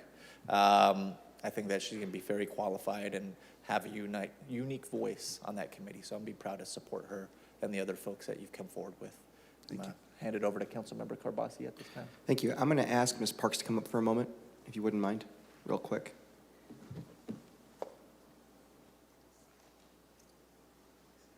I'm going to ask you one question, Sarah. Do you want to continue serving on the commission? I would love to continue serving on the commission. Thank you. That's all I wanted to know. Thanks. Okay, thank you. Deputy Mayor? Now, in full disclosure, you did reach out to my office, and we didn't connect on this, and that's on me. It's been a busy week, especially for the administration with a great State of the City event. I have a different take than my colleague. I have confidence in you and Mr. Montalongo. You've been great at filling vacancies, but now we come to the council, and we can agree, we can disagree, and this is part of that process. I don't doubt you chose great people. Now, Sarah, I'm going to single out because I've worked with her in my capacity as on the Conservancy, and I'm sure there's times we haven't agreed, but she's always been extremely prepared and professional. And I think her voice is really important to stay on that board. I'm all for, that's why I support term limits. I'm all for changing. We need to have change. But I think she's just so qualified and she has that experience with the river. I wouldn't want her to leave that position. I'd like to support this item today, but I don't want to get rid of Ms. Parks. If there's something you can suggest, I'm open to that. But I want to make it very clear, you've been a great partner. I'm grateful for what you do. So. Thanks, Councilmember Carbasi. I appreciate that. And thank you, Sarah, for being here. I know Deputy Chief spoke with you directly about this, and she's been very gracious the entire time. And as you mentioned, well qualified. So there's no question about that. I think what I mentioned earlier when I was speaking with Ms. McCoy, and I'll say this publicly from Ms. Parks, anyone's welcome to reapply. As well. I mean, if it's not the will of the administration to reappoint at this moment in time, folks can reapply. Again, as mentioned earlier, we do have a vacancy that's currently just become known, and then we have two reappointments that will, or excuse me, two new appointments that will need to come up here soon. So just want to make sure I mention that as a potential solution. Sure. Can you repeat that last part one more time as a potential solution? I apologize. Oh, yeah, no problem, no problem. Sorry, just the last part. Our good city manager got something to say. No, it's on me. No, I was just going to say folks are able to reapply. Always able and open and welcome to reapply. The reason why I have a bit more scrutiny on this item is when this came before the council a couple years ago, I did not get to have a real say in who was on the list for my district. That's not the administration's fault. This was a different council. We've turned a new leaf. I don't think that'll happen again. And my district was one of the more critical districts on Measure P. What I want to see is Measure P be a success because that's the way we can win people over. And I think it's been doing really well. Massively growing the Parks Department and all these great things that are happening. So I'm a bit more sensitive, forgive me. I just don't want to lose someone I know I can work well with. So sure. Do you know when will the next opportunity be to reappoint, for example, Ms. Parks? Yeah, so we have two openings that would potentially be coming, at the end of June. And we have one vacancy that we were just informed of recently by Ms. Vang. So do you know by any chance if the administration will be reappointing Ms. I'm sorry to put you on the spot. But I can't speak for mayor, but I'm happy to articulate the stance of the commission thus far has been, because this has been a new commission, Our desire has been to get folks who have been interested in serving and are able and qualified a chance to serve as well.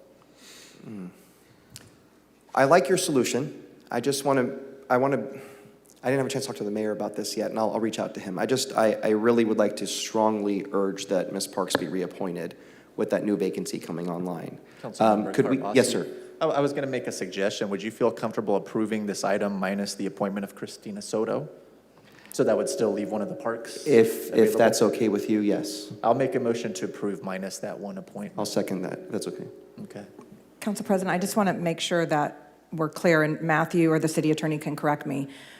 The two commissioners, are in expired terms. So by not approving the new appointment does not mean that they get to stay in those terms and serve. No, it doesn't.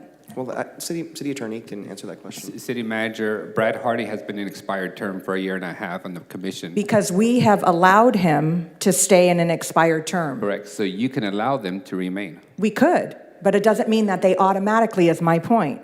It's up to the mayor. So that's what I'm saying. So by not approve, so if the mayor chooses to not have them stay in expired terms, then there's a vacancy of that seat. So I think we hear you, City Manager. I think we're going to say, though, that we're going to reject one of the nominees and we're going to approve the other one. But Councilmember Carbasi has the floor. Okay. Yeah, I think I'm pretty much done. Again, I truly appreciate what you're doing, but this is the point when it comes to the council, and we let you know what our comfort level is. And next time I will reach out to you beforehand. No problem. But yes, I think we'll move forward, and we're going to hold off on the other appointment with the caveat in public we're disclosing. At least some of us are really happy with Ms. Parks. And I'm sorry I didn't mention Ms. McCoy because I have a working relationship with Ms. Parks through the Conservancy. Thank you. Is everybody clear what the amended motion is? To approve item 1G as amended, it would not include the approval of Christina Soto. However, it would approve the appointments of the other nominees. Can I also make something? I want to make sure that you guys understand that before I call on anybody else.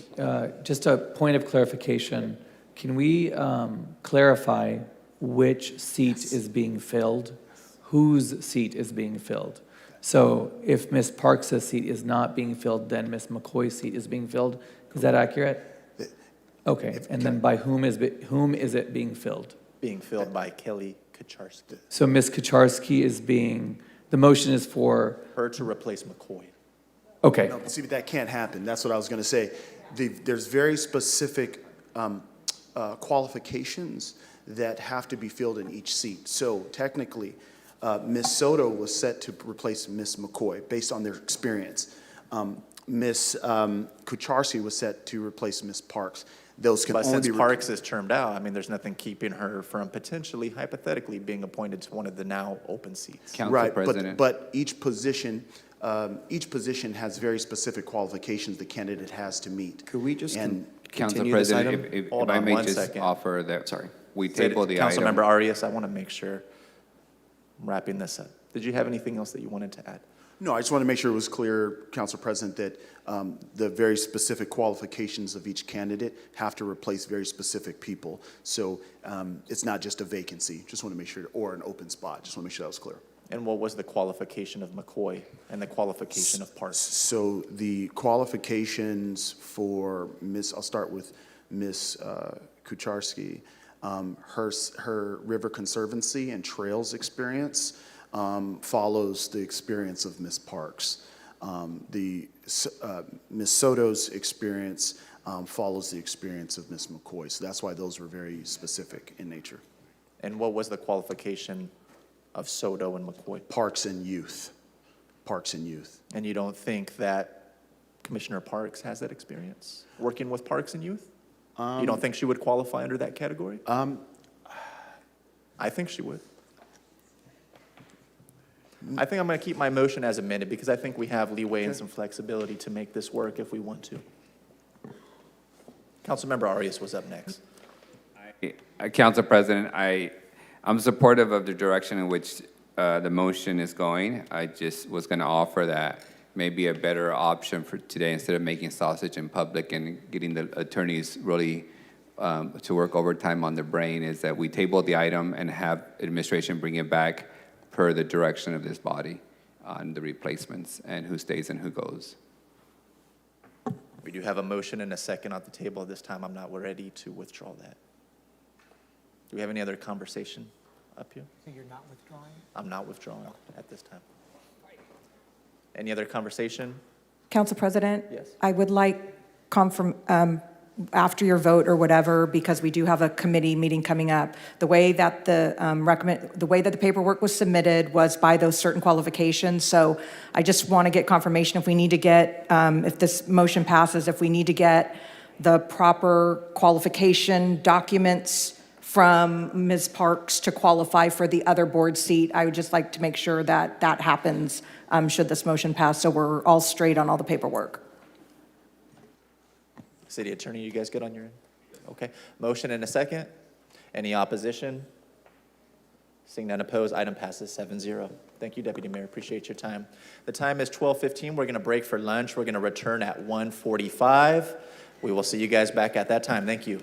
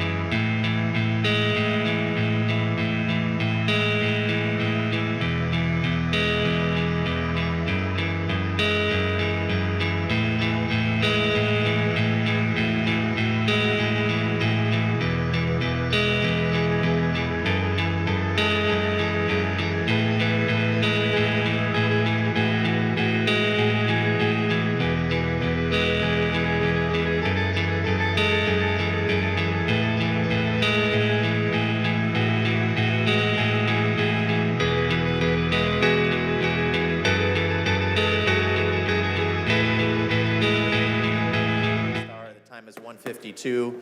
We're going to go ahead and reconvene today's meeting. We still have some contested consent items to go through. We're going to take them in order. The next up is 1M, as in Mary. Award a purchase contract to Samsara Network, Inc. to provide a citywide municipal fleet management solution for vehicle telematics. This item was pulled by Councilmember Arias. Thank you, Council.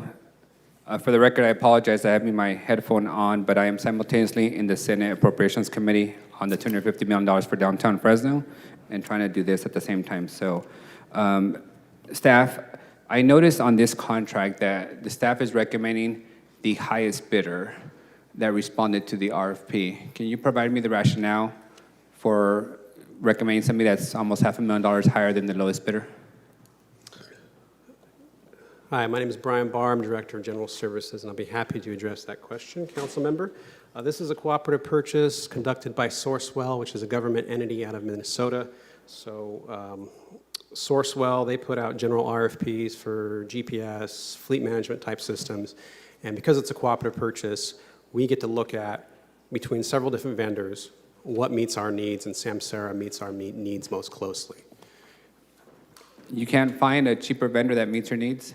The RFP put on by Sourcewell, again in Minnesota, is not specific to the city of Fresno. So it's a cooperative purchase that allows us to solicit that vendor because they've been awarded a contract with Sourcewell and get a specific price for our needs. So this It's a pricing, piggyback? Is it a piggyback? It's more of a cooperative purchase than a piggyback. Okay. What you see in the staff report documents is not reflective for the city of Fresno scope, is what I'm getting at. The reason I'm asking is, as you know, we're about to go on budget deliberations, and I keep on hearing that the good times are behind us in terms of revenue. So I'm wondering whether this is really necessary at this point in time. Is this something that can wait till budget deliberations begin? What are the impacts if the council was to table this until we adopt a new budget? Well, first of all, this contract and what we're doing here is included in the FY23 budget. And we are consolidating services that the city already uses under one contract. The services that we're consolidating are based upon 3G equipment, which has been phased out by Verizon and AT&T earlier this year. We need to get this system back on our vehicles to really protect the city. Case in point, the street sweepers use this technology to track where they have gone. And frequently, the city will receive complaints through the risk management department. The risk management uses this system to verify if the complaints have any merit, and in most cases, defend the city. So this is really in our best interest. And when does the current system expire? The current system, for the most part, is defunct at this point in time because it's based upon 3G equipment, no longer in use. So is it non-operational? Correct. How long has it been non-operational? 2-3 months at tops. All right, thank you. With that, make a motion to approve. I have a motion to approve by Arias and a second by VP Perea. Do we have any other discussion on the dais? Seeing none, is there any opposition to the motion to approve? Seeing none, the item passes 7-0. Thank you, Director Barr. Appreciate it. Next up, we have item 1N as a NORA resolution adopting the 39th Amendment to the AAR to appropriate $621,200 for various projects in the ISD. This was pulled by Councilmember Arias. Good afternoon, Council. Brian Horns, CIO for Information Services Department, here to answer your questions. Thank you, Director. I looked at this item and it says various items. What caught my eye was a couple of areas: radio site space, install radio communication site upgrades, reconfigure department office space. And secondly, is being funded by carryover funds. Yes. When were those carryover funds approved for use? They were carryover funds that, at the beginning of the year, we have, the SAM fund is what we're coming out of. And that's for Systems Acquisition and Maintenance Funds. And those are for licenses. They're for some of the projects, the 10Xs that the department's put in for. And so at the beginning of the year, we project what that's going to be. And due to some projects not getting done, what's happening is there's a little carryover there that's left over for us to be able to do some of these things. And instead of going into the FY24 budget, we need them now, so we're going to use them now, and instead of asking for next year. What was this part of the carryover discussion that we had just in March, City Manager? Remember we did carryover of $2 million? So no, because that was the general fund, and these are ISF funds. But ISF funds, what do you mean? We're an internal service fund, so basically we're not general fund, we're not enterprise, but that allows us to carry over money because we have like Tyler for applications and everything to carry money over for. I understand that, but let's slow down. Sure. Inter service funds. Internal service fund. Correct. Is basically my office that's funded by the general fund pays your office for services, correct? So the source of money is general fund. Everyone. So DPU, fax, so enterprise funds and general fund. Correct. But it's not it doesn't Understood. reside in the general fund, so my point was, what we presented to you was just pure general fund. So, but this includes some general fund. How much of this is general fund of the 620? From general fund departments, a better way to say it. We'd have to look into that. and We get would back be to you. guessing. Yeah. All right. But I also want to clarify, so I would answer, no, it was not part of the carryover for this reason. We estimate at mid-year where we think the department is going to finish. I think what we have found is they estimated too low, and they're actually going to and this is from the previous year. They estimated too low. They actually ended up carrying over more money than they thought they were going to carry over. Yeah, no, and my point is simply this, that we were told we only have $2 million of carryover funds, hence why my water tower still needs money. And then a month later, we magically find out that there is some additional carryover money, a mixture of general fund and enterprise funds, right? So this in the amount of $621,000 so that you can take care of priorities immediately. So I understand, I think, where you're going, Logic? but I would just, I do, but I would give this distinction. Everybody pays into this fund for different items. So in this one, it's the systems, the SAM fund? SAM fund. Yeah. So they plan on doing, just like we do with parks, right? Where we carried over millions of dollars because we haven't finished the work. It's basically the same situation. Yes. So- No, I understand that, except though that you are saying we're now going to do, you're not carrying the money over to do the work that you intended to do. You are repurposing the carryover money to do a different set of priorities, which are listed here as radio communications, department office space reconfiguration. So if I may, whose office space are you going to reconfigure with this carryover money? Is it Georgianne's or is it Tyler's? No, I moved my own furniture. It's within their department, but may I Okay. just take a moment just to try and put some And if you context could, around in this? English, Assistant City Manager, I that would be very understand. helpful. Yes, thank you. It's my primary language. Not The funds that we're talking about, the SAM fund, those resources are not reallocated to other departments, whether that be general fund department or the enterprise funds or any other type. Those are maintained within the SAM fund so that rates can be adjusted in future years, either up or down, depending on what the list of projects are. So it's not like we were going to go back and look at the carryover estimated versus actual and provide a refund to departments. So we don't crawl the money back to general fund? We don't. It remains within the budget? It remains within the budget. So that's the first thing, within that fund. The second thing is that it's a combination. It wasn't merely, oh, we're not going to do certain projects anymore. Some of it is that projects were not completed before June 30th, 2022 that we thought might. So we need to carry over the money to make sure that those continue to be funded in 2023. And then there were some additional savings that they had, several $100,000 in savings in the SAM funds for things that cost less than what they were appropriated for. Perfect. And it would be those savings that we could potentially offset future rates, but instead of doing that, that we are suggesting these items are the higher priority at this time. So instead of keeping rates down in future years for users, you're wanting to fund these projects? Basically, although that iteration of those rates would not happen again until the fall when we meet again to start planning for FY25's budget. So. Okay. Install radio communication site upgrades. Was that project not completed? And do you intend to complete it or? Yes, so this is the Crown Castle Tower, and we started that a couple of fiscal years ago because we were waiting on Crown Castle to get to us what we needed. And so these costs came out of that project. They're unanticipated costs we didn't realize we were going to have. Crown Castle is over northwest Fresno. We are having signal communication issues over there. And so this should take care of those issues for fire and PD so they can communicate with each other in a case of emergencies. Okay. And so it's about $275,000 that we need for that project. Okay, thank you. Those are my questions. Thank you, Director. You bet. Motion to approve.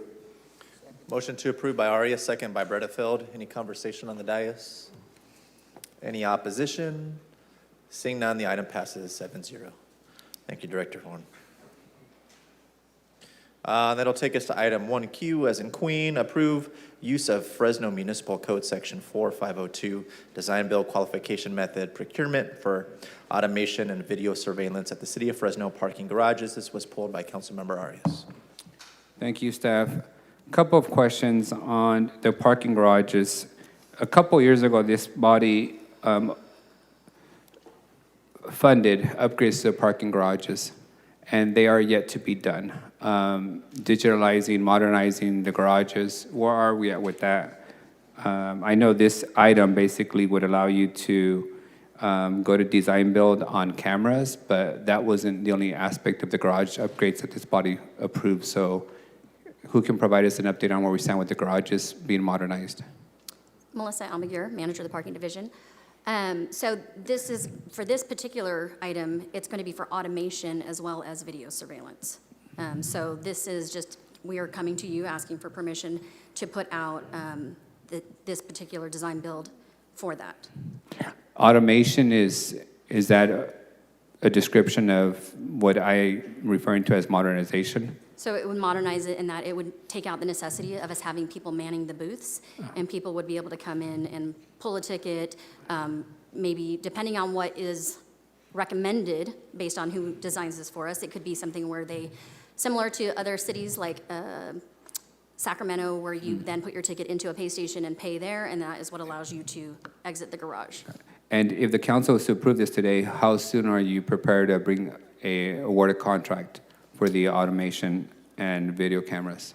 So we have the RFQ ready to go. I wanted to wait till we got permission before presenting it to other parties for approval, so city attorney's office. And then once that happens, we would put it out. It would be out for 30 days. We would look at what we got back, and then, so probably late summer. Late summer? Okay, thank you for the update. Motion to approve. I got a motion from Arias. Got a second from Carbasi. Any conversation? Any opposition? Seeing none, item passes 7-0. Thank you. Thank you. That'll bring us to item 1X as an X-ray actions pertaining to transmission grid main reimbursements. This was pulled by Councilmember Chavez. Yeah, Council President, I have my question answered. I'll make a motion to approve. Motion to approve by Chavez, second by Arias. Any discussion? Seeing none, is there any opposition? Seeing none, item passes 7-0. And take us to 1CC as in Charles, actions pertaining to the Caltrans art project at San Pablo Park and State Route 180 and Belmont Avenue. This was pulled by Councilmember Bredefield. I understand CMAQ is down. Yes, but we still have the required channels up to legally continue with today's meeting. Okay. They don't have an ETA for going back online. Okay, Yeah. great. This item was pulled by you, so I'll let you Which kick it item? off. This Which is item? CC as in Charles. CC. Oh, right, okay. That's what I want to ask about. Yes, how will the artists be selected to do the work? So, good afternoon. Brandon Morrison, Assistant Director of Engineering Division for Public Works. So the two agreements that are before you are with Caltrans providing the funding, and then we are contracting with the Fresno Arts Council, who will go through a selection process for selecting those artists. And I believe we do have Fresno Arts Council in available to address that question on the selection process. Yeah, thanks. Thank you.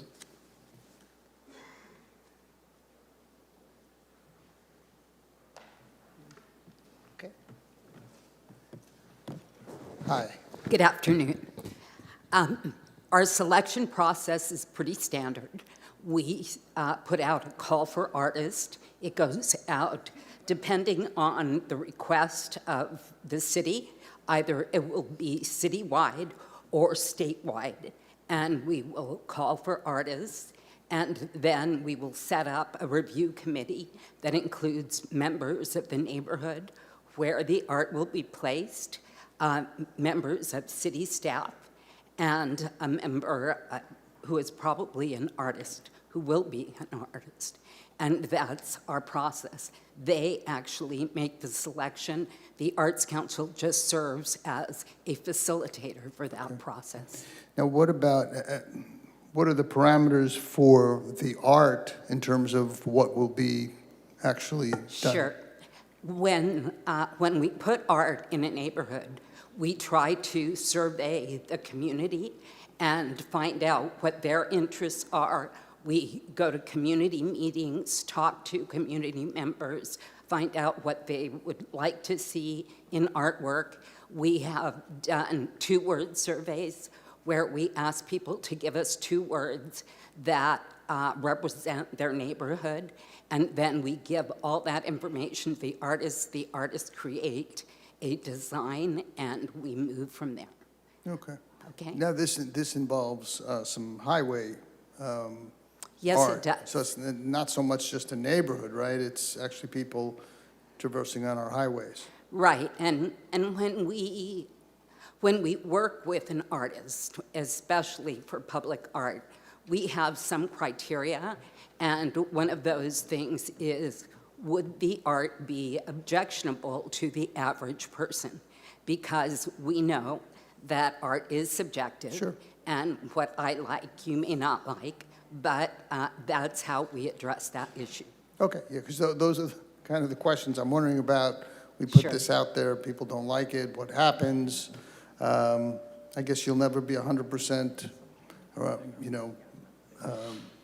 protective of ensuring that most of what's done, people find okay with. Some Correct. people won't, but, okay, that's what I was wondering, what the process is so we could avoid, people finding things objectionable. Right, no, we're used to doing that. Okay. There's always some objection, but if we can get the community involved, there's less. Okay, great, thanks. I'll make a motion to approve. Motion to approve by Bredefeld, second by Carbasi. Any discussion? Any opposition? Seeing none, item passes 7-0. That'll bring us to our last contested consent item, item 1MM, as in Mary Mary, bill for introduction, adding Article 21 and Article 22 to Chapter 10 of the Fresno Muni Code prohibiting impeding on sidewalks within 500 feet from sensitive areas including schools, childcare facilities, public parks, libraries, warming and cooling centers, and city-permitted shelters for the unhoused. This item was pulled by Council Member Arias.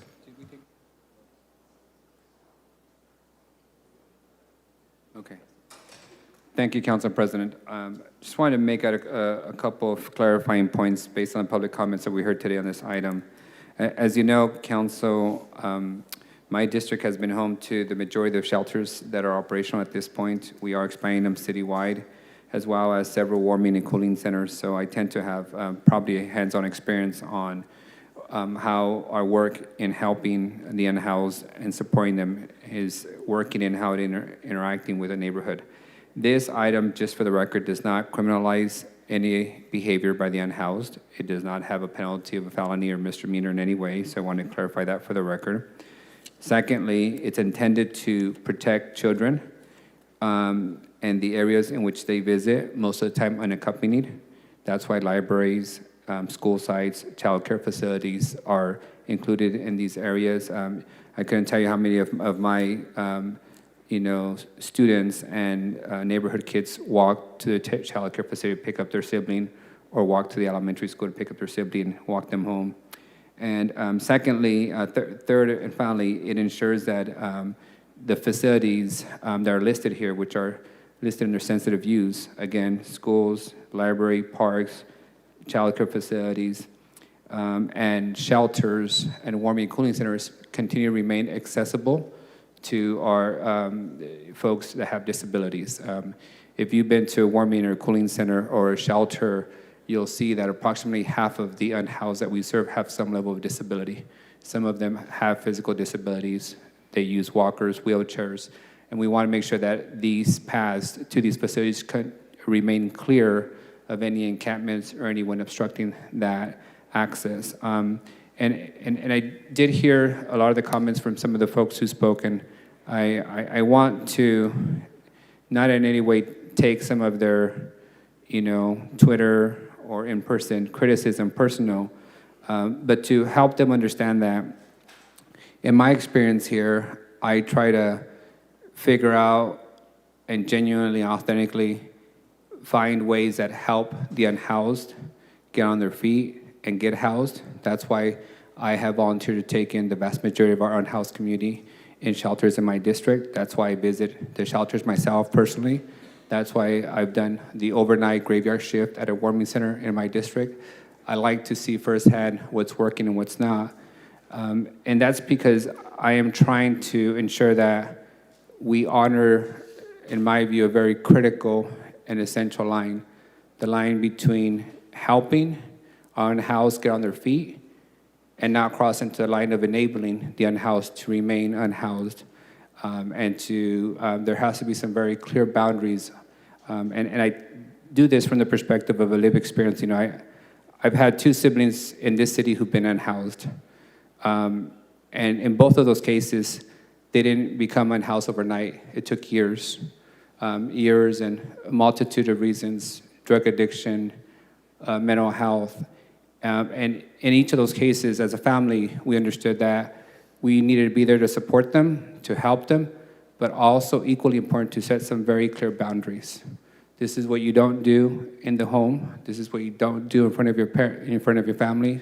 This is what you don't do in front of your kids. This is what you don't do in front of your neighbor's house and your neighborhood. And if and when you're ready, then we would be there to help you. And luckily for them, both of them are now up on their feet, working full-time, have been able to get past their unhoused experience, are receiving the support that they need to be productive members of society. But it was important for us not to enable their trajectory to remain unhoused and to remain in drug addiction or without getting the help. So I say that to say that I take my role very seriously to help and to give a hand up, but also not to give a handout that simply keeps people in a difficult space. So I'm trying to do this in a very balanced way.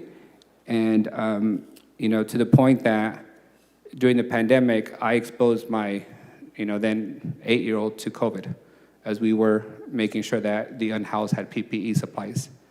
I've been criticized for taking my 10-year-old to homeless encampments to see firsthand how we are treating folks with dignity as we try to clean up the human aspects of conditions. And I believe there is a place for the advocates, there is a place for residents, and a place for the unhoused all to do their part in helping us, help the unhoused, but also in making sure that our neighborhoods, our communities, and our schools also remain safe places for children and the disabled to continue access. So this ordinance, in my view, is done in that spirit. We are not simply just bringing this ordinance as a standalone item.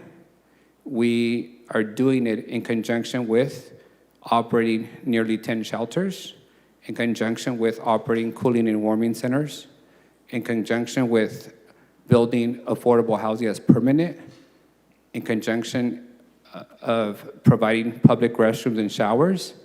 We are doing everything we can to possibly help individuals, but we must also at the same time create some very clear boundaries that kids have a right to go to their school, their neighborhood library, their neighborhood park without any physical obstruction or without having to witness drug,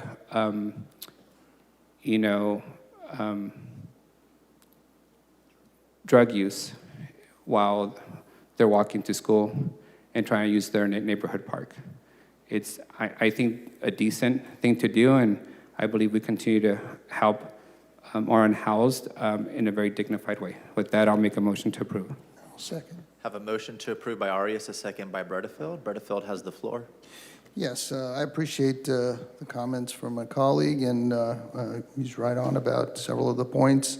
This is an ordinance about public safety. Safety not only for children, but for all people going to schools. Many people go to schools, not just kids, but teachers, child care facilities, public parks, libraries, warming and cooling centers. And the reality is, we have homeless advocates who come every meeting that we have, spend their 3 minutes attacking this council and this mayor for not doing enough to help the homeless. And frankly, that's absurd. We've helped 800 people get off the streets, which is a big deal. 60 to 70% of them have not returned back to the streets. We've gotten them off highways, and we provide wraparound services, which is counseling and other supportive services. We don't want encampments. We don't want people living in the streets. We don't want to facilitate living on the streets. We want to remove and help people to leave the streets. And one of the things that is not often enough addressed is that we need a partner with the county. They are responsible for providing mental health and drug treatment services. They have a Department of Public Health. They have a Department of Behavioral Health. We don't have that department here. We don't want to have that department here. We don't need to duplicate services. We don't need to create a new department. They have that department, and they simply are not a partner with us. I encourage the homeless advocates who come here every meeting to start showing up at the county Board of Supervisors meeting and tell the Board of Supervisors to get off their rear ends and to do what they're responsible for, which is to provide mental health services and drug treatment to the homeless, which is not happening. At the Board of Supervisors, they spend a lot of time doing proclamations, but not doing the work needed to help get the homeless off the street. That was pretty obvious when I recently criticized them for not taking care of a county veterans cemetery, and one of the Board of Supervisors then went on social media, said the reason why that was happening was because City of Fresno homeless were messing up the cemetery. A newsflash, City of Fresno homeless are also County of Fresno homeless. They may not be aware of that. They somehow think if it's in the City of Fresno, they're not impacted at the county. The solutions by the homeless advocates, for rent control, less police, creating a social services department at the City of Fresno, allowing quote-unquote safe encampments are not solutions to dealing with the homeless. So we will continue our efforts to help the homeless. We'll continue to make our streets safe, which is what this ordinance is all about. And we'll encourage the homeless advocates to seek the county politicians to do their jobs instead of just focusing on handing out proclamations every week. So I'm very proud of the fact that we're doing this, that we're moving forward, that we're making sure that people who want to go to public spaces are not impacted by people sitting in the streets, laying in the streets, having drug paraphernalia around or other things. That's just a fact. That is what happens, and it's unacceptable. And I believe the City of Fresno is not going to tolerate it. So I appreciate the support of my colleague in moving this forward. I hope the council will approve this. This is another effort to make our streets and communities safe. And we will continue all of the efforts that we've been making as a city and as the mayor's been doing to help people get off the streets and lead productive lives. It isn't just about putting them in a shelter somewhere. This is about trying to help them lead productive lives and not remain homeless, because you are not helping anybody by continuing to facilitate their homelessness, just like we don't help people by facilitating drug addiction by handing out needles outside Roding Park every Saturday. So with that, I'm ready to vote. We got a couple more speakers, starting with Councilmember Chavez and followed by Council Vice President Perea. Thank you, President. Just a couple questions, and I think, I want to thank my colleagues for bringing this conversation forward. I think we've all seen the shopping centers. I think we've all seen, some of the areas that have a lot of the folks that are there, but I just want to make sure we're clear on what we're going to be voting on, and more importantly, what we're going to be enforcing for this. So I'm not sure if I direct these questions to our city attorney or to the authors, but whoever can answer that. So logistically speaking, how would this be enforced? For example, we have a situation in a shopping center that's, they're in close proximity, i.e. violating the feet, restrictions that we're going to put on here. Would our Fresno police officers respond? Would our code enforcement folks respond? If I may, Councilmember Chavez, this ordinance at this time does not cover shopping centers. So if the example was a school site or a child care facility, and somebody is camped out at the entrance of a school site, then, the school site would probably call police, and then they would respond and have those folks relocated from the 500 feet radius of the school site entrance. So then it would be the police department that would be called out to enforce this. And then I think, Councilman Morales, you mentioned that the penalty, there is no fine and no jail time. So what's the consequence of just doing this? So essentially, we are being intentional to not criminalize and not provide a misdemeanor or felony. The consequence is simply asking them to move and to not be an obstruction to the sidewalk that is the ADA designated path for that, sensitive use area, and asking them to relocate outside that 500 feet radius. So again, it's almost simply as if me walking into Tetsi Wills and I see somebody who's, in the sidewalk or in the entrance of Tetsi Wills, asking them to move outside that 500 feet radius so that folks who are using Tetsi Wills can come in and out without any obstruction. So what would happen if these folks said, we're not going to move? I think it's like any other situation. If it escalated, then folks would have to call, supervisor on site. If it got more escalated than that, then, they would have to call the next, chain of command. So it's like in any other case. If I can add to council member just briefly, the way that it was drafted was pretty expansive. It essentially gives the city manager some discretion as to who can enforce this ordinance. Essentially, officers are going to be one possibility, but we've also anticipated other situations where maybe you're at a park or at a warming or cooling center, and there are other city employees, again, with the authority of the city manager, that could potentially enforce these provisions. And then I would also add, just as a side note, this also pertains to property that is being left unattended on the sidewalks, impeding people's right of way. Yeah, and that's what I wanted to kind of hone in on, City Attorney. Obviously, we have the challenge of the Boise ruling and what that entails, legally speaking. So for like these folks that have, I'll give an example. So, to Councilman Morales' point, usually shopping centers are not covered, but I have two shopping centers where they do have one has a daycare, one has actually a school side. So in that situation, I'm trying to figure out what would be the legal restrictions for us. We would respond, whatever it is. City manager, I guess you're going to figure out if it's police officer or code enforcement, or if we're going to send, Assistant City Manager Greg Barfield out there, whoever that would be. What would be the process? And I'm honing in on the process because I know other cities have done this, and Boise, ruling has been one of the most frustrating things to contend with as, a policymaker. So I just want to make sure that we have a plan ready to go so that it survives legal scrutiny and what that would entail. I don't want to open ourselves up for, folks came up already and they've got the lawsuit pencils ready to go. So I just want to make sure that we're covered in that. So City Attorney, I guess, what would you recommend as the process to ensure that we are within that Boise ruling and other laws that have come about? Well, thank you for the question, and just so we're all on the same page, the Boise ruling is basically a Ninth Circuit, Eighth Amendment case about criminalizing certain conduct.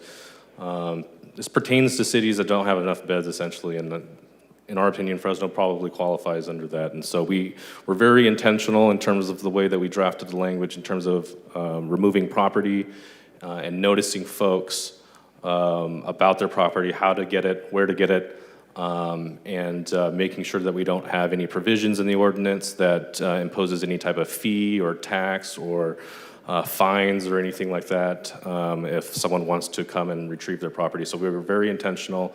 We made sure that we looked at Boise in drafting this, and I'm comfortable with the language that we have and that it would be legally defensible if we were sued over Other it. cities that have done it, have they been sued and have they been able to survive that legal scrutiny? So I can tell you that I just this morning, just writing it down here, San Francisco, Sacramento, Cedar Rapids, Baltimore, Long Beach, Los Angeles, Portland, they've all been sued for not having a provision like this. And so I think that the council members were, I think, just in my conversations with them, we're trying to be forward-thinking and in limiting liability to the city by not making sure that these sidewalks are accessible, ADA accessible. So that was a very intentional discussion in terms of drafting this. Okay, I appreciate that. And then last part of my questions, I want to make sure, and I want to be supportive, Council, I really do, but I want to make sure that we're crossing our T's and dotting our I's. I got a couple of calls and text messages from some of our food vendor folks that sometimes set up in close proximity to this. Folks that set up for seasonal, for Mother's Day or Valentine's Day or whatever that will look like. Or even some of the folks that I've seen them myself are blocking the driveway, that give up the free phones and all these other services that they provide. Would this apply to food vendors that go and set up temporarily or permanently? I guess is the question. If I may, the food vendors are already covered under California state law, and state law already protects their ability to be outside as long as they're not blocking the path of travel. So they can, hinder the path of travel, but this is not designed to apply, and food vendors are already protected under state law. And what about the folks that sell like the Mother's Day baskets and Easter baskets? I would put those things in the same category. They're temporary vendors who are, the street vendors is probably the best description. The ones that sell flowers for Mother's Day and, things for Valentine's, whatnot, those are all temporary in nature. We're talking about really, does somebody have a right to put an encampment in the sidewalk as you enter these facilities? And Councilmember, if I may add too, we intentionally looked at those issues as well. So what provisions within the ordinance specifically state that it would not apply to the? Well, we looked at the state law aspect of it, and so there isn't anything specific in here that pertains to those vendors, but in my opinion, it would be redundant if they're already protected under state law. Yeah, but sometimes, especially in our community, to the makers of the motion, would you be okay to exempting out food vendors and folks that sell? I'm open to a minor amendment to clarify that this does not apply to, I would food think vendors so, yeah, to mobile food vendors and retailers. Yeah, I like to add that amendment to the attorney, just to explicitly say that, whether they're protected by state law, because we will run into situations where some of them might be in the process of getting their permit and might not be covered under that state law. So if you're amenable, Councilmember, I'd love to. Yes, I'm amenable to language that clarifies that we will continue to adhere to state law and protect the mobile and retail temporary vendors. This is coming back for a second go, so we can definitely add that. Yeah, it's no problem. All right, thank you. And can I just comment on something you said? Yeah, go ahead. Yeah, on the shopping centers, you mentioned that because that's something that both Councilman Arias and I are discussing as well, because that is an issue, and it's something that we'll probably take a look at and seeing the best way to move forward, because, we've all been at shopping centers and our constituents are there, and they've been blocked from going into various stores, and that's unacceptable. So we're going to be looking at language. This is obviously very separate because these are, public facilities, but that's something that we're going to be looking at. And you raise a very good point, one we're aware of. Appreciate it. Yeah, no, thank you. Council Vice President. I'll start with just kind of a follow-up question to that. There is a specific provision in here that says you cannot sit, lie, sleep, place personal property within 5 feet of any operational or utilizable building entrance or exit. Would that not include the building entrance or exit of, say, a business? I believe it's specific to the sensitive use sites identified in the ordinance, so it would be within 5 feet of the entrance of a school or a daycare. Legal counsel can correct me if I'm wrong. Yeah, Can that you just wasn't- reference specifically what you're looking at? Yeah, so that is section, it's on the second page, it's number 3. It's not tied specific to sensitive uses.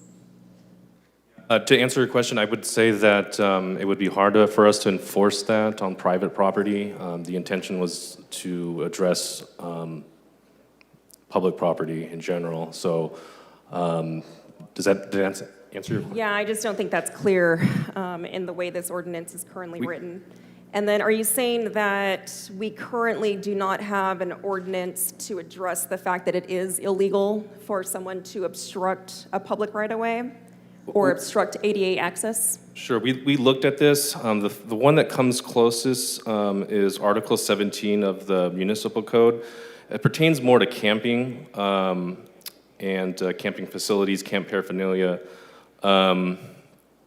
That was the closest thing that we could find. You know, this ordinance is similar, but it would really, the intention is to expand to the right-of-way and to the sensitive areas that are mentioned here.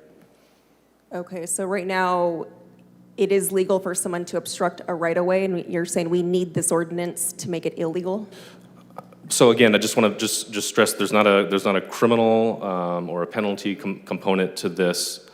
And so I think this is a tool that is my understanding, and you can ask the policymakers on this, but the sponsors. But I think the intention is to give city employees just another tool in their belt to clear up sidewalks, either personal property or have folks move along. And Councilmember Bretta Feldo Arias, if you're the authors, you can chime in. Well, if I could just piggyback off that too. Typically a law has two components: do this or don't do this, or else this and that. Yeah, we don't have the criminal element of it specifically. And also, I think, according to the city attorney, we're not by law allowed to criminalize this specific action that we're doing. I think you were saying that as well, city attorney. Given the current situation in Fresno with the amount of beds that we have, yes. So in essence, we cannot criminalize or punish the unhoused for being unhoused if we don't have a bed to offer them. That's why we removed the punishment section in this ordinance. This ordinance does, however, make it crystal clear for the unhoused and the general public that these specific sensitive use areas are not to be obstructed with encampments or with, people temporarily laying down because of the risk to safety for the minors who are utilizing these facilities and the disabled who need access to the shelters and the services provided in those shelters. Okay. For sensitive uses, why would we not include a residential neighborhood? We have kids that live there too. Good. We thought about that, but residential use would essentially cover 80% of the city, in my view. It's the vast majority of our city is residential. We thought that it would be wise to first start with the places where we know there's unaccompanied, unsupervised minors entering, walking to school, childcare, accessing childcare facilities. So we thought this be a good place to start. So a good place to start, so one day possibly extending that into residential neighborhoods? We're almost talking about a citywide ban at that point. I think we first need to be comfortable enough that we've opened enough shelters and expended as many possible resources as possible. As you know, we have multiple shelters right now in the process of opening and being acquired. And some transition to permanent housing. So I do think at some point, I'll tell you frankly that the advocates were very frank with me when I met with them that this would essentially force them to go to the county or county islands. And my response to them is, you are a county resident, just like you are a city resident, and the county currently has 0 shelters for the homeless. This is all our problems. We just believe that the first place to start in ensuring that folks are not actively engaging in public drug use or in encampments is these handful of sensitive use sites as a starting point. And I would add, Councilmember Perea, you mentioned about a ban. It's not banning the homeless. It's if it's banning anything, it's banning not complying with ADA rules, requirements, and we should have it throughout the city that, frankly, any right-of-way or pathway or sidewalk, whether it's a residence or a shopping center or a park or whatever should be clear. People should not have to walk around people or walk into the street because they're frightened by people laying out in the street.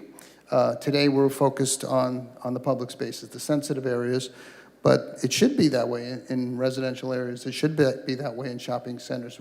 We should be proud of having a city where people can traverse without worrying about having negative encounters or walking over needles or walking over people or having to walk out into the street. Yeah, no, I agree, and we should already be enforcing folks, whoever it is, whether they're blocking paths of travel or this ordinance also talks about you cannot block a bike lane, and we should already be enforcing, we should not be allowing anyone to be blocking bike lanes as it is.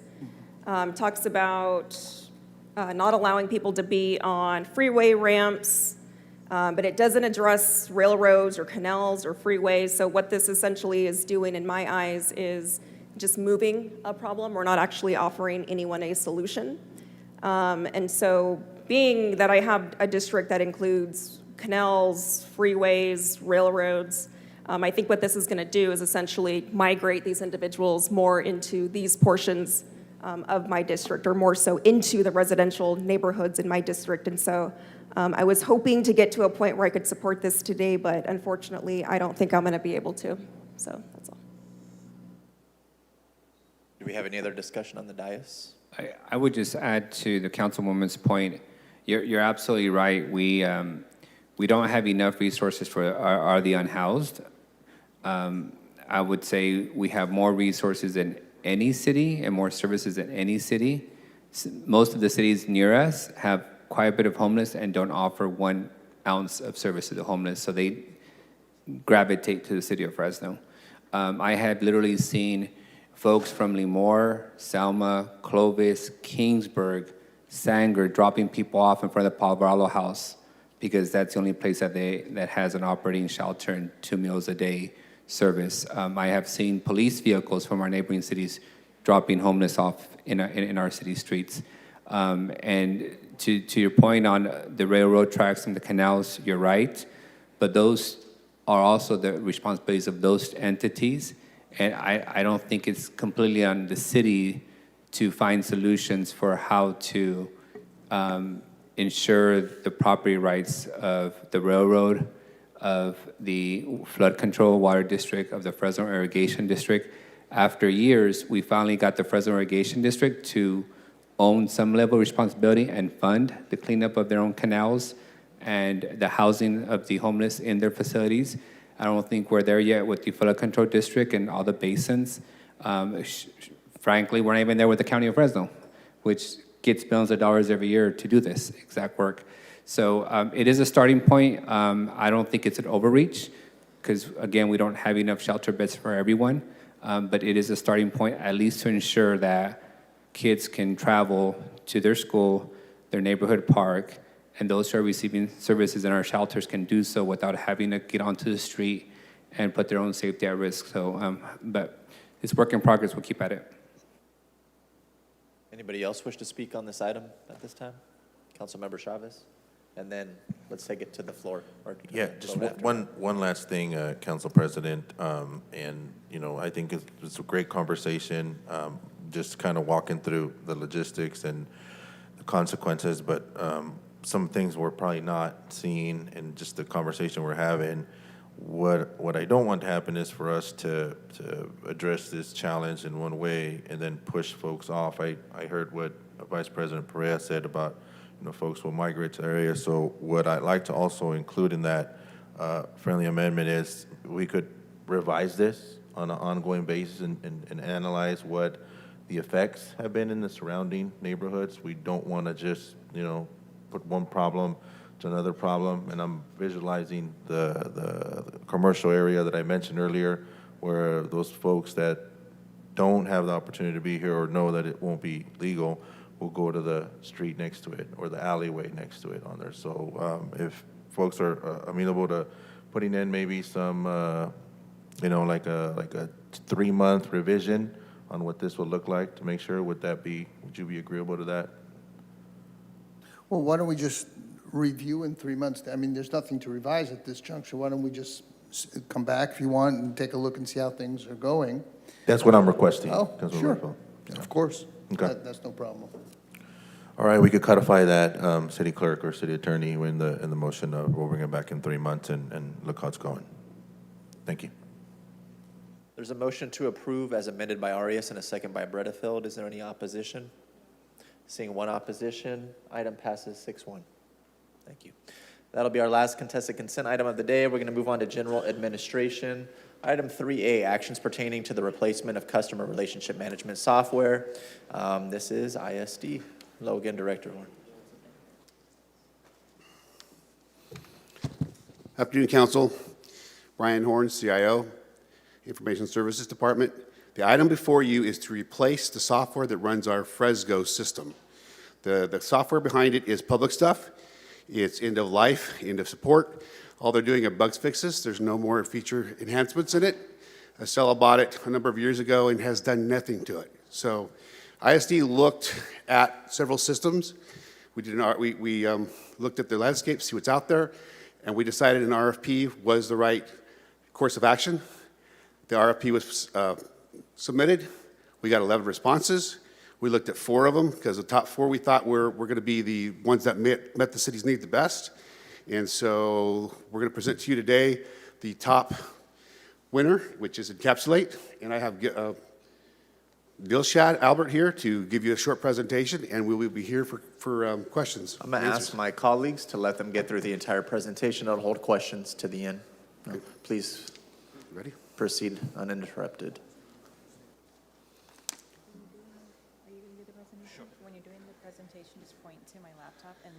I also have Brian McAllister in the audience from Salesforce to be here to answer questions as well. Thank you, everyone. Thank you for this opportunity.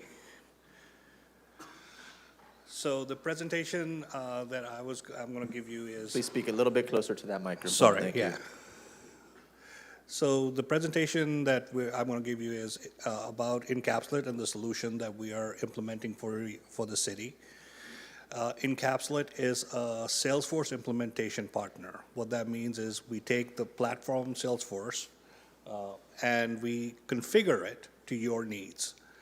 And we have done this now for 25 plus cities, counties across the United States that are currently using this product.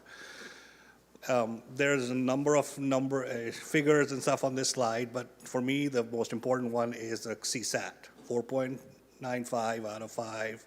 These are our customers who are rating us, who are rating the application, the work we do, and this is their satisfaction metric for us. All right, next. It's not working.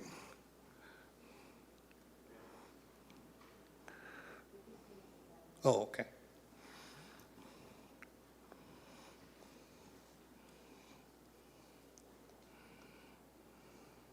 If you just want to go to the next slide.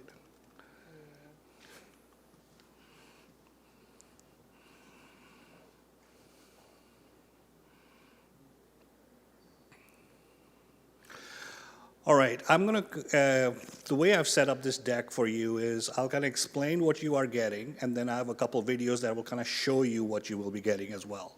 So what you're getting is a holistic enterprise system. It covers people who are in the call centers at the agencies, taking calls and managing the cases, the service requests that are coming in. It also has, for the residents, ability to submit service requests from their mobile app, from the web, whatever they feel comfortable with, or they can call in. And the third thing it also covers is for the city workers who are out in the field fixing the issues. They can go in, they can take a picture, before and after picture of what they've done, and throughout this process, the residents are updated on what progress is being made. So when they can either go in and check themselves, or if they call, the agent can see exactly what's happening and provide that update. Next slide. So this is an example of what the agent console looks like. This will be integrated with your GIS system. So when a request comes in, you know exactly where it was, and if it's in the city limits, you can service it. If a resident tries to put a request that the city does not cover or is not in their limits, they will get to know about it. And they'll be able to address it with the county or whoever else deals with that problem. Next slide. This over here is the web portal. If you look on the left-hand side, the residents will get a clear picture of what items they need to fill in, what's required, what's not. And on the mobile app, they can do the same thing. They have the same consistent experience on both on the mobile as well as on the website. All right. Moving on to the next one. And then most important, transparency. How many requests are coming in? When are they being addressed? Where are the bottlenecks? All of this is going to be part of the implementation you do for the agencies internally to see, and then for you to report on those metrics externally. All right. So this is going to be a short video. Let me kind of set this up. This is the mobile app experience of a resident putting a request in, please. So in this case, what will happen is when they open the app, they'll see a list of requests that they can submit. They can also take a picture of the issue. And the system is smart enough, we built AI into the system, where it can look at the picture and recommend what that request should be. In this case, it's a pothole. And it will also geolocate it with the location. So when the agency, the department that's fixing that issue, comes in, they know exactly where it is. So, and then they will answer a few questions and very quickly be able to submit this request. The goal is to keep it simple and yet accurate with the essential information required. So that is kind of the goal here. They'll submit that information, they'll see all the information that they have, submit the ticket, and they'll get a ticket number and get notified at the same time.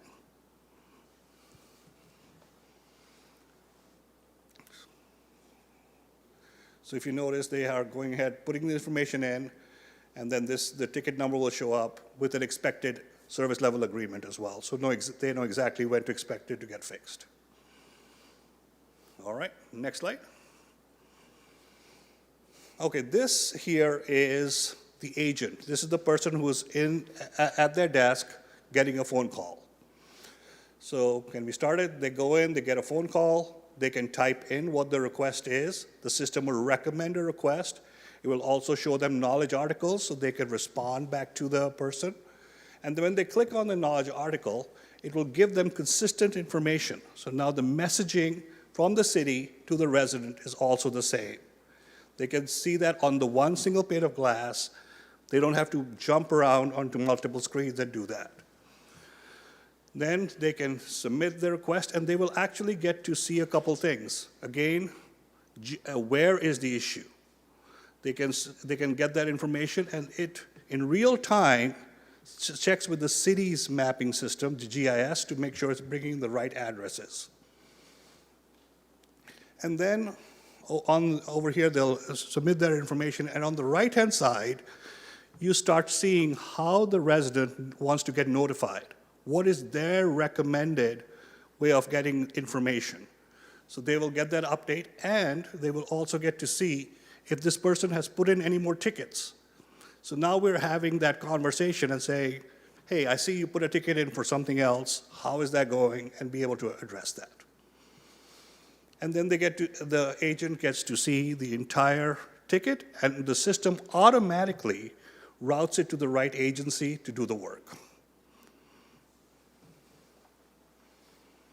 And so this, what you're seeing over here is basically more details. This is internal facing for the agency, so when they know where to go see the information, and be able to address the issue.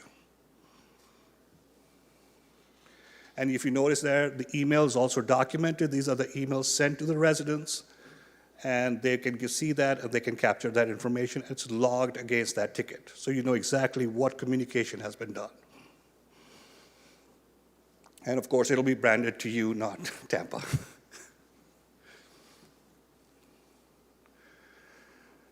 All right, next slide. So here is the web portal. So similar to the mobile app, there's the web portal where people can go in and submit some information. They will get to see the most common requests out there. They can then even go in and type in the type of request they want to submit. And when they do, they get multiple information, and they can then start submitting the request over here. You will notice one thing. The process is the same. Phone, agent console, or web. Everything is consistent. As you configure it, you launch it across all these channels one time.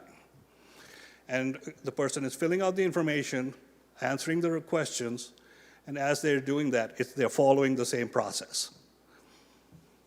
And once they do that, they can go ahead and submit the request.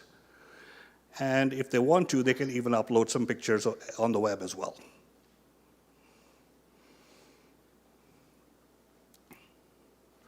The location information of where this issue is, again, getting validated with the city's GIS system, and then they get a ticket number and an email right away. And that's for that video. And I think that should be, is there another slide after this? So this is the implementation timeline for this. This is a 23-week project. Again, what we are going to do over here is work with the city departments, work with IT to make sure that we're aligning the system to how you do the work. We're configuring it to your needs. And this is going to be an agile process. So every 2 weeks, the departments will get to see the system in action, be able to work with it, provide feedback. So we'll be going to do that and get this completed. We're also going to integrate with your backend systems as well, which we kind of listed out there, and do some data migration. Cool, next slide. Like I said, we've done this for 25 plus customers. Here are some of them that are currently our customers. Just to want to give you a quick overview. And the city has actually reached out to quite a few of them already. Okay, and that's it. Thank you for your presentation. I'm sorry, your name one more time. Dilshad. Dilshad Albert. The way I understand it is that this is not a one-size-fits-all software. You can make changes and tweaks based off of the needs of the city, including our staff. Is that correct? So that's different. The system that the council will have is different from the 311 system the Fresno system you're seeing here. It will integrate with the council system, but it's different from that. Director, yeah. To answer your question, yes, we can tweak it. Okay. For other features and functions to put into the Fresno. Sure. To me, it seems like a pretty good piece of software, but I'm relying on my staff. They're going to be the ones that mostly use it, not myself, right? My district directors are the ones that take in the constituent phone calls and emails and track those cases. I think my staff was just afforded an opportunity 24 hours ago to mess around a little bit with it. They have some lingering questions, and I think I'd feel more comfortable if they had some more time to get those questions answered and say, hey, can we make this amendment? Can you tweak it this way? Is that even physically possible? And how long would it take? As opposed to approving the contract and then, we actually can't make that modification, or it would take 18 months to make that modification. And so my request would be just to continue this one to the next council meeting and give our staff a little bit more time to get those questions answered and play around and give me a recommendation. So just to make it aware, this is for Fresno. I know we were talking about the CRM for council, and I want to do that as well for you guys. So we do this one, this is for Fresno, this does not include your CRM system for council. We've got to do that separately. And so that will be a separate item for us to bring back with you guys. My staff would never interact with this interface or get Yes, they would. With this one, they would, through Fresno, yes. But if you're thinking about the two systems separately, I just want to make sure and make you aware they're like two different things that we're talking about here. We're fine, Council President, if you want to push it away. But yeah, no, that's fine. That's fine if you want to press it. I just want to give my staff a little bit more of an opportunity. I mean, I don't think it's a bad program. I really don't. I just want them to have ample time to ask those questions and see if those sort of modifications or tweaks can be made. Yeah. So that'd be my motion to continue this to the next meeting. Arias? I'll second that, Council President, but I do have a request. I use the system directly when I ride my bike in my district once a week. Luis, you got to ride the bike more often. I actually use the Fresno app, so I want access to be able to play with it, because in my experience, what I hear from residents and personally is that pothole has been reported 20 times, and it shows as resolved, even though it's not resolved. But it's resolved because somebody's aware that there's a pothole there, right? So I want to be able to test out all the different options. In my perfect world, I'd love to be able to have a message that states the pothole is still unfixed because the mayor gave the money to police. But I'm not going that far yet. I just want the responses to be accurate. Like, if it's pending, put pending, but not resolved, right? Secondly, I also want to be able to be clear about who has access. I believe this tool, used correctly, the raw data has real power to guide our budgeting process. Instead of me and Mike counting how many potholes we have in the streets, we should be able to go to a software system and say, show us all the potholes, and then have Public Works drop the budget based on how many potholes actually exist and where they exist. And we should be able to discuss whether that street should be reconstructed versus funding accrued to put a bunch of Band-Aids on, which that's a budget conversation we'll have later. But to this day, I've never been able to see the raw data. I've never been able to access the raw data. So I like, as a council office, to be able to see how many Fresno app complaints I have in my district and what categories do they fall. And that would help us guide budget decisions. So, but in the short term, if you can give me access to play with it too, that would be great. You want to respond first? Oh, no. Well, I just want to clarify one thing. To your point about the response not being accurate, that is not a function of the software. That's the function of the staff in the department, not, garbage in, garbage out. So if they're not accurately responding, obviously there'll be a training up process. And I agree, as a regular user of Fresno as well, sometimes I get a thing that it's been resolved and I'm like, really? It's been resolved? So I think it kind of depends department by department, and I think we could do a better job of consistency within departments of how they're responding, of what's the definition of pending, what's the definition of complete. So that'll all be up on the gearing up on the training. And then with regard to the reporting, so even though it is old and clunky, the current system, you should be able to print a report of how many Fresno complaints you have in your district for whatever the categories are, a pothole, tall weeds and grass, whatever those categories, you should be able to do that now. It is a little clunky. And obviously, one of the reasons why we need to replace it is because it is so old and obsolete, and we can't, we can't refine those types of items that we want to do. But yeah, in a perfect world, we would want to be having data driving decision making. And Brian, I don't know if you want to correct anything I said. No, you're great. Anything. It was great. Okay. Motion to continue in a second. Any other discussion? Any opposition?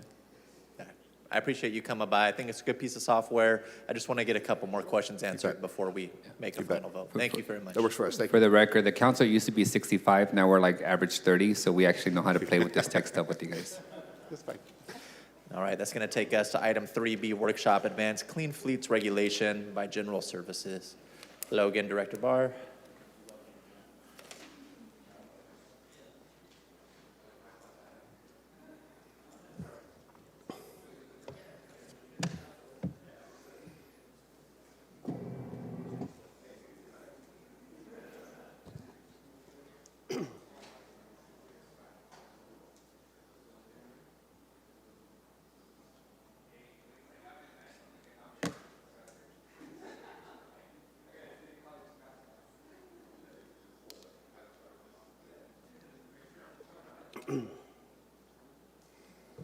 Okay.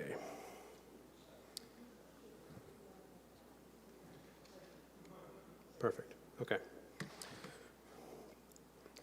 Good afternoon, Council President, Council members. I'm Brian Barr, Director of General Services. For the benefit of the public, this presentation is for information only. This is not an action, and no vote will be taken. The purpose of this presentation is educate Council on the Advanced Clean Fleet Regulation recently approved by the California Air Resource Board on April 28th. In this presentation, I will be touching upon 1, the purpose of the regulation, 2, the pathways of compliance, 3, exemptions, 4, which departments are impacted, and 5, items to consider and what the next steps are for the city. So on April 28th, CARB approved a new regulation aimed at accelerating the transition of medium and heavy-duty trucks to zero-emission technology. These vehicles perform many critical services for the city. This includes solid waste collection, bus stop maintenance, code enforcement, repairs to streets, traffic signals, water and sewer system. This regulation impacts approximately 620 vehicles in the city's fleet. This includes utility service trucks, typically Ford F-250 through 650, street sweepers, refuse trucks, hydro excavators, sewer and storm and drain, vacuum trucks, etc., all of the heavy equipment that we have. Since this regulation is focused on work trucks, this regulation exempts sedans, SUVs, half-ton pickups, police and fire emergency vehicles, construction equipment, and faxes bus fleet, which is subject to CARB's Innovative Clean Transit rule passed in 2018. As a refresher to the Innovative Clean Transit regulation, requires transit agencies to transition their bus fleet to zero emission by 2040. The regulation provided transit agencies with 5 years to plan and implement infrastructure and allow technology to develop before zero emission vehicles are required to be purchased. In contrast, the Advanced Clean Fleets mandate requires zero-emission vehicle purchases in just a few months' time from today. Now, there are 2 pathways for compliance with this regulation. I'm going to go over both here in great detail. Option 1 mandates new vehicle purchases to be zero emission as early as January. In January 2024, 50% of medium and heavy-duty vehicle purchases must be zero emission. In January 27, 100% of medium and heavy-duty vehicle purchases must be zero emission. The compliance pathway for option 2 is very different and much more complex, so stay with me if you can here. In this pathway, CARB divides vehicles into 3 groups, then mandates a percentage of the total vehicles within each group to be zero emission by a specific date. Therefore, option 2 focuses on the total number of zero emission vehicles within the fleet, whereas option 1 focuses on new purchases only. On the screen in front of you, you will see CARB's milestone chart, and I'll walk you through this mandate. In Group 1, which consists of 132 vans, CARB mandates 10% of our total vans to be zero emission by 2025. This equates to 7 vehicles. In 2028, percentage increases to 25%, which equates to 33 vans. These milestones continue to increase until the 132 vehicle fleet is 100% in the year 2035. In Group 2, which consists of 285 utility service trucks, CARB mandates 10% of our utility trucks to be zero emission by 2027. This equates to 29 vehicles. In 2030, the percentage increases to 25%, 71 vehicles, and the milestones continue to increase to 100% by 2039. For Group 3, which consists of refuse trucks, bucket trucks, sewer cleaning trucks, the big stuff that we have, in total, this is 203 vehicles. By 2030, 10% of the trucks must be zero emission. This equates to 20 vehicles. In 2033, the percentage increases to 25%, 51 vehicles. You see how this kind of goes. And the milestones increase until the 203 vehicles are 100% zero emission by 2042. Overall, in this pathway, by 2030, the city must replace 155 vehicles with zero emission technology. Under this pathway, the city will be required to fund zero emission vehicles to comply with this schedule, whether funds are available or not. Currently, these vehicles are twice the price with half the range. That's kind of the general rule of thumb right now in the technology. For instance, gasoline vans, generally $65,000 out the door. Battery electric, $130,000. LNG refuse trucks have increased over the last few years, especially from the pandemic. They're currently running for $550,000. Right now, battery electric, over $1 million. And they can't perform the work that we do today. The chart on this slide compares the estimated annual purchases for the two pathways. Now, I've run a couple of different scenarios that I think are very important to note for option one, which is based upon new purchases. The blue line represents option one if we were to place 10% of the fleet each year, which is consistent with our current practices to maintain a reliable fleet. Generally, these vehicles are on a 10-year, 100,000-mile replacement cycle, so replacing 10% of the fleet every year is pretty reasonable. So this is approximately 60 units every year that we should be replacing, and we're doing quite well. I'm quite proud of what we're doing today. But as you can see, it's a pretty significant purchase right off the bat with how many vehicles you're going to be buying at twice the price and half the range. The red line represents option one. If we replace 5% of the fleet annually, theoretically, if the vehicles are twice the price, we should be able to order half as many vehicles, right? This is approximately 30 vehicles.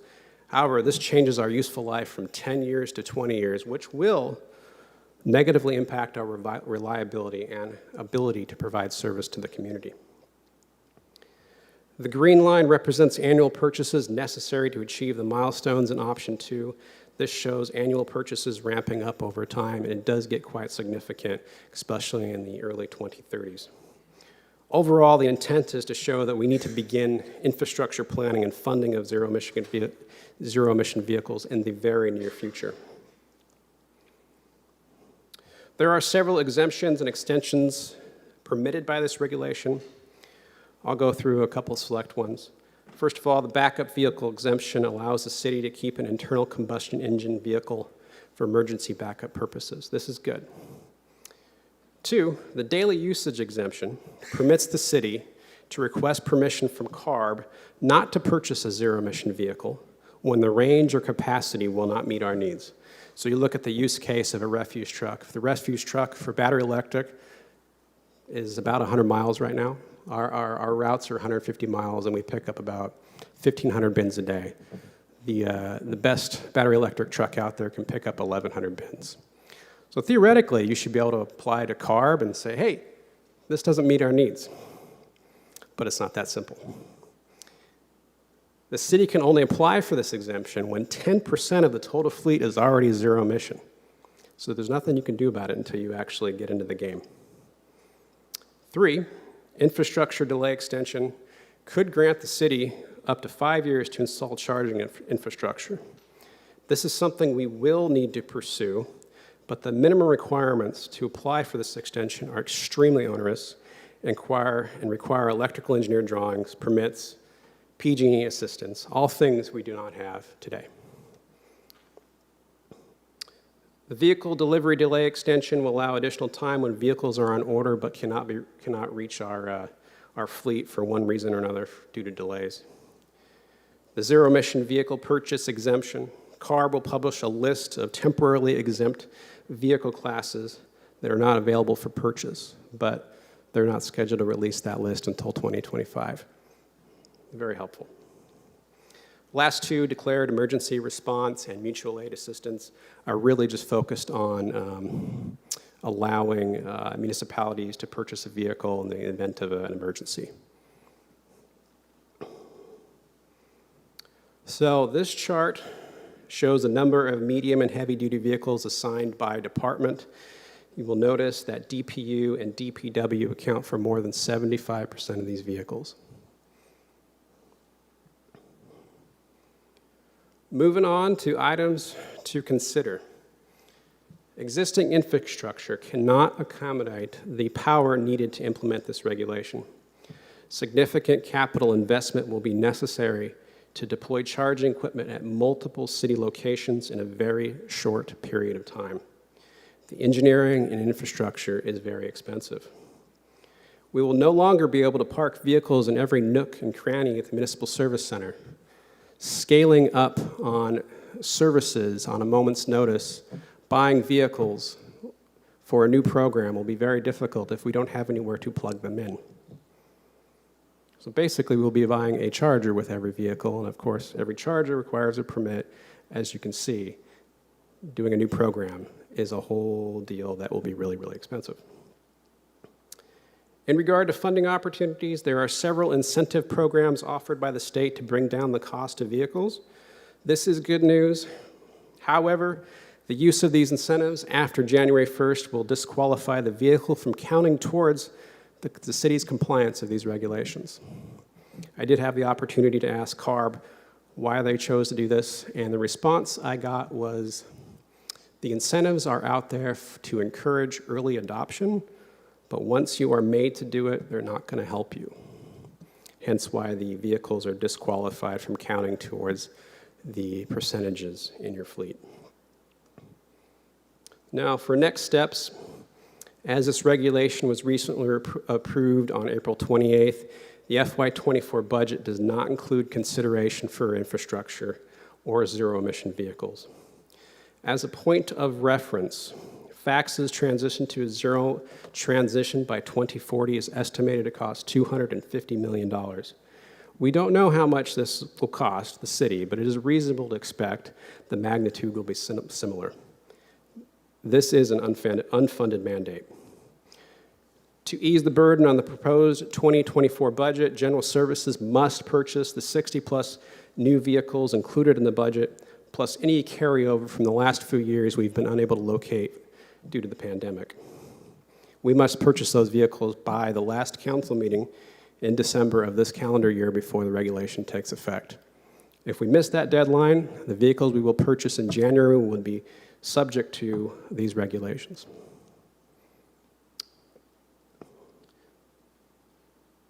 We will need to begin coordinating the infrastructure, understanding the regulation in greater detail. Finally, in the coming months, General Services will bring a contract to council for a consultant to help us identify how to accomplish and overcome these challenges. We already have bids in, and we are evaluating RFPs as we speak. For now, that concludes my presentation. Thank you, Director. We got some folks punched up, starting with Councilmember Carbasi. Well, that was depressing. Yes, You stole the words out of my mouth, unfunded mandate. Okay, so just a couple of questions. I feel like our back's against the wall here. Charging capacity, so we'd have to get, I think, DC fast chargers because we need a shorter turnaround time. Now, are there any grants from CARB for installing the hardware for that at all? There are competitive, and you know my FACTS background. I know FACTS has sought after several grants from the state of California and has continued to be unsuccessful, right, Greg? So it's very difficult to get here in the Central Valley. Well, my worry with them passing regulations and not funding it, let's say we're talking about, you mentioned public utilities being one of the most impacted departments. How this will, I'm surprised, have the labor unions at all expressed concern about this to you? Because I think they should be very concerned, affecting work schedules, having to keep a piece of equipment charging for a long time. To answer your question, Councilmember, this is all very new to everybody, and we're all learning right now. Other question, you know, we're talking about potentially impacts of rates on our residents. What worries me is this is basically an environmental tax that's going to be passed on to our ratepayers, because when you're paying so much more for a truck that can't do as much, that department is not funded by the general fund. It's funded, hopefully not, it's funded by the ratepayers. So do we know what impact CARB is going to have on raising rates in the city of Fresno? Maybe that's a little bit unfair of a question at this point, but I do worry about that, the rising costs, not because of this council or this administration, but because of the state. I believe the Director of Public Utilities would share your concern. Okay. All right, fair enough. I have a question. I try to find a loophole here. So we talk about public safety, and there's some exemptions. If our public works vehicles are fixing potholes, which our officers and fire trucks use, could that be a loophole we could use? I certainly appreciate the creativity. And then you mentioned backup vehicles, which at least we have that as an option in case things break down. But is there an added cost with having and keeping these backup vehicles and storing them and insurance costs there's still a cost with making that decision as well, correct? Yeah, keeping a vehicle in our fleet, you obviously have to continue to pay for maintenance to keep it in a state of good repair.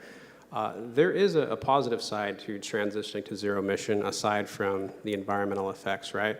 The vehicles are much more simple and easier to maintain, but you do have the trade-off of the range and current capacity to perform at the moment. Okay. What are the penalties for not complying? They have not released that. So if I wanted to give Carb a giant middle finger, we can do that at this point. I'm sorry for being No dramatic, comment. but I hate having my back against the wall, and this is a tough one. It is. Okay. You guys know how I feel about this. Okay, as soon as you hear about any penalties, would you mind letting us know when that comes out, if they decide to do that? Because I have an electric vehicle. I was incentivized. It was a great decision to make based on cost and based on the environment, and that was great. But to expect the city to go through that and then pass on that tax, I'm going to call it a tax to the consumer.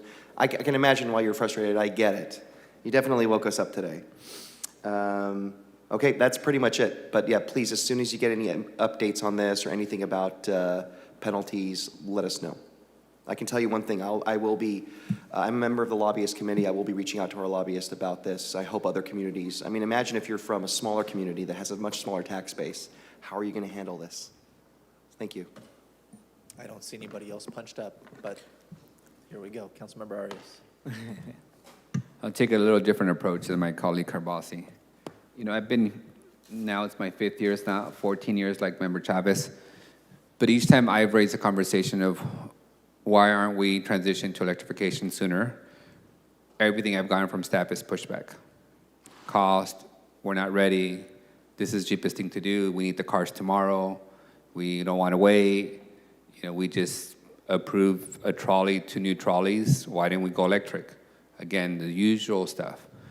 And you know, when we finally got to EV chase stations, most of them are still not operational.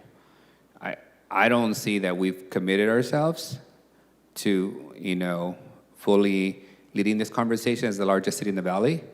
It seems to me that we prefer to be, you know, dragged into the 21st century versus leading it.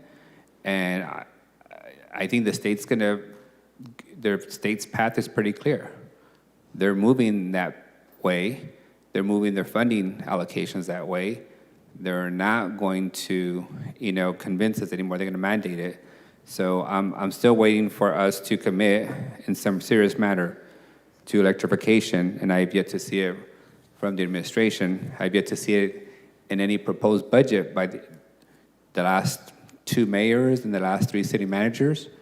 There's no, you know, huge effort in us going down that path. I got it. Well, when we get to the budget, you guys will have the opportunity to show me how you guys are being super progressive. I just point you right back to the facts yard with 23 chargers for buses and 30 chargers for vehicles. But that was a 5+ year project that Brian had to lead, and I still don't have enough electricity. Assistant Manager, what's the size of our fleet right now in the city? About 2,500 vehicles. Great, so we're celebrating 30 of them. No, we're not celebrating 30. I just said there's 46 buses that can be charged and 30 vehicles, and that's just in the FACTS project. Correct. Right? So that's not in what we've been talking about with PG&E about getting additional power to the MSC. I understand that. Those are great conversations. But again, we have thousands of vehicles.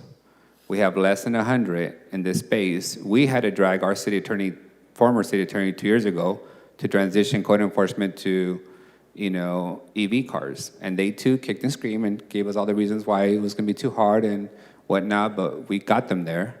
So my point is, as the 5th largest city in the Central Valley, we are not leading this conversation. We're not leading the innovation. We have some economies of scales that we could be putting towards this effort. I don't see us having done that in the last 5 years in my time here. So it's a little unfair to say the state is putting unfair mandates because the state has been very clear on what direction they were planning to take the state in.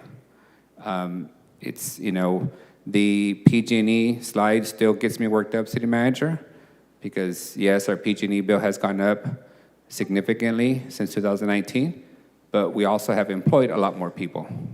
And the more people you employ, the more power they need.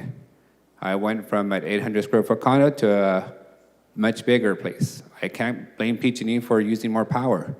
I chose to employ more people, employ more office spaces. So it's part of this is the bet that we've made, and I just want to be thoughtful that we don't just finger point, but instead I'm still waiting for the day of our mayor announcing a much more bold vision for how we transition to electrification as a city, besides doing one-offs here and there in the low-hanging fruit. Councilmember Carbasi, followed by City Manager White. I do sincerely appreciate those comments, but forgive me, they don't track with reality. We're talking about two very different things. The technology of electric vehicles for municipal organizations hasn't caught up with where we are. The cost is in some cases 2 to 3 times as much, which taxpayers have to pay for. So if we're paying for something for public works, for example, that is money out of our budget to fix potholes, to hire police officers and firefighters and get that equipment. So that's a big problem. And that is because, yes, the state is passing that mandate onto us without any incentives or ways to recoup that money. And in fact, they're saying after that certain date, and was it 2025 and January 25, you will not be able to count those incentivized vehicles towards your fleet under this new regulation. I mean, I don't quite understand. On the one hand, some people aren't supporting rate increases. On the other hand, they're going to support California mandating essentially a new tax on residents because we have to pay for it somehow, and it's going to be a rate increase. So I think we need to be very, very careful. And I don't think that we can always just blindly support Sacramento. Sacramento sometimes passes things on to us that are going to create a severe problem in this economy where we're dealing with 4.5% inflation. Now we're going to be forced to pass on those costs to our consumers, because they want us to embrace the technology that isn't ready for municipal fleets. So that's just where I'm at on this. I really, really hope we start getting more attention and pay more attention to this, and we can make sure they hear the impact they're having on our communities that are already facing enough challenges in this economy. I would love to agree with my colleague Carbasi, and I'll tell you this. We're both EV owners now, and so we've had to experience the, infrastructure that works, that doesn't work, how much range we get, how much we don't. And I would completely agree with this point. In some sectors, the technology isn't there yet, and the new technology is more expensive. We're both experiencing more expensive vehicles to be able to transition. But what I would be very thoughtful of is, as we get to this conversation on utility rates, it's easy to say that we have a revenue problem, but we have to first confirm that we don't have an expenditure problem. When public utilities is running a deficit and has no cash in the reserves, and yet has money to buy $1,000 tables for, say, the city, we might have an expenditure problem and not a revenue one. So before we go to folks in fixed incomes and ask for more money, I want to make sure we don't have an expenditure problem first. City Manager, I'm going to give you closing thoughts before we move on to the next Yeah, item. I'm sorry. Councilmember Arias, you've been taking pot shots at the mayor all day, and I feel like I have to respond. So first of all, last year in the fiscal 23 budget, we did make a statement in the budget that all of the any vehicle that was commercially available in an electric format or hybrid format, whether it be the new park ranger vehicles, undercover vehicles for PD, the directive was put in place that those would be either zero or low emission vehicles. So we did take leadership in that effort starting with last year. Secondary, Seriously, you want to talk about a table at the state of the city? Okay, that's fine if you want to go down that road. But realistically, let's really talk about this. We're talking about buying garbage trucks at twice the cost. What is driving the need to raise utility rates is equipment and personnel mostly. Okay, right? In the millions of dollars. fine. You know what? If you want to take a pot shot at a $500 table, $1,000 table for the state of the city, that's fine. But I personally, I think that's a little bit petty. But realistically, says the council member who publicly said in the newspaper that you're not going to support utility rate increases while taking pot shots saying we're not being leaders. How can we be leaders when our colleagues are publicly throwing holes already before we've even presented anything at saying you're not going to support it? So you put us in a very difficult negative position where we are trying to show leadership of having a mayor coming out and saying something that's very unpopular for any elected official, especially in Fresno, that we have to raise utility rates. It's not something any elected official wants to do, but yet he took the bold stance to say that it's irresponsible not to. The utility is a business operation of the city. It's an enterprise function. We are to run it as a business. We're not to make a profit. We're to charge only what it costs to run the business. So to be on record already saying you're not going to support a utility rate increase, but then today saying we're not showing leadership by coming out and being forceful on low emission or zero emission vehicle, I think it's very disingenuous. It's very frustrating. And you put us in a very difficult position of not being able to win. We're damned if we do, damned if we don't. And it's extremely frustrating and disingenuous. And I think we need to be having more productive conversations about what the solutions are on how we're going to get there instead of criticism of what we aren't doing and we're not showing enough leadership, because we have shown leadership, more so in the last 2 years on major issues for this city. Let's do this, folks. I think it's getting a little heated. I think we're starting to spin our wheels. I appreciate the input everybody gave, but I'm going to ask that we move on to the next item at this time. Thank you, Director. Thank you. Okay, our last open session item is going to be progress of code enforcement, including asset quarterly report. City Attorney Jans, would you like to kick this off for us? Yes, thank you, Council President. I wanted to first start off by thanking the City Council for their continued support for code enforcement. I know that all of you know how valuable this team is to the city and to your individual districts, especially District 3.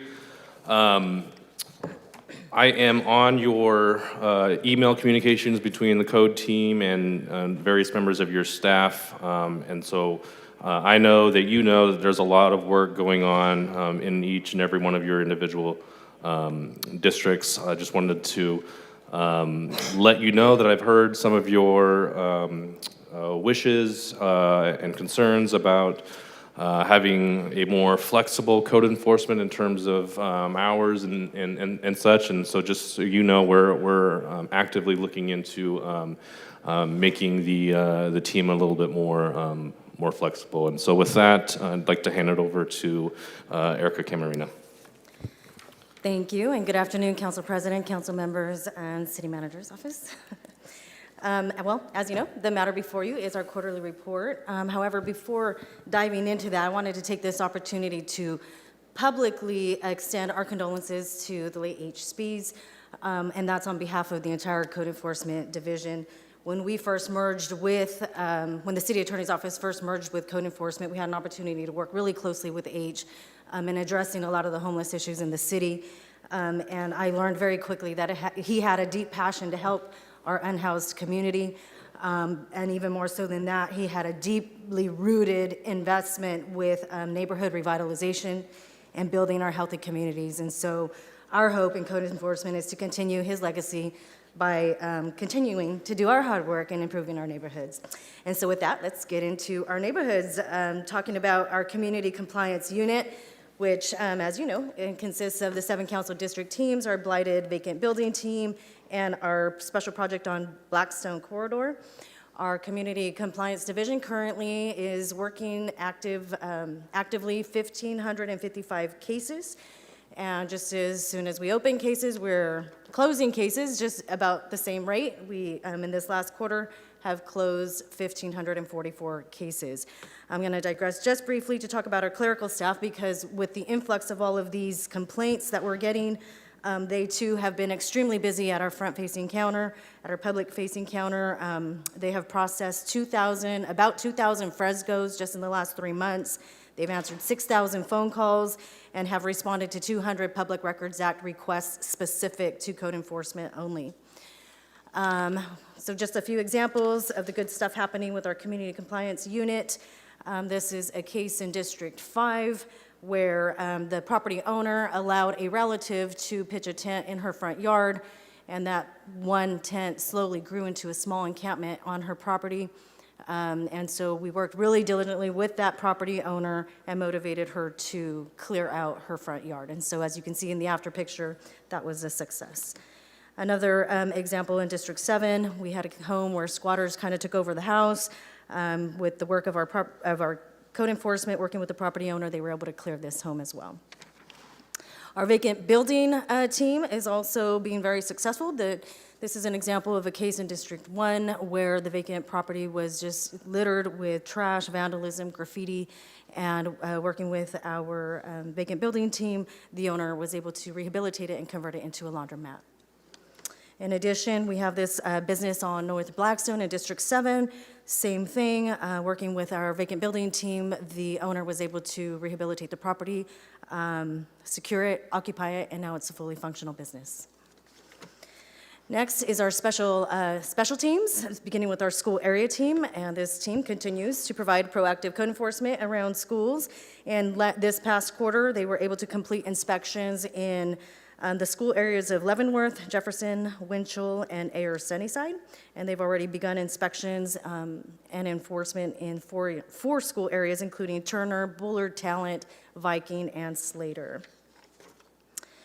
And this is just an overlay map, as you've seen before. A correction on the map, this reflects 49 school areas. However, the accurate number is actually 55. There's an issue with our overlay. If the schools are too close together, we're not able to pin it on the map, but we'll work on getting that corrected before our next code report. And SAT continues to do great community outreach. In fact, they just participated in a summer 2023 Fresno event in District 6 just yesterday to kick off their summer cohorts. We do appreciate all of the council members' involvement with their activities, and we also enjoy getting invited to your community events as well. A couple of notable cases that were handled by the school area team, a case in District 7. This is just a before and after photo of overgrown landscaping. This is a very prevalent complaint that we've been getting lately as we're leading into the summer months and fire season. And this is another case where our school area team worked with the property owner to fix the chipped painting on the facade of the house, as well as getting rid of the outdoor storage of that refrigerator in the back there. Our vacant lots team is also very, very busy these days with working with property owners with overgrown landscaping. And this is just a before and after picture of a vacant lot in District 5 and a second vacant lot in District 1 that our abatement team was able to help clear this vacant lot. In addition, our abatement team has completed 113 abatements these last 3 months, including board ups. And this is just another example of property that was subject to illegal dumping, as well as the overgrown weeds that our abatement team was able to clear. And here's just another example of the abatement team clearing out a front yard in District 4. Our demolition team has also been very busy in the past 3 months. We have conducted 3 demolitions by the city. Another 7 were conducted by the property owner, and then there's several that are in various stages of the demolition process, with 2 properties that were subject to demolition but ended up becoming fully rehabilitated. Here's an example of a demolition that occurred in District 3, and then a rehab in District 3, and another rehab. So even though we were working with the property owner in beginning the process to proceed with the demolition route, the property owner was motivated to rehabilitate it instead. So that's always a good outcome. All right, and then our tire team in just the past quarter has collected about 2,000 tires, and they've conducted 132 tire facility inspections and have hosted 2 tire amnesty events. Our illegal dumping team continues to be very successful, and since our last quarterly report, the team has issued 72 additional citations. And this is a photo capturing a couple of individuals who strolled into or drove into District 7 and decided to illegally dump in District 7, and then had a visit paid by our code enforcement team to issue them a citation. And as many of you may have heard, on April 26th, one of our illegal dumping cameras just happened to capture a deadly fire that ignited inside a concrete drainage structure near the railroad. One of our code enforcement officers, his name is George Hobbs, was in the neighborhood actually servicing that particular illegal dumping camera when he saw the billowing smoke coming out of the structure, heard the voice of a man screaming for help. George wasted no time in running straight to that structure and did everything that he could to try and assist the gentleman to get out of the structure. And as we know, unfortunately, the gentleman did succumb to his injuries. But we also know that George's heroic efforts gave the man a fighting chance, and we really appreciate that in George. He's a phenomenal employee, and he really represents all of code enforcement and the heart that we have too. He was just promoted too, right? He was just promoted, so we're very, very happy to have him on our team. But in the photo that you can see here, George also assisted the fire department by providing them with that critical video footage that they were able to use in their investigation. Our accounting team will be appearing at our assessment hearings on June 13th and June 14th. We will be requesting that the unpaid customer invoices over the last quarter, which amount to approximately $417,000, be forwarded to the Fresno County Tax Assessor's Office to be added to the property tax. And so with that, we'll go ahead and segue into our rental housing portion of this presentation. Christina Roberson. All right. Good afternoon, Council President Maxwell, council members. I am Christina Roberson, Assistant City Attorney, and as Erica mentioned, we'll be moving into rental housing. So our anti-slum enforcement team, or ASSET, has been very busy. They currently have 11 open cases through 241 rental units. Our reactive unit also, they respond to rental housing complaints. They have opened 375 cases, closed 287, and have 286 active cases. So that team, again, just continuously working those cases in those rental units. Here are a few of our active asset properties. This is a 60-unit complex on Gettysburg in District 4. The initial inspection of the entire complex occurred on March 22nd, 2023, and more than 700 violations were found. A site visit was completed on May 16th, and some exterior progress was found, and the team is following it very closely.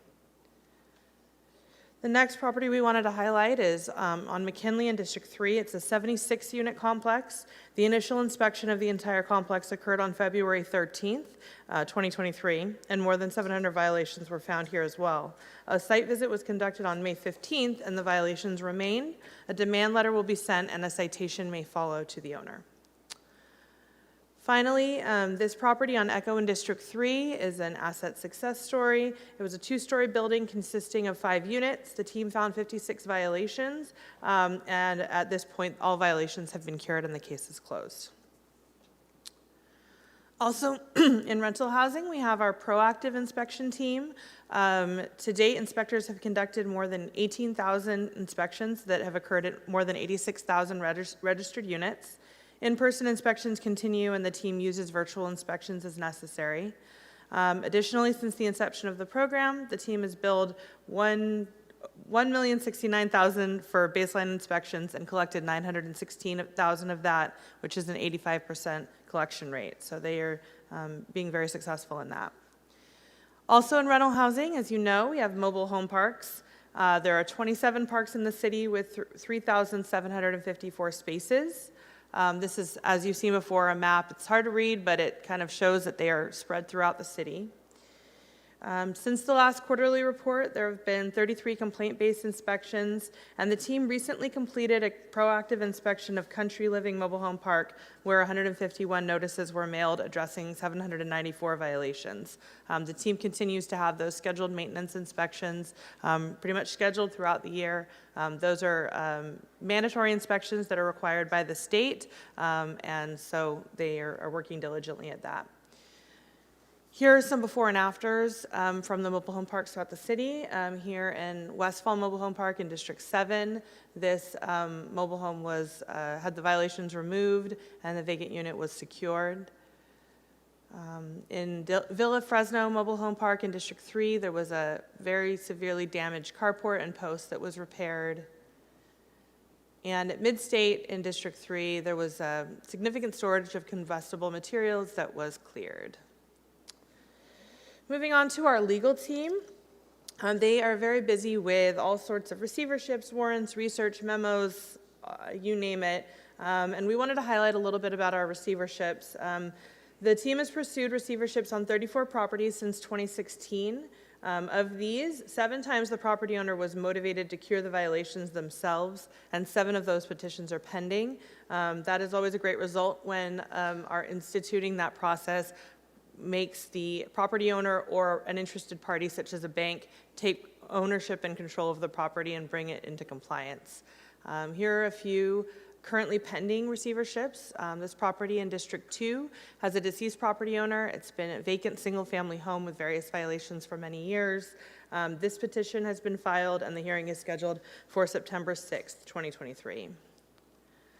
Another property in the same, actually this was a success story where it was a 4-unit asset property with many violations related to habitability. After the city posted the notice, which is the first step to receivership, the property was sold and the new owner entered into an agreement with the city to rehabilitate. So that petition did not have to go through. And then finally, this is similar to the first one on Braley in District 5. The owner is deceased. The property has been vacant, blighted, and a target for squatters for many years. This petition was actually filed on May 9th, and the hearing is scheduled for August 23rd. And with that, we'll conclude unless there's any questions. Thank you to you both. I have a question. I think it was the first or second slide. It was the community compliance cases closed by council district. Hi, Erica. Hi. First of all, I really appreciate you guys' team. Oh, we appreciate you guys you are too. doing a fantastic job in District 4. Thank you. Code enforcement, the housing, going out to our schools. It's very much appreciated. Thank you.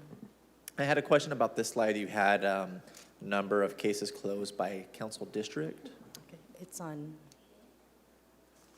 Like the yes. first or second slide. District 4 with 167 cases. Yes.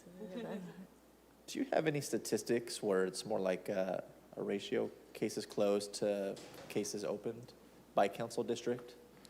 We can probably get that for you. Okay. I imagine that our I saw we reporting had a lot of system would cases allow that. closed in our district. I'm wondering how many like we have opened. Like, is that good what we're doing in District 4? Is that like a third of all the cases opened? I see what you're saying. Yeah. Yeah, so we close cases when we know that there's compliance. So you want to know what the ratio is between how many are open and closed? Cases opened to cases Okay. closed. Yeah. And that was it for me. Thank you. Okay. Council Vice President Perea. Just want to say thank you, Erica, to your team, Christina, everyone. I tell Andrew all the time just how much you guys mean to District 1. And so on behalf of my district, thank you for being proactive and for always taking our calls and for being there for us. And we have our community meetings. So thank you very much. Councilmember Carbasi.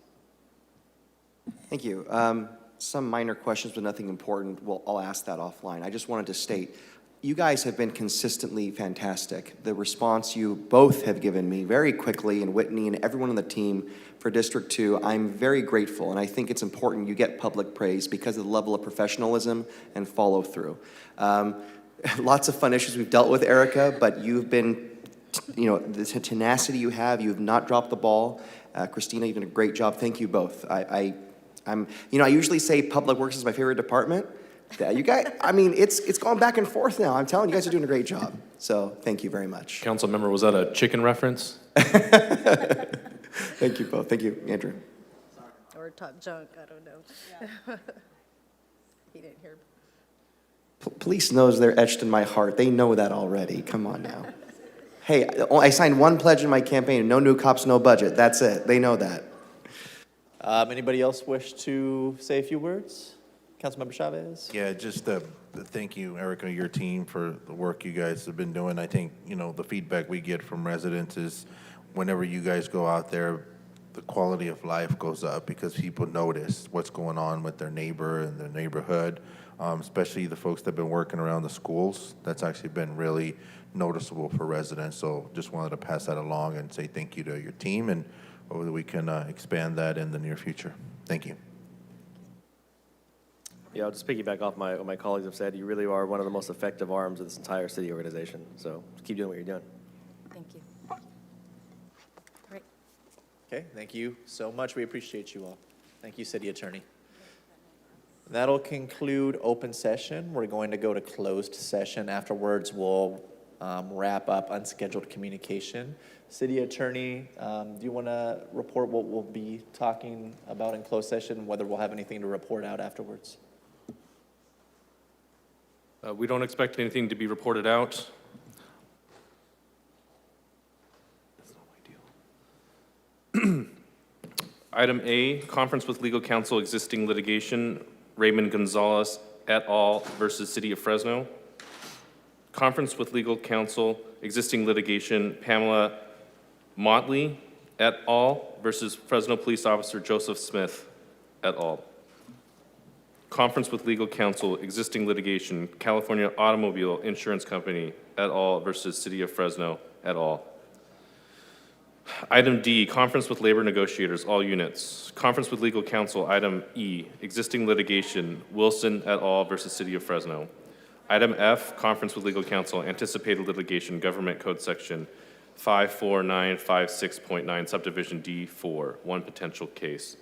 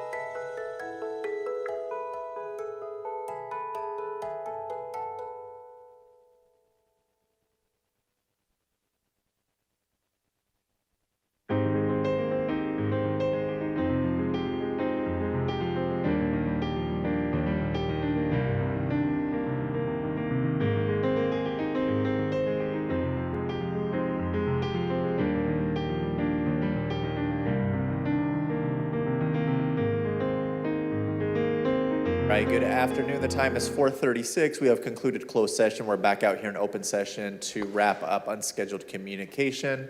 I don't see anybody in the chambers, but if anybody is listening at home, please raise your hand. You will be afforded 3 minutes. Yes, first we have Carolyn. Hello, Carolyn. Thank you for your patience.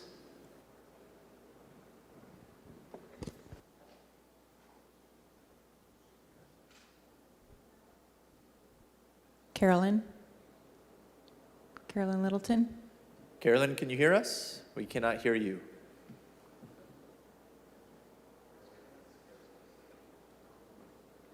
You're unmute, but we can't hear you. Okay, I'm going to go ahead and go on to Brandy, News Vegas. Hello, Brandy. You have 3 Hello. minutes. Thank you. Hold on 1 second. One of the things unscheduled thing I want to address is that there were several people that was scheduled to do public comment, that raised their hand during public comment, and I have concerns that they had voiced that when they ended, it said that there was no other Zoom, that their hands were raised, and that we're planning on speaking on 1MM. And so I wanted to address that there was a lack of the chance for people to be able to do public comment. And I do ask that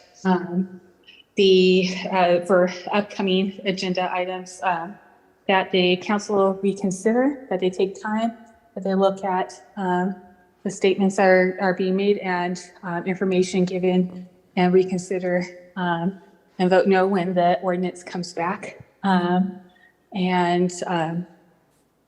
that will conclude my comments. Thank you, Brandy.